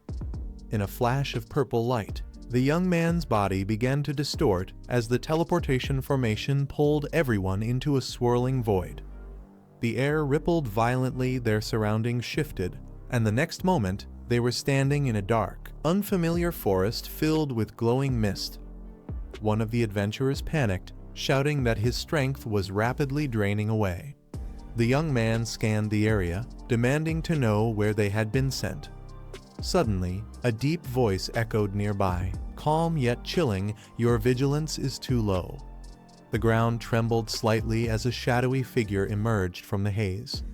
The group froze as a dark silhouette emerged from the glowing mist, holding a staff pulsing with violet energy. The adventurers instinctively took a step back, demanding to know who he was. The young man's eyes narrowed, studying the figure's aura. He realized instantly this was no ordinary opponent. With a calm voice, he muttered to himself that the real job of a driver was far from simple, connecting the dots of their sudden teleportation. The mysterious mage stepped forward, his voice dripping with malice. "Welcome to my hunting grounds," he declared, revealing himself as Harada, a level 79 secret mage. In the eerie glow of the Godfall wilderness, a cloaked mage surrounded by swirling purple energy mocks the newcomers. He calls them fools who don't know the limits of the world yet. His dark aura pulses as he prepares to attack, clearly enjoying the fear of those who stumble into his domain. The mage chuckles coldly, saying that hunting weak adventurers like them saves both time and effort. His tone drips with arrogance, showing that he's done this countless times before. The others instantly recognize his type, a material hunter, one of those ruthless scavengers who ambush and rob lone class changers and beginners for their loot. The blue-haired boy frowns, piecing it together. He recalls hearing about these hyenas who roam dungeons just to prey on the inexperienced. For a brief moment, he wonders if he's fallen right into their trap, but then his eyes harden. He stands tall, refusing to back down. Drawing his massive sword, he steps forward, the air around him crackling with power. "I didn't expect to meet a material hunter on my first visit," he mutters calmly. The enemy sneers, accusing him of bluffing just because he looks confident. But before the insult fades, the dark mage raises his staff again, his voice echoing, mocking them for falling into his trap and daring to stay silent. The battlefield fills with ominous energy, signaling that the real fight is about to begin. The mage unleashes a massive wave of dark energy, filling the area with blinding purple light. Laughing mockingly, he calls his opponents cute, as if their resistance amuses him. The ground trembles beneath their feet while his spell expands outward like a storm consuming everything. The group braces themselves, but panic sets in as they feel their strength slipping away. The swordsman struggles to keep his stance, realizing his body is losing control. Their energy begins to fade rapidly. The mage is draining their spiritual power, leaving them helpless against his curse. Amid the chaos, the blue-haired boy watches quietly. Shadows swirl around him, but unlike the others, he doesn't panic. His calm expression suggests he's observing rather than reacting, as if he's seen this trick before and is simply waiting for the right moment to step in. One of the panicked students shouts desperately, claiming they are from Kyoto Academy and don't want to fight. He warns the mage that attacking them could cause serious trouble. But the dark energy continues to rise, and the boy's plea fades into the storm as the tension reaches its peak. Desperation fills the air as one of the students tries to reason with the dark mage. He offers valuables and promises silence if they're spared, hoping to buy their freedom before things get worse. The mage, however, stands still, his staff pulsing with dark light, listening without emotion. The mage smirks beneath his mask, repeating the words mockingly. "Let you go?" he asks coldly before pointing at them. He doubts their promise, questioning who could guarantee they won't reveal his identity. His tone shifts, more amused than concerned, as his aura grows thicker around them. He then laughs and admits it took him great effort to steal a false identity. Even something as trivial as a bus driver's cover wasn't easy to maintain. As he gestures, purple energy binds the students, paralyzing them midair as they cry out in pain. Struggling against the restraints, one of the boys grits his teeth and urges the others to fight back together. He believes that if they combine their strength, they might stand a chance. But with the mage's dark power surrounding them, it's clear the odds are stacked heavily against them. The dark mage's spell surges out violently, and the entire group screams in pain as the energy tears through their bodies. They collapse one after another, completely overwhelmed by the crushing force of his magic. Seeing their desperate situation, the blonde girl turns toward the lone blue-haired boy standing calmly nearby. She shouts for him to join them, hoping his help could turn the tide before they're all destroyed. But the boy doesn't move. His eyes narrow, studying the scene with cold focus. Instead of fear, there's only calm determination, as if he's been waiting for this exact moment to act.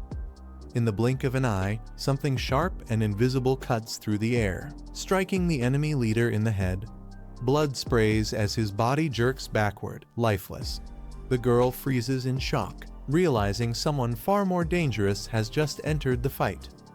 As the dark mage collapses, blood spilling onto the ground, his sinister laughter echoes through the forest.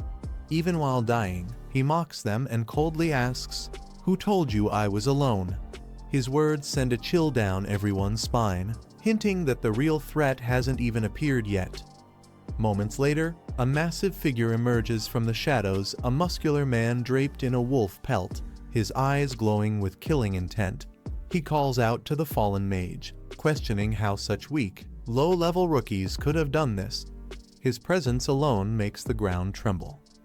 With a beastly grin, the man grips his giant axe tightly, his aura radiating pure violence. "Today," he growls, raising the weapon as energy crackles around him. "None of you are leaving alive," he roars, swinging the axe down with terrifying force. The sheer pressure from his attack tears through the air as the blue-haired boy stands his ground, ready to face the monstrous new enemy. As the giant axe swings down, one of the students shouts for the girl to move. She stumbles back in panic, her eyes wide with fear as the ground cracks from the sheer force of the blow. The blue-haired boy steps forward calmly, his gaze locked on the massive weapon descending toward them. His eyes gleam coldly, showing no trace of fear, only focus. The two enemies smirk confidently, certain that the boy is about to be crushed. Their expressions twist with arrogance as they prepare to finish off the survivors. But before the axe can strike, a burst of blue energy erupts around the boy's arm. Ice-like crystals form in an instant, reinforcing his body with incredible power. The sheer pressure from his awakening makes even the air freeze, signaling that the real fight is about to begin. With a deafening crack, the giant axe comes crashing down, but instead of splitting the ground, it stops midair. The blue-haired boy stands firm, one hand raised, holding the weapon effortlessly as shards of energy scatter around him. The impact alone shakes the forest, yet he remains unmoved. Everyone freezes in disbelief. Their eyes widen, jaws dropping as they realize what just happened. Even the enemies step back for a moment, unsure if they're seeing reality or witnessing something beyond reason. The wolf-headed brute growls in shock, his voice trembling with anger. He boasts that his axe is made of titanium and that even a rank 4 expert couldn't withstand such force. Yet the boy caught it barehanded, leaving both him and the mage speechless. The students watch in awe. One of them mutters, astonished that he caught the attack with nothing but his hand. The girl shivers slightly, whispering that he's terrifying not out of fear, but from realizing how powerful he truly is. Golden energy bursts from the boy's body, swirling around him like a storm. His voice echoes with cold fury as he glares at his enemies. "Dare to attack me," he mutters, his tone sharp and deadly. "You're looking to die." The air distorts under the pressure of his unleashed power. Before the enemies can react, the ground shatters beneath his feet. The boy moves faster than their eyes can follow, his strike generating a massive shockwave that sends both the mage and the brute flying through the air, their faces frozen in terror. The entire battlefield erupts with energy as waves of blue light explode outward, ripping through the surrounding forest. The enemies are thrown back violently, unable to withstand the overwhelming force of his attack. When the dust finally settles, silence fills the area. The mage lies crushed against a boulder, barely conscious, while the brute kneels in defeat. The boy stands tall amidst the destruction, calm, unshaken, and utterly dominant. The girl gasps, covering her mouth in shock as the realization hits both enemies are dead. The others stare at the aftermath, unable to believe what just happened in mere seconds. A sudden gust of wind whips through the clearing as something massive unfurls behind the boy. Red, demonic wings spread out from his back, glowing faintly under the moonlight. Everyone around him freezes, eyes wide in disbelief. With a single movement, he slams his fist into the ground, and the shockwave blasts outward like an explosion. The earth splits, dust rises, and the sheer impact leaves everyone speechless. The group watches from a distance, trembling. One of them mutters that the boy killed 2 level 70 warriors without even breaking a sweat. His strength feels unreal, terrifying even, and all they can think now is one question: who is he? The 3 survivors stand among the fallen bodies, their faces pale from shock. The girl mutters that she regrets ever coming here, while the boy beside her insists they need to leave immediately. None of them want to stay in this cursed forest a second longer. They hurry through the woods, but the air feels heavier with every step. Strange vines slither quietly across the ground, creeping closer as if alive. The forest suddenly plunges into darkness. One of them panics, saying it was bright just moments ago. Another tries to calm the group, promising to use his searchlight to find their way. But the silence around them feels wrong, like something unseen is watching. He raises a glowing device that projects a magic circle, casting a faint blue light into the shadows. The faint glow illuminates the twisting vines ahead and reveals that the darkness around them is slowly closing in. The group cautiously moves deeper into the forest, unaware that several massive snake-like creatures slither silently around them. The faint beam of their light barely pierces the darkness as the forest grows eerily quiet. Suddenly, one of them halts, sensing something strange. The boy whispers that he hears a faint noise, something crawling nearby. His expression hardens as he realizes they're being surrounded. Gripping his weapon tightly, he instructs the others to be ready. "When I count to 3, we'll split and run," he says in a low voice, his tone sharp with urgency. The air grows tense as the unseen creatures close in. They brace themselves. The chubby boy mutters 1 through trembling lips, while the girl takes a deep breath, murmuring 2 under her breath, preparing to sprint for her life when the signal comes. The boy shouts 3, and the group bursts into action, sprinting in different directions through the dark forest. Panic fills the air as the ground shakes beneath their feet. But before they can escape, enormous serpents emerge from the shadows, their mouths glowing with fiery energy. Each one launches a blazing orb toward the fleeing students, trapping them in a deadly crossfire. The explosions tear through the trees, lighting up the night sky in a storm of fire and debris. The forest burns bright, and the terrifying roars of the serpents echo far into the distance. From afar, a mysterious hooded figure watches silently, his eyes glowing through the darkness.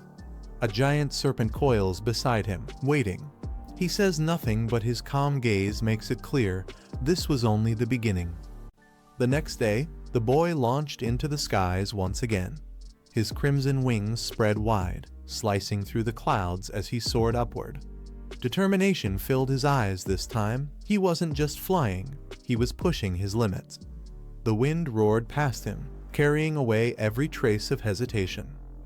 Far ahead stood his destination, the Sky God Peak. Its sharp summit pierced the heavens like a divine spear.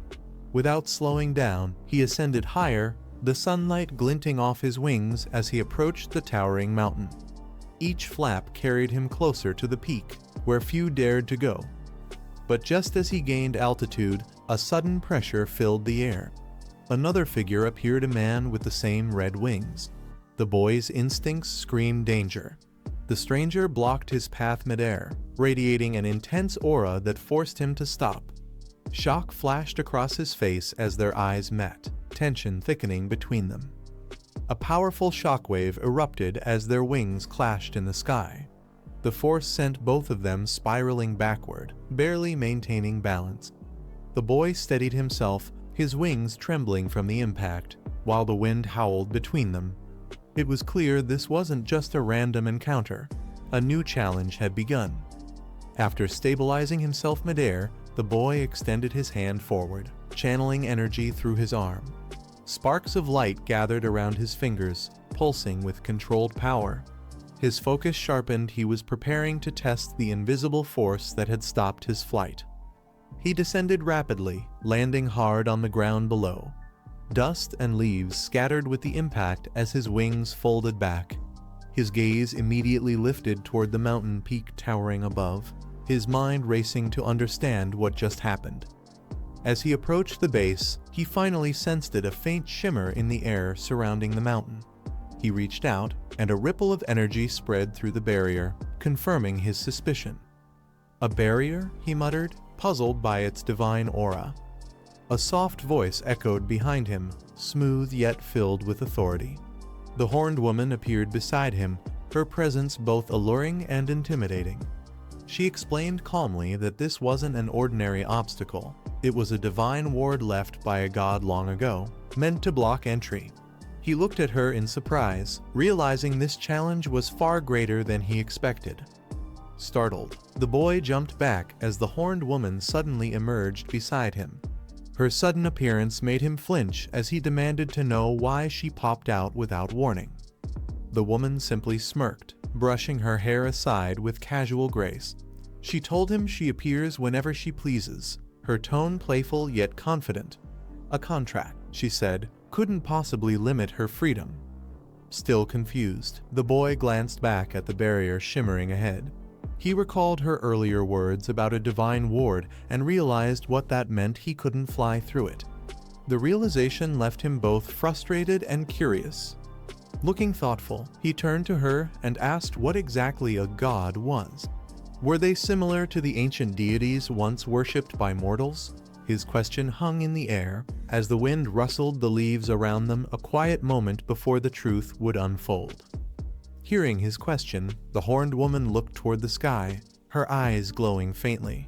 She explained that the so-called gods were not divine beings at all, just powerful entities who had stolen the essence of natural laws to elevate themselves above others.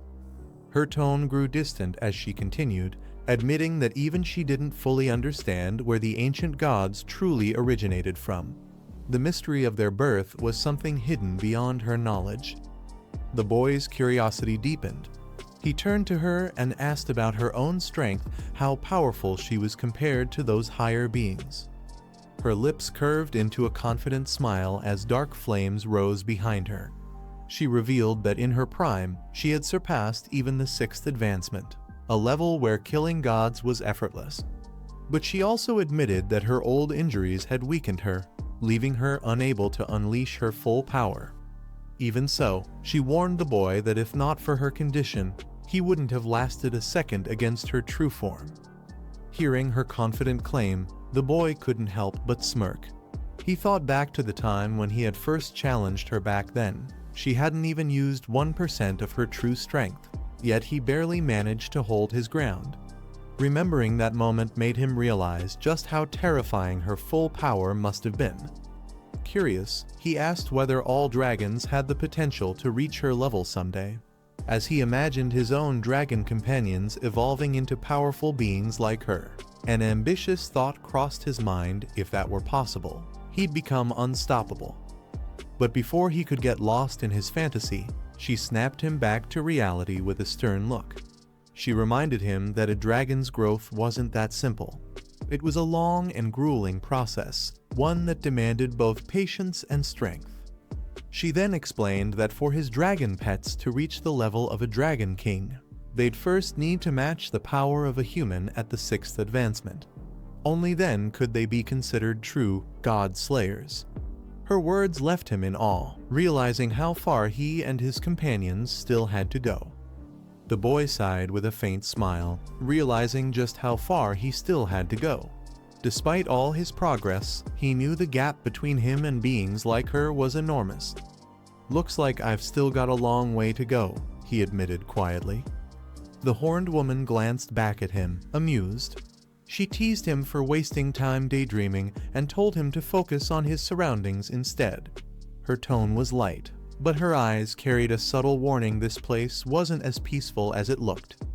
As they walked deeper into the forest path, she mentioned that this mountain trail was dangerous. Many who entered never returned, as if the mountain itself swallowed them whole. Her words sent a chill down his spine, but he followed without hesitation. While leading the way, she reminded him once more about the divine ruins, the sacred place where equipment crafted from divine bones could be used. Her wings spread slightly as she moved ahead, the golden light filtering through the trees, marking the beginning of their next journey. As they continued deeper into the glowing forest, the horned woman turned to him with curiosity.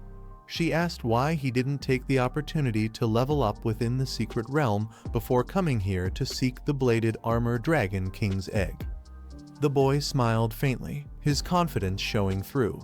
He explained that his real purpose was to let the bladed armor dragon hatchling absorb the spiritual energy of the secret realm first. That way, it could evolve and grow stronger much faster than usual. Hearing his answer, she let out a soft laugh and called him a calculating little man. Though her tone was teasing, her eyes gleamed with a mix of amusement and admiration for his clever thinking. But before their conversation could continue, a surge of blue light streaked through the air. Several energy trails shot past them at blinding speed, signaling that something powerful was fast approaching. Before either of them could react, the ground trembled beneath their feet. The boy's instincts kicked in immediately. his eyes narrowing as he sensed multiple energy signatures surrounding them. The horned woman glanced sharply in the same direction something was coming. In an instant, blue light erupted from the forest floor. Energy surged upward as both the boy and the woman prepared for combat, their auras flaring. The air crackled with power as the light solidified into armored shapes. A deep, mechanical voice echoed through the woods, declaring them trespassers in a forbidden land.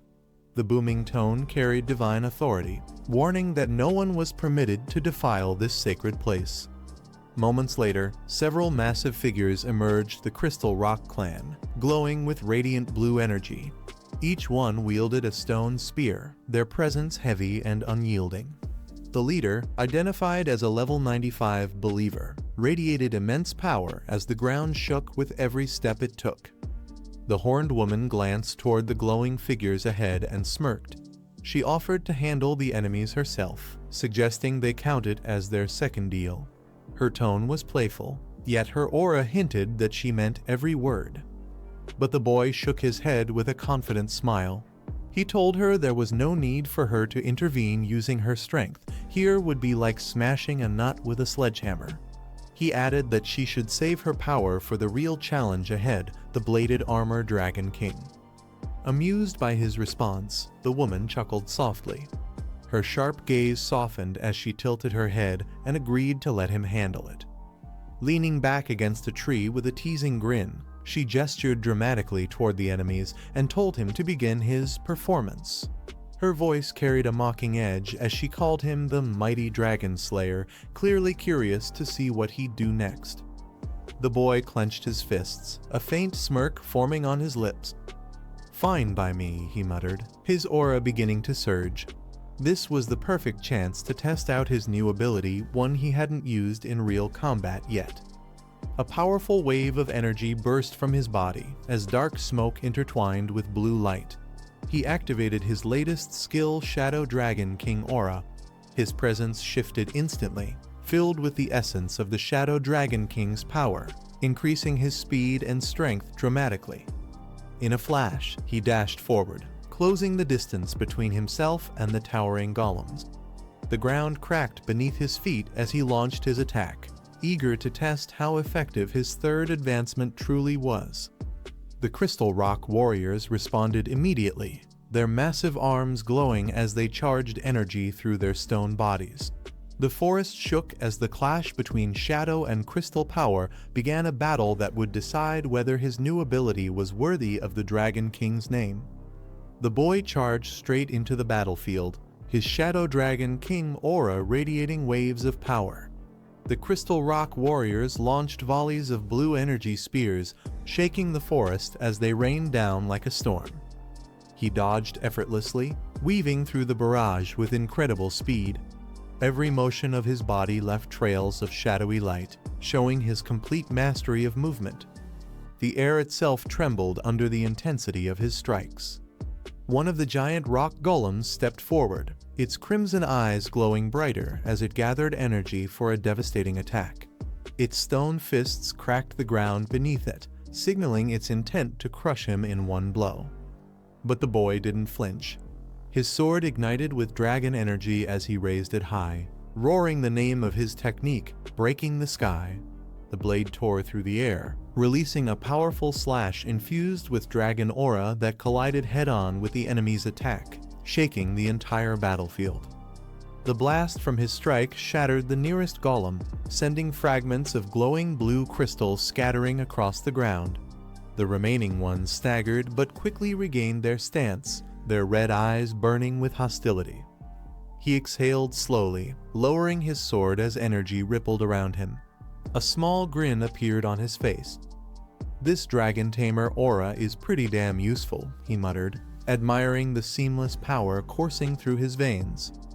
However, more of the Crystal Rock warriors began to close in, forming a tight circle around him.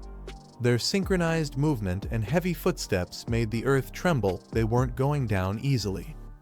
Undeterred, the boy shifted his stance. His aura flared again, and multiple afterimages of himself appeared, each one preparing for an attack from a different direction. The forest was filled with streaks of shadow and light as he launched his next barrage. The boy's afterimages struck in perfect synchronization, their blades cutting through the golems like flashes of light.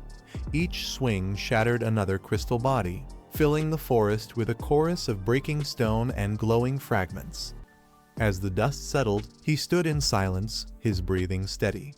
The shadow dragon energy slowly faded from his body, leaving faint ripples of blue light swirling around him. His eyes stayed sharp, scanning the wreckage for any remaining threats. When the final crystal fell apart, he lowered his sword, exhaling softly. The dragon aura still coiled faintly around his arms, proof of the overwhelming power he now controlled. Even the horned woman watching from afar couldn't hide her smirk. The boy had grown far stronger than before. The dragon woman looks at him with a smile, surprised that he could actually use the Shadow Dragon clan's signature skill. She calls him the little dragon tamer who always manages to surprise her. He responds calmly, saying that the more he uses this power, the more he realizes how incredible the strength of the dragon race truly is, something far beyond what humans can comprehend. Being able to channel the Dragon King's power so freely makes all his past efforts worthwhile. The dragon woman mentions that clearing out the remaining believers on the path will be his task, calling him the Dragon Kid. She then flies off gracefully, leaving him to handle it alone. Moments later, the scene shifts abruptly. The man looks around in confusion, realizing that just a moment ago, they were in the forest, but now, everything has changed. The young tamer stands frozen in shock, surrounded by snow and ice. Moments ago, he was deep in the forest, but now, everything around him has turned into a freezing wasteland. He looks around, confused about how the scenery changed so suddenly. The dragon woman lands beside him, her wings spreading wide as the cold wind howls around them. She looks ahead sharply, sensing something unusual in the distance. The young man wonders if this strange shift could be the result of another magical restriction at work. Her expression turns amused, a faint smile forming on her lips. She can already tell that something interesting is about to happen, something that will likely test them both. Suddenly, the wind picks up strength, sharp and biting. The young man shields his face with his arm as the storm grows harsher. He can feel the energy in the air changing, the cold carrying a sense of danger that wasn't there before. The young tamer narrows his eyes as a blinding light flashes across the snowy plain. Before he can react, a massive shadow looms over him. He looks up and his expression tightens. A towering beast covered in thick white fur stands before him, its icy blue eyes glowing with rage. Without hesitation, the creature swings its massive arm down, shaking the frozen ground. The young man leaps back, summoning a blazing aura that wraps around his sword. The contrast between his fiery energy and the freezing air crackles with intensity. He charges forward, his blade igniting in brilliant flames as he meets the monster's attack head-on. The impact explodes with heat and light, melting the snow around them. In one swift motion, his flaming strike cuts through the beast, sending sparks and ice scattering into the storm.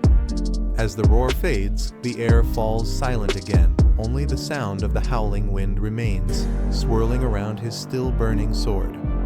The young tamer steadies his stance, his fiery blade still glowing as the dragon woman descends beside him. Flames swirl around them, melting the snow beneath their feet. He realizes that what he thought was a sudden shift in the environment was actually something much deeper, a trap set by the beasts of this frozen land. Moments later, multiple massive creatures emerge from the mist, each covered in thick white fur and glaring with cold hostility. He quickly understands that the first monster wasn't alone, it was only the beginning. The dragon woman calmly observes the situation. She explains that this entire region is bound by ice restrictions, granting every creature a layer of solid ice armor that's nearly impossible to pierce. She glances at his sword and remarks that even with his strength, ordinary blades won't be able to cut through such defenses. The young tamer's eyes narrow. Instead of hesitation, determination flashes across his face. He tightens his grip and channels more energy into his weapon. The flames surrounding his sword erupt even brighter, refusing to be suppressed by the freezing storm. He knows ordinary power won't work here, only the true strength of the Dragon King's flame can break through this icy armor. As the icy wind howls across the frozen field, the dragon woman watches closely while the young tamer adjusts his stance. She explains that ordinary weapons won't work against creatures protected by ice armor, but if a blade is infused with lava flames, things might be different. Hearing this, the young man smirks confidently. He lifts his sword, now burning brighter than before, and flames spiral around him like a storm of molten energy.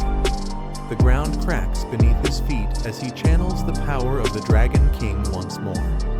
He declares that his weapon has been fully updated, its energy stronger and more refined than ever. With that, he lunges forward, his body wrapped in fiery light as his blade erupts with intense heat. The attack unleashes a massive surge of dragon energy, transforming the flames into the shape of a roaring dragon.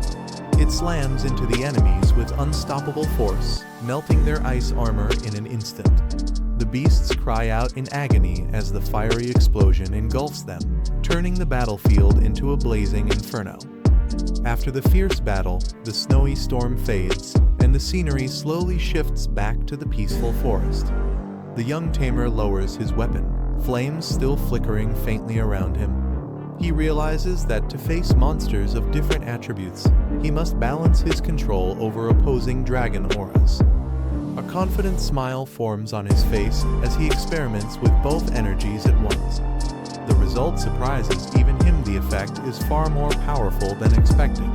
His aura pulses with a mix of fire and shadow, merging perfectly without conflict.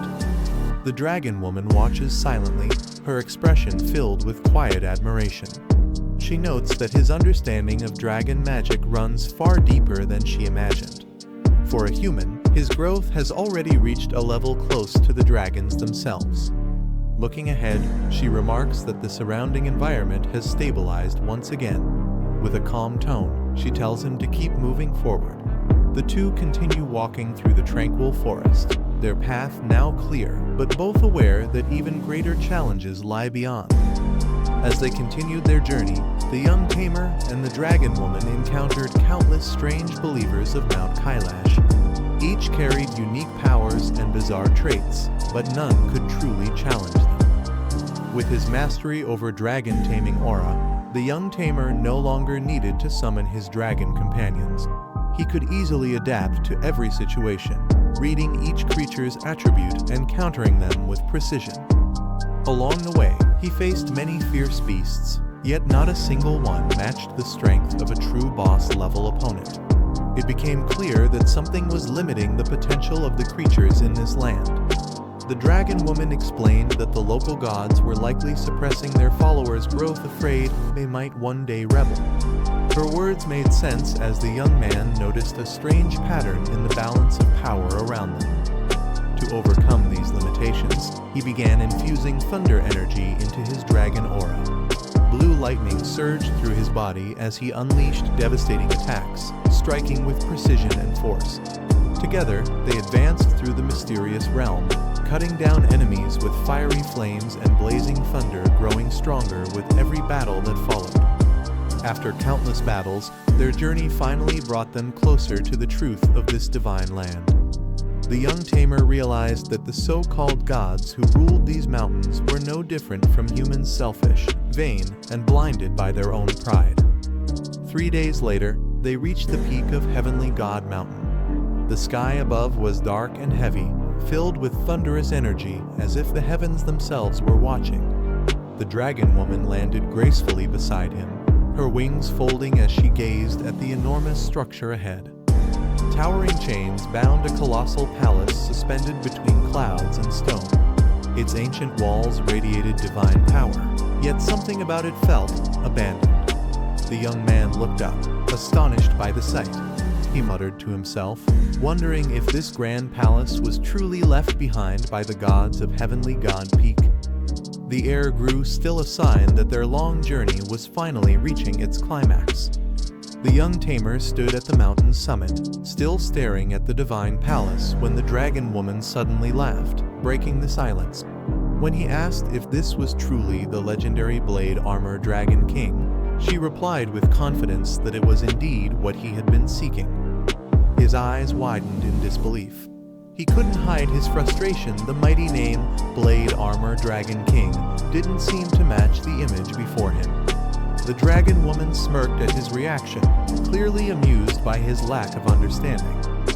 Calmly, she explained that there were more than 30 types of dragons in existence, each possessing different strengths. Not all of them relied on brute force or physical combat. Some dragons specialized in unique forms of magic and energy control far beyond what humans could grasp. Seeing his expression still filled with doubt, she teased him lightly, telling him not to act like he'd never seen the world before. Her tone was firm yet playful, reminding him that even the weakest-looking dragon could hold unimaginable power. The young Tamer studies the massive structure before him, trying to make sense of what he's seen. He recalls that even Xiaojai's dragon form was composed entirely of liquid, flexible, and formless.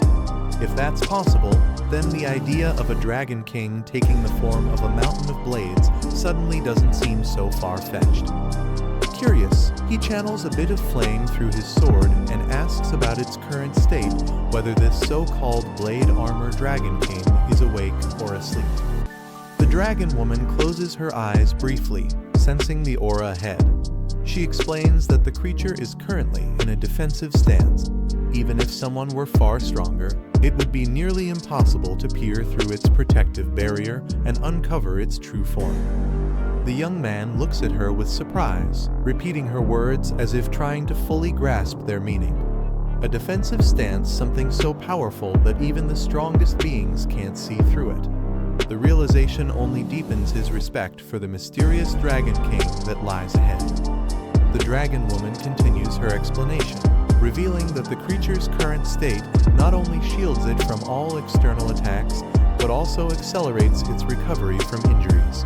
Its defensive stance is nearly perfect, a living fortress that rejects everything from the outside world. The young Tamer scratches his head, realizing how difficult it would be to break through such protection. He asks if there's really nothing they can do about it. But the dragon woman smirks confidently, saying that's not the case. She explains that she once formed an alliance with the Poison Dragon King of the Underworld, a being whose nature allows it to counter such iron-like defenses. Its poison can infiltrate barriers that ordinary power cannot touch. Hearing this, the young man's eyes widen with realization.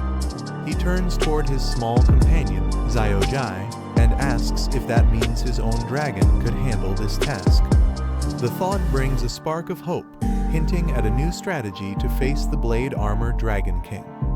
The dragon woman glances toward the sealed dragon ahead, explaining that while the creature is powerful, it's also severely injured and still in its infancy. Its strength hasn't fully matured, leaving it vulnerable at least for now. She crosses her arms with a confident smile, reminding him not to forget how much her own recovery has improved inside his pet space. With that advantage, she's more than ready to lend her strength again. Turning toward him, she declares that today, she can do more than just help him obtain dragon eggs. There's even a chance she might devour the entire thing herself. Her tone carries both pride and a dangerous sense of amusement, making the young Tamer tense for a moment. Before he can respond, a surge of magical energy fills the air. Complex symbols form beneath their feet as a summoning circle ignites in blinding light. Something begins to awaken, and both of them realize the real battle is about to begin. As the summoning circle flares to life, the young Tamer suddenly senses a massive surge of power from within the mountain. His expression changes instantly, the energy feels ancient and violent. He steps back in alarm, shouting that the Blade Armor Dragon King might be awakening. But the dragon woman quickly corrects him. Her eyes narrow as she senses the aura more clearly, realizing that this isn't the Blade Armor Dragon King's magic at all. The energy radiating from below feels entirely different, darker and more chaotic. Moments later, the ground trembles violently. Chains shatter as enormous shadows rise from beneath the snow. One by one, multiple monstrous heads emerge from the mist, their eyes glowing crimson with fury.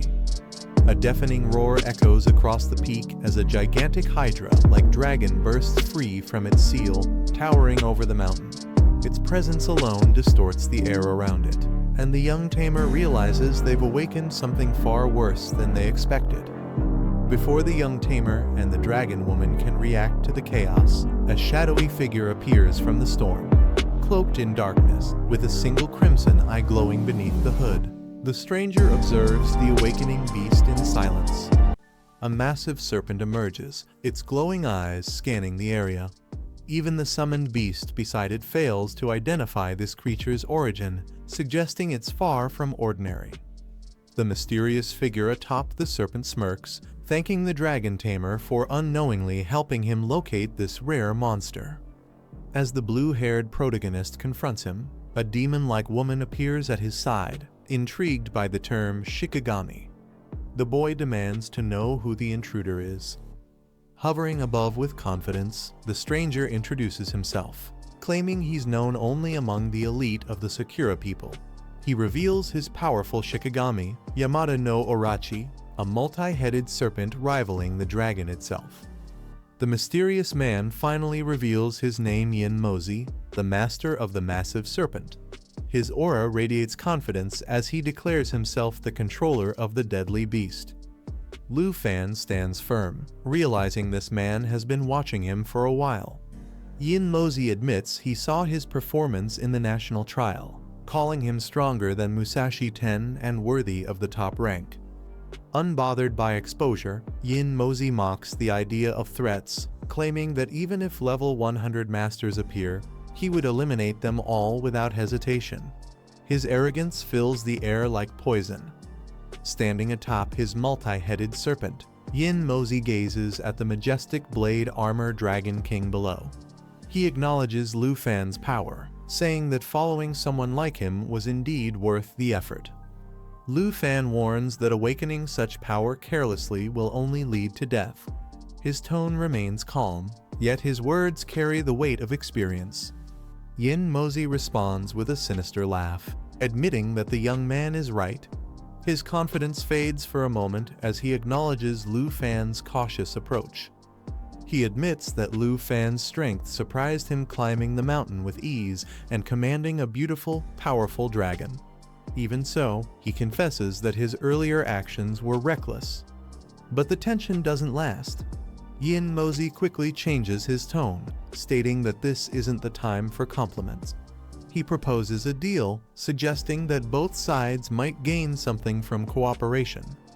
Yin Mozi admits that after witnessing Lu Fan's power on the mountain, he knows he's no match for him.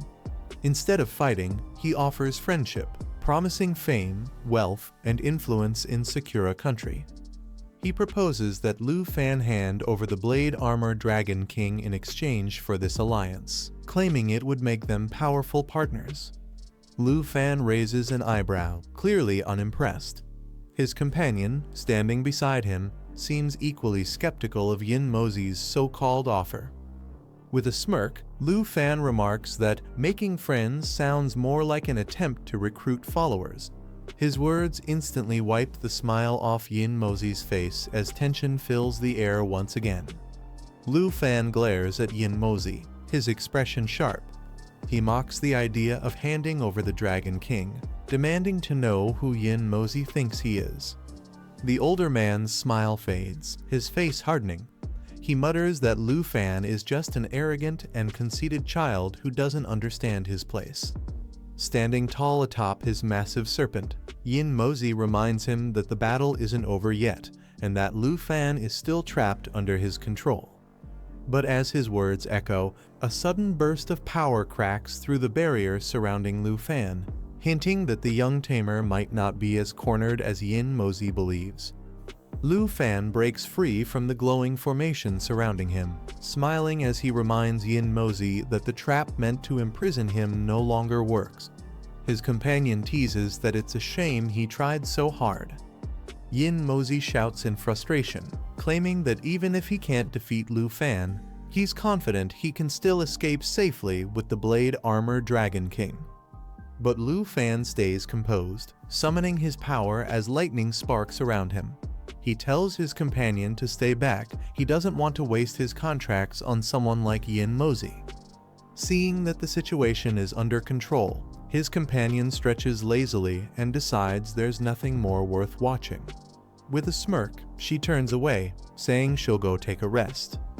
As Lu Fan's dragon companion leaves, Yin Mozi's eyes gleam with a sinister grin. Seeing an opening, he calls it the perfect chance to strike. Standing atop his monstrous serpent, Yin Mozi releases a surge of deadly purple mist, claiming he tried to avoid conflict, but Lu Fan's defiance left him no choice. Lu Fan charges forward, unfazed. He mocks Yin Mozi for trying to steal from others while barely able to stand from his own sickness. His dragon roars beside him, tearing through the venomous fog. Watching in disbelief, Yin Mozi realizes something shocking. Lu Fan is completely immune to the serpent's poison, leaving him speechless. Lu Fan raises his arm, commanding his dragons to synchronize. Xiao Fei merges with him while Xiao Zuo and Xiao Yu switch to a radiant star aura, surrounding him in emerald light. The power surges through his body, increasing his strength and clearing all negative effects. Determined, Lu Fan challenges Yin Mozi to see if he can withstand what's coming. Shocked by the sudden rise in energy, Yin Mozi panics and orders Yamada no Orochi to act quickly before it's too late. The serpent roars as dark energy gathers. But Lu Fan's aura cuts through the darkness like lightning. The sky splits open as his attack strikes, triggering the dragon-riding skill Star Dragon, overwhelming the serpent in a single devastating blow. Yin Mozi stares in disbelief as his mighty Shikigami begins to collapse under the force of Lu Fan's attack. The overwhelming energy leaves him stunned.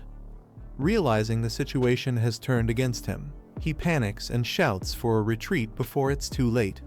His expression twists with fear as cracks spread through the summoning barrier. Lu Fan charges forward, his dragon roaring beside him. He refuses to let the enemy escape, declaring that the dragon belongs to him alone.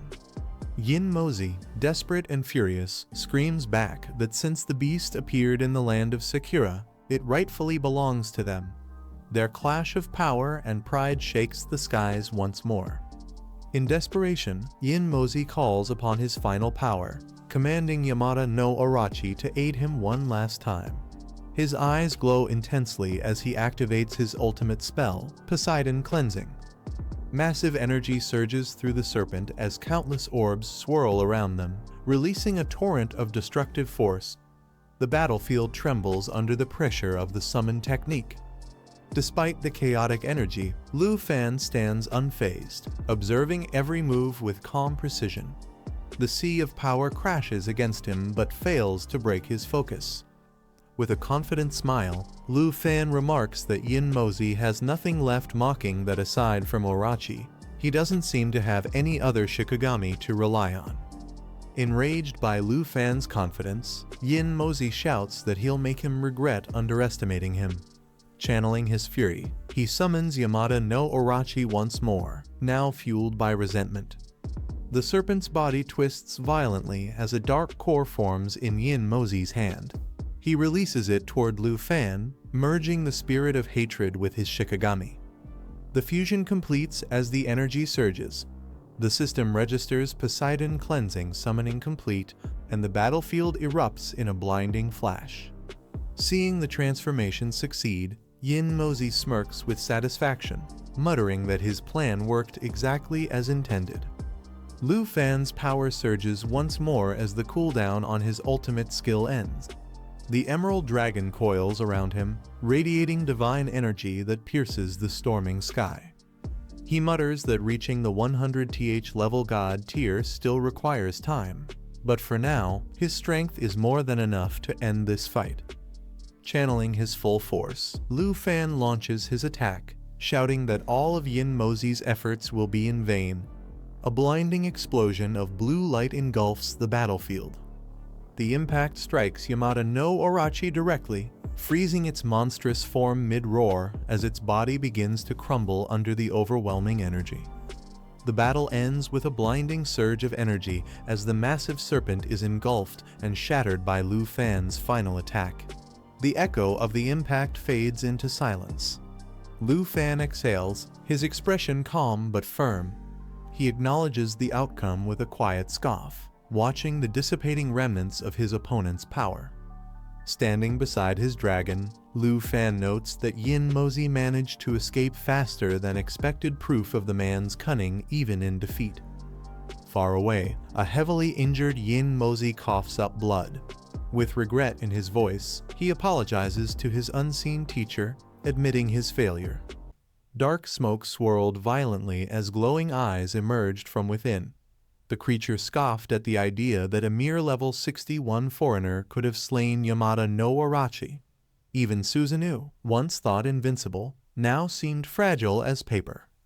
Ignoring the confusion, the figure in the smoke dismissed the chatter, saying he had no time for pointless talk. Nearby, a wounded man dropped to his knees, insisting every word he spoke was true. Desperation filled his voice as he begged his master to avenge him and Yamada no Orochi. The older man's eyes widened in shock as realization struck his foe was none other than Lu Fan, the top-ranked fighter of the national trial. The shadowy figure's eyes gleamed coldly as he processed the shocking truth: Lu Fan had killed Musashi Ten. Confusion turned to disbelief as he demanded every detail of what had happened. The injured man begged desperately, assuring that his master, a rank 5 powerhouse, could easily tear Lu Fan apart. But the dark figure, known as Teacher Yin Tianzi, remained composed. After hearing the report, he admitted that if Lu Fan's strength was truly on par with his own, then defeat was inevitable. The name echoed through the chaos. Yin Tianzi, a master feared even among the strongest. The disciple quickly explained that Lu Fan was a level 61 dragon tamer paladin with multiple dragon pets obtained from the national trial. He urged his teacher to capture Lu Fan, believing it would reveal the secret behind his dragon powers.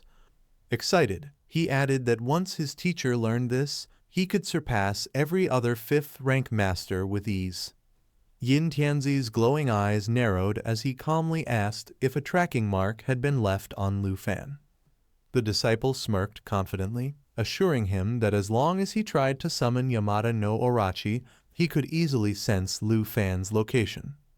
Yin Tianzi's eyes glowed through the dark mist as he warned his disciple not to act recklessly against Lu Fan. The matter, he said, needed to be handled carefully. Grateful, the disciple bowed deeply in thanks but hesitated before speaking again. Without Yamada no Orochi, he confessed, he had no powerful Shikigami left. Hoping for pity, he timidly asked if his teacher could grant him another. The moment he spoke, Yin Tianzi's aura exploded in rage. He shouted at his disciple, calling him disgraceful and foolish for making such a request. Terrified, the disciple fell back, apologizing repeatedly and promising never to ask again as the dark figure's furious gaze pierced through him. The dark figure glared at his disciple, telling him to stop wandering around aimlessly and embarrassing himself. With a final warning, he ordered him to return quickly to Tianyan Palace. The shadow's presence faded, leaving the ground cracked and silent. Bowing low, the disciple acknowledged the command and clenched his fist in determination. He picked up a black stone, his eyes burning with hatred. Gritting his teeth, he muttered for Lu Fan to wait, his revenge would come soon. Standing tall against the fading sunset, he vowed coldly that a gentleman's revenge is never too late. At the same time, on the golden peak of Tianshan, the battle for the dragon egg was about to begin. Lu Fan stood ready with his companions, facing the towering fortress ahead. He turned toward the red-horned demon woman and asked if they could start. She smiled faintly, teasing him for being impatient.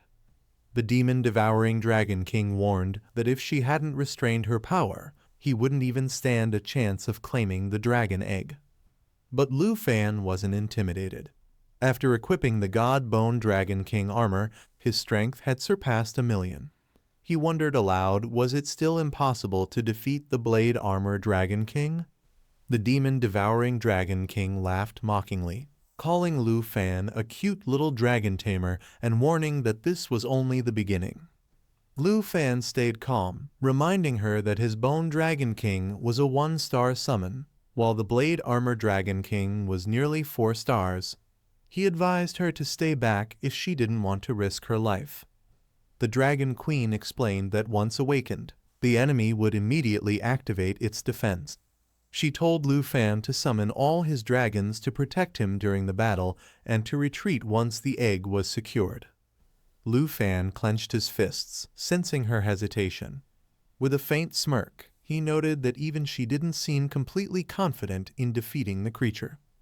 The Dragon Queen confirmed that both she and the Blade Armor Dragon King had exhausted their power in their last battle at the Falling Dragon Valley. She admitted she hadn't yet recovered to her full strength. If the Blade Armor Dragon King regained power before she did, none of them would stand a chance against it. Lu Fan listened quietly, understanding the gravity of her words.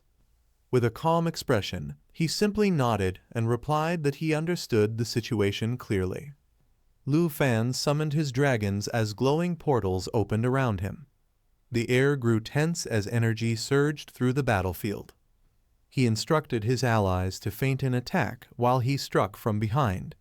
Once he secured the dragon egg, they would open a portal and retreat immediately. The demon-devouring Dragon King nodded, saying everything was ready. Together, they faced the massive fortress ahead. With determination in his eyes, Lu Fan raised his glowing hand and declared that it was time to wake the sleeping beast. Lu Fan's dragon companions took their positions, their energy swirling through the air as portals flickered with light. Each creature stood ready for battle, their eyes locked on the massive fortress ahead. The green dragon girl clutched her small companion tightly, silently praying for success. The atmosphere grew tense as power gathered around them. The demon-devouring Dragon King watched quietly, her red eyes narrowing in focus. Without hesitation, Lu Fan stepped forward and placed his glowing hand against the sealed gate, triggering a powerful surge of energy. The ground split apart as a powerful surge erupted from within the fortress. Lu Fan was caught off guard, his eyes widening in shock. He turned toward the others, shouting in confusion as the atmosphere shifted violently. "This doesn't match what we expected." The demon-devouring Dragon King stared at the awakening force, her expression tightening in disbelief. The energy radiating from it was far beyond what she had predicted. Her eyes widened as realization struck the Blade Armor Dragon King had awakened earlier than expected. A blinding light burst from within as the Blade Armor Dragon King roared back to life, its entire body radiating with restored power. It had returned to its peak form. Realizing the danger, Lu Fan quickly changed plans, ordering Xingqian to activate Star Shuttle and retreat immediately. The demon-devouring Dragon King's lips curved into an excited grin.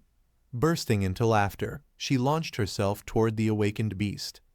Thrilled by the chaos, she shouted that this battle reminded her of the Great War from long ago, her wings slicing through the sky as the clash began.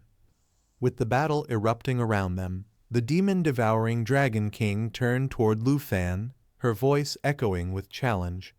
She charged forward with blazing energy, shouting for the young dragon tamer to make his move.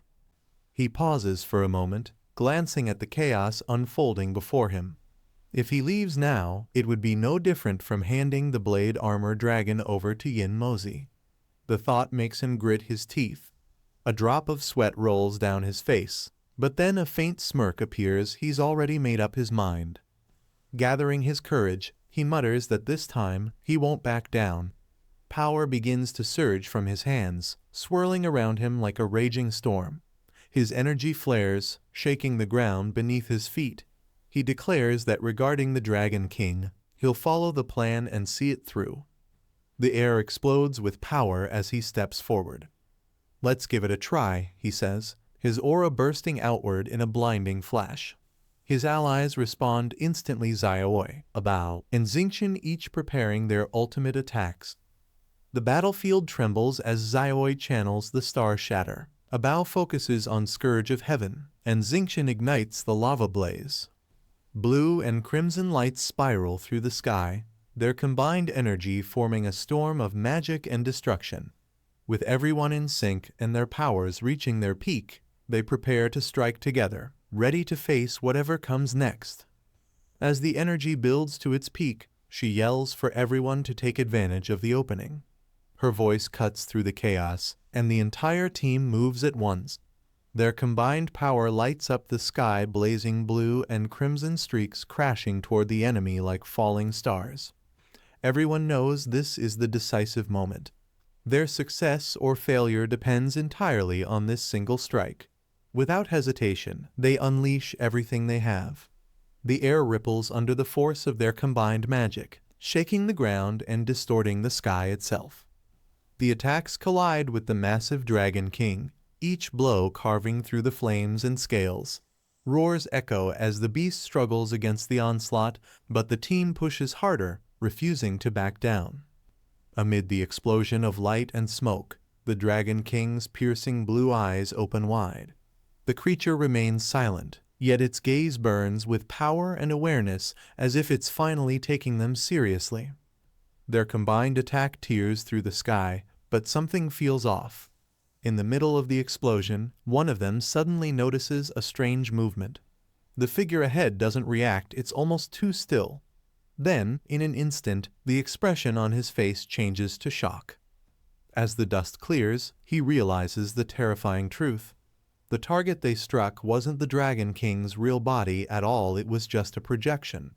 The real one is still out there, watching them from the shadows. Confusion spreads across the group, but one of them narrows her eyes. She mutters that the blade armor Dragon King must be bluffing, unless he's already dead. Her tone carries doubt, but also a hint of unease. Moments later, a massive burst of energy erupts in the distance, revealing the Dragon King's true form, its scales glowing with blue light, radiating a power even greater than before. The battle they thought was over has only just begun. As the smoke clears, confusion spreads among the group. He looks around, puzzled, wondering why the Dragon King's main body isn't there. Before he can figure it out, she steps forward, her wings unfolding as she calmly explains the truth: the blade armor Dragon King is already dead. Her words leave him stunned. He repeats the word dead in disbelief, unable to accept it. But she continues, her tone steady and analytical. The defensive form they just fought was nothing more than an illusion, a lifeless echo left behind. She explains that the Dragon King must have sacrificed its recovery, burning away its own essence to maintain that illusion. It was a final act of defiance, holding on even after death. Judging by the remains, it's been gone for a long time. She gazes toward the horizon, her expression turning cold as fragments of steel drift in the air. This broken shell before them, this scrap of armor, is all that remains of the blade armor Dragon King. After uncovering the truth about the Dragon King's death, the tension slowly fades. He starts piecing everything together after the Great War. The blade armor Dragon King must have left the falling Dragon Valley and come here, sacrificing itself to protect something valuable. She listens silently, then agrees but notes something strange. With the Dragon King's strength, recovery should have been possible. There was no reason to destroy its own essence unless it had another purpose. He glances toward the remains and realizes the truth: it wasn't protecting itself, it was guarding something. Stepping forward, he decides to investigate personally. The air thickens as he moves closer to the massive remains, determined to uncover what's hidden inside. Moments later, his voice echoes through the mist: he's found it.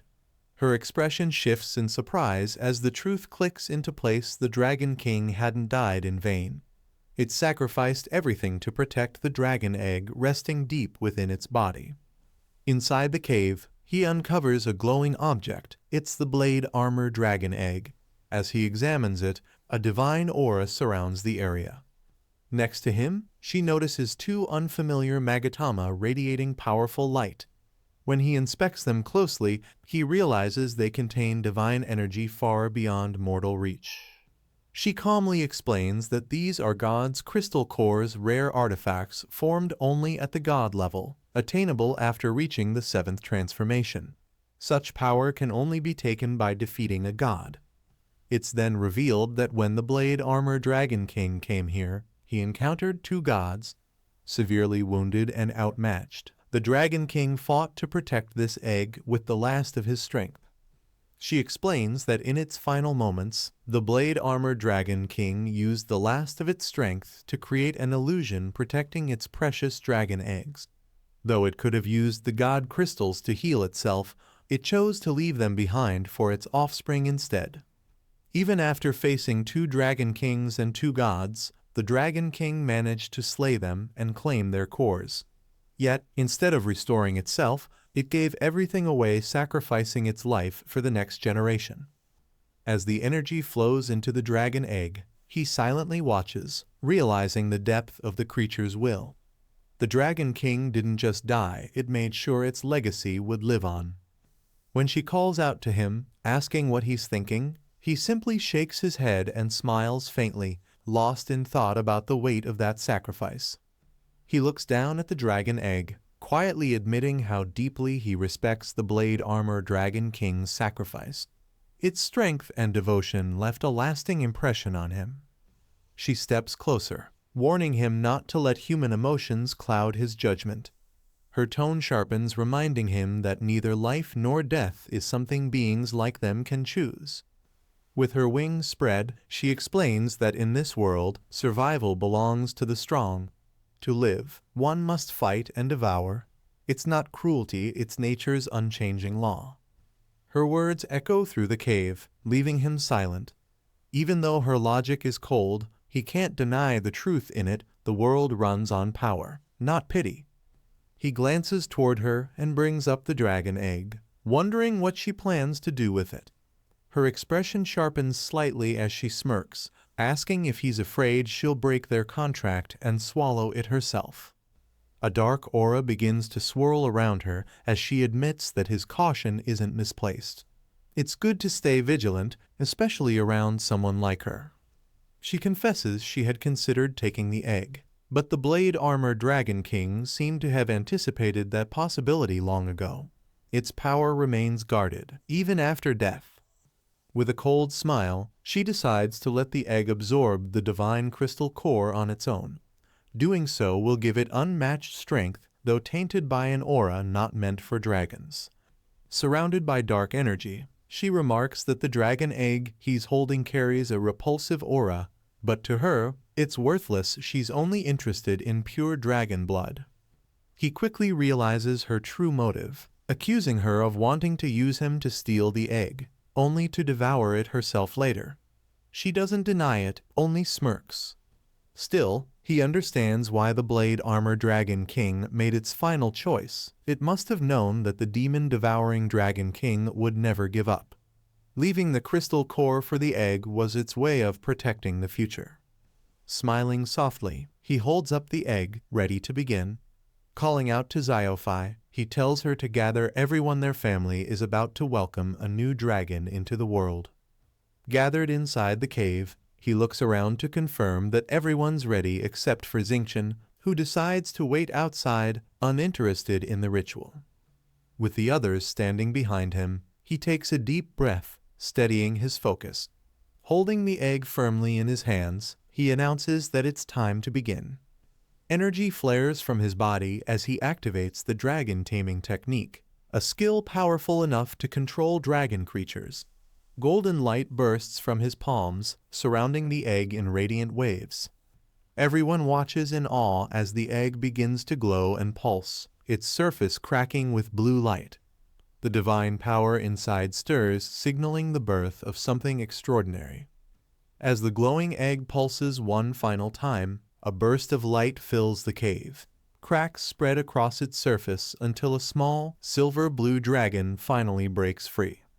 He stares in disbelief before his expression softens into a smile. It worked. The Blade Armor Dragon King's egg has hatched. Holding the hatchling carefully, he introduces it to the group. Meet the newest member, the cub of the Blade Armor Dragon King. Everyone gathers around in awe. The little dragon looks around curiously, letting out a soft growl. The others can't help but smile. This wasn't just a new life. It was the beginning of a new bond.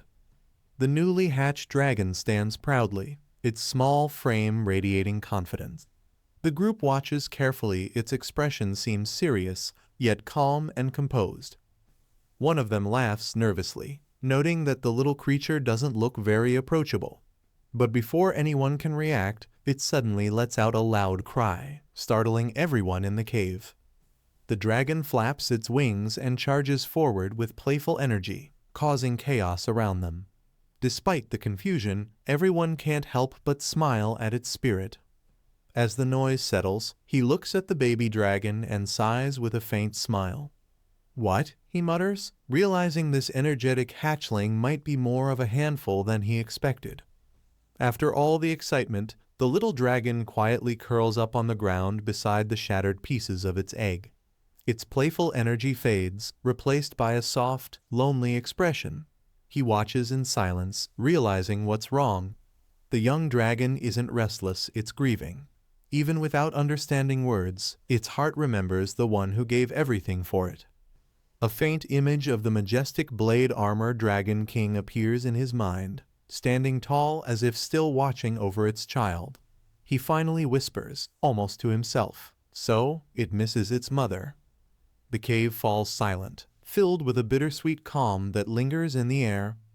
The boy reflects that all his dragon pets were obtained through the system, meaning none of them have ever known their real parents.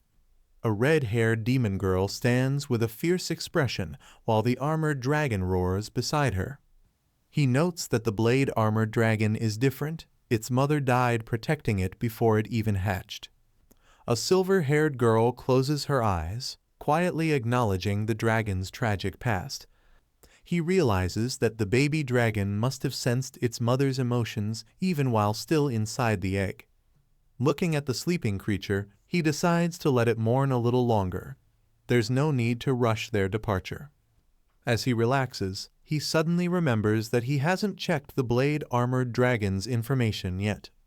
When he opens the system window, his eyes widen in shock. Something completely unexpected appears on the screen. He stares at the system window in disbelief, shocked by what he sees. Even though the dragon just hatched and is only level 1, it already has 3,000 points in every attribute, an unbelievable stat line. He realizes the crystal cores from the previous Dragon King not only saved its life but also blessed it with immense power, granting the rare God Aura skill. The dragon's core ability, Armor Bond, matches that of the Divine Bone Dragon King, allowing it to transform into equipment and transfer all its attributes and skills to him. With a confident smile, he notes that combining the Divine Bone Gauntlet with the Blade Armor chest piece gives him incredible power. He clenches his fist, confident that he can now completely overpower Ning Shuang in the Divine Ruins secret realm. Nearby, the red-haired demon girl yells at the dragons to calm down as they roar loudly, shaking the area. Smiling calmly, he suggests waiting for the Blade Armored Dragon to wake up before taking any further action. He looks at the sleeping dragon and decides to give it more time to grieve before moving on. A vision of 2 dragons appears, symbolizing the bond between the fallen mother and her child. He then realizes the Blade Dragon has no gender. The next morning arrives as he stretches and yawns after a long night of waiting. Smiling under the morning light, he feels a sense of relief after staying by the dragon's side all night. The Blade Dragon finally chooses to accompany him, signaling its trust and readiness to move forward. He recalls already knowing how strong it was from birth, but now witnesses that its power comes with one drawback. Despite its overwhelming strength, its movement is painfully slow, making it hard to keep up with the others. Patting the dragon's head, he gently suggests it switch to its blade armor form so he can equip it and continue their journey together. The blade dragon glows brightly as it activates its transformation skill, ready to merge with its master. Energy surges around him as the dragon's power fuses into his body, forming a sleek layer of radiant armor. A metallic chestplate takes shape, gleaming with the dragon's divine essence. Fully equipped with the blade armor, his stats skyrocket, his strength, agility, spirit, and endurance reaching extraordinary levels. He looks down at the glowing armor in awe, realizing it's the blade armor chest piece and that he's inherited all of the blade dragon's abilities. With a determined expression, he summons his power, ready to test the strength of his new form. He launches into the sky, wings spreading wide, as he prepares to unleash his first attack. Calling out blade armor sickle, he fires a sharp, hook-shaped energy slash that pierces through the air, demonstrating the immense power of his new skill. A powerful explosion shakes the battlefield as his companion unleashes a blast to clear the way. With his wings spread wide, he charges forward, breaking through the falling debris with unstoppable force. Shouting his next move, he activates blade within blade, focusing his energy into a deadly strike. Blades of energy burst forth, piercing through everything in range, each hit ignoring defenses and reflecting damage back at enemies, displaying the terrifying might of his new power. With excitement in his eyes, he realizes the blade armor offers everything: offense, defense, crowd control, and even damage reflection. It's a perfect balance of power and protection. He prepares to activate the final ability, raising his hands as divine light surrounds him. With a commanding voice, he calls out, "God Aura, light blade armor." Instantly, his armor radiates with holy energy, glowing brighter than ever. A surge of divine power floods his body, turning even his basic attacks into holy strikes. He marvels at the transformation, noting that his abilities now resemble those of Kin Kyu's sacred powers. Smiling confidently, he observes the continuous healing effect surrounding him. This divine mode not only boosts his strength, but also eliminates the blade dragon's weakness of only recovering outside battle, making him nearly unstoppable.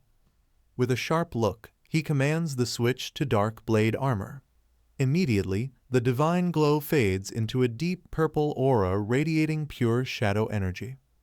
Dark energy wraps around his body as his armor transforms, amplifying his strength and aggression. The god aura now pulses with overwhelming darkness.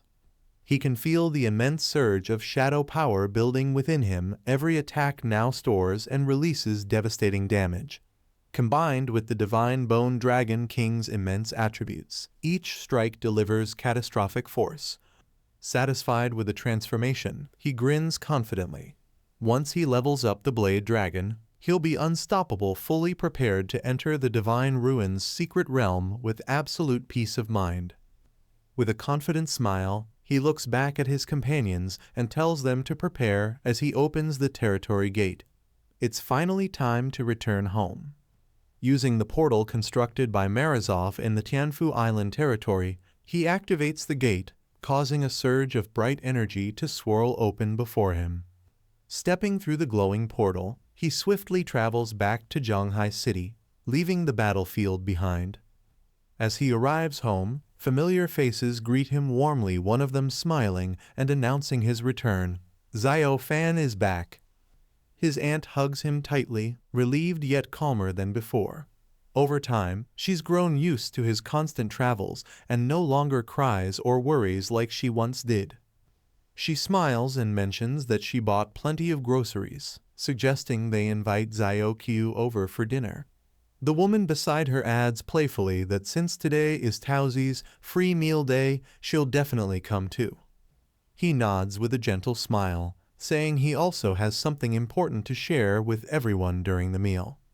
Later that afternoon at Junction Garden, the house fills with chatter as someone reacts in surprise. He's planning a hiking trip all the way to the western frontier.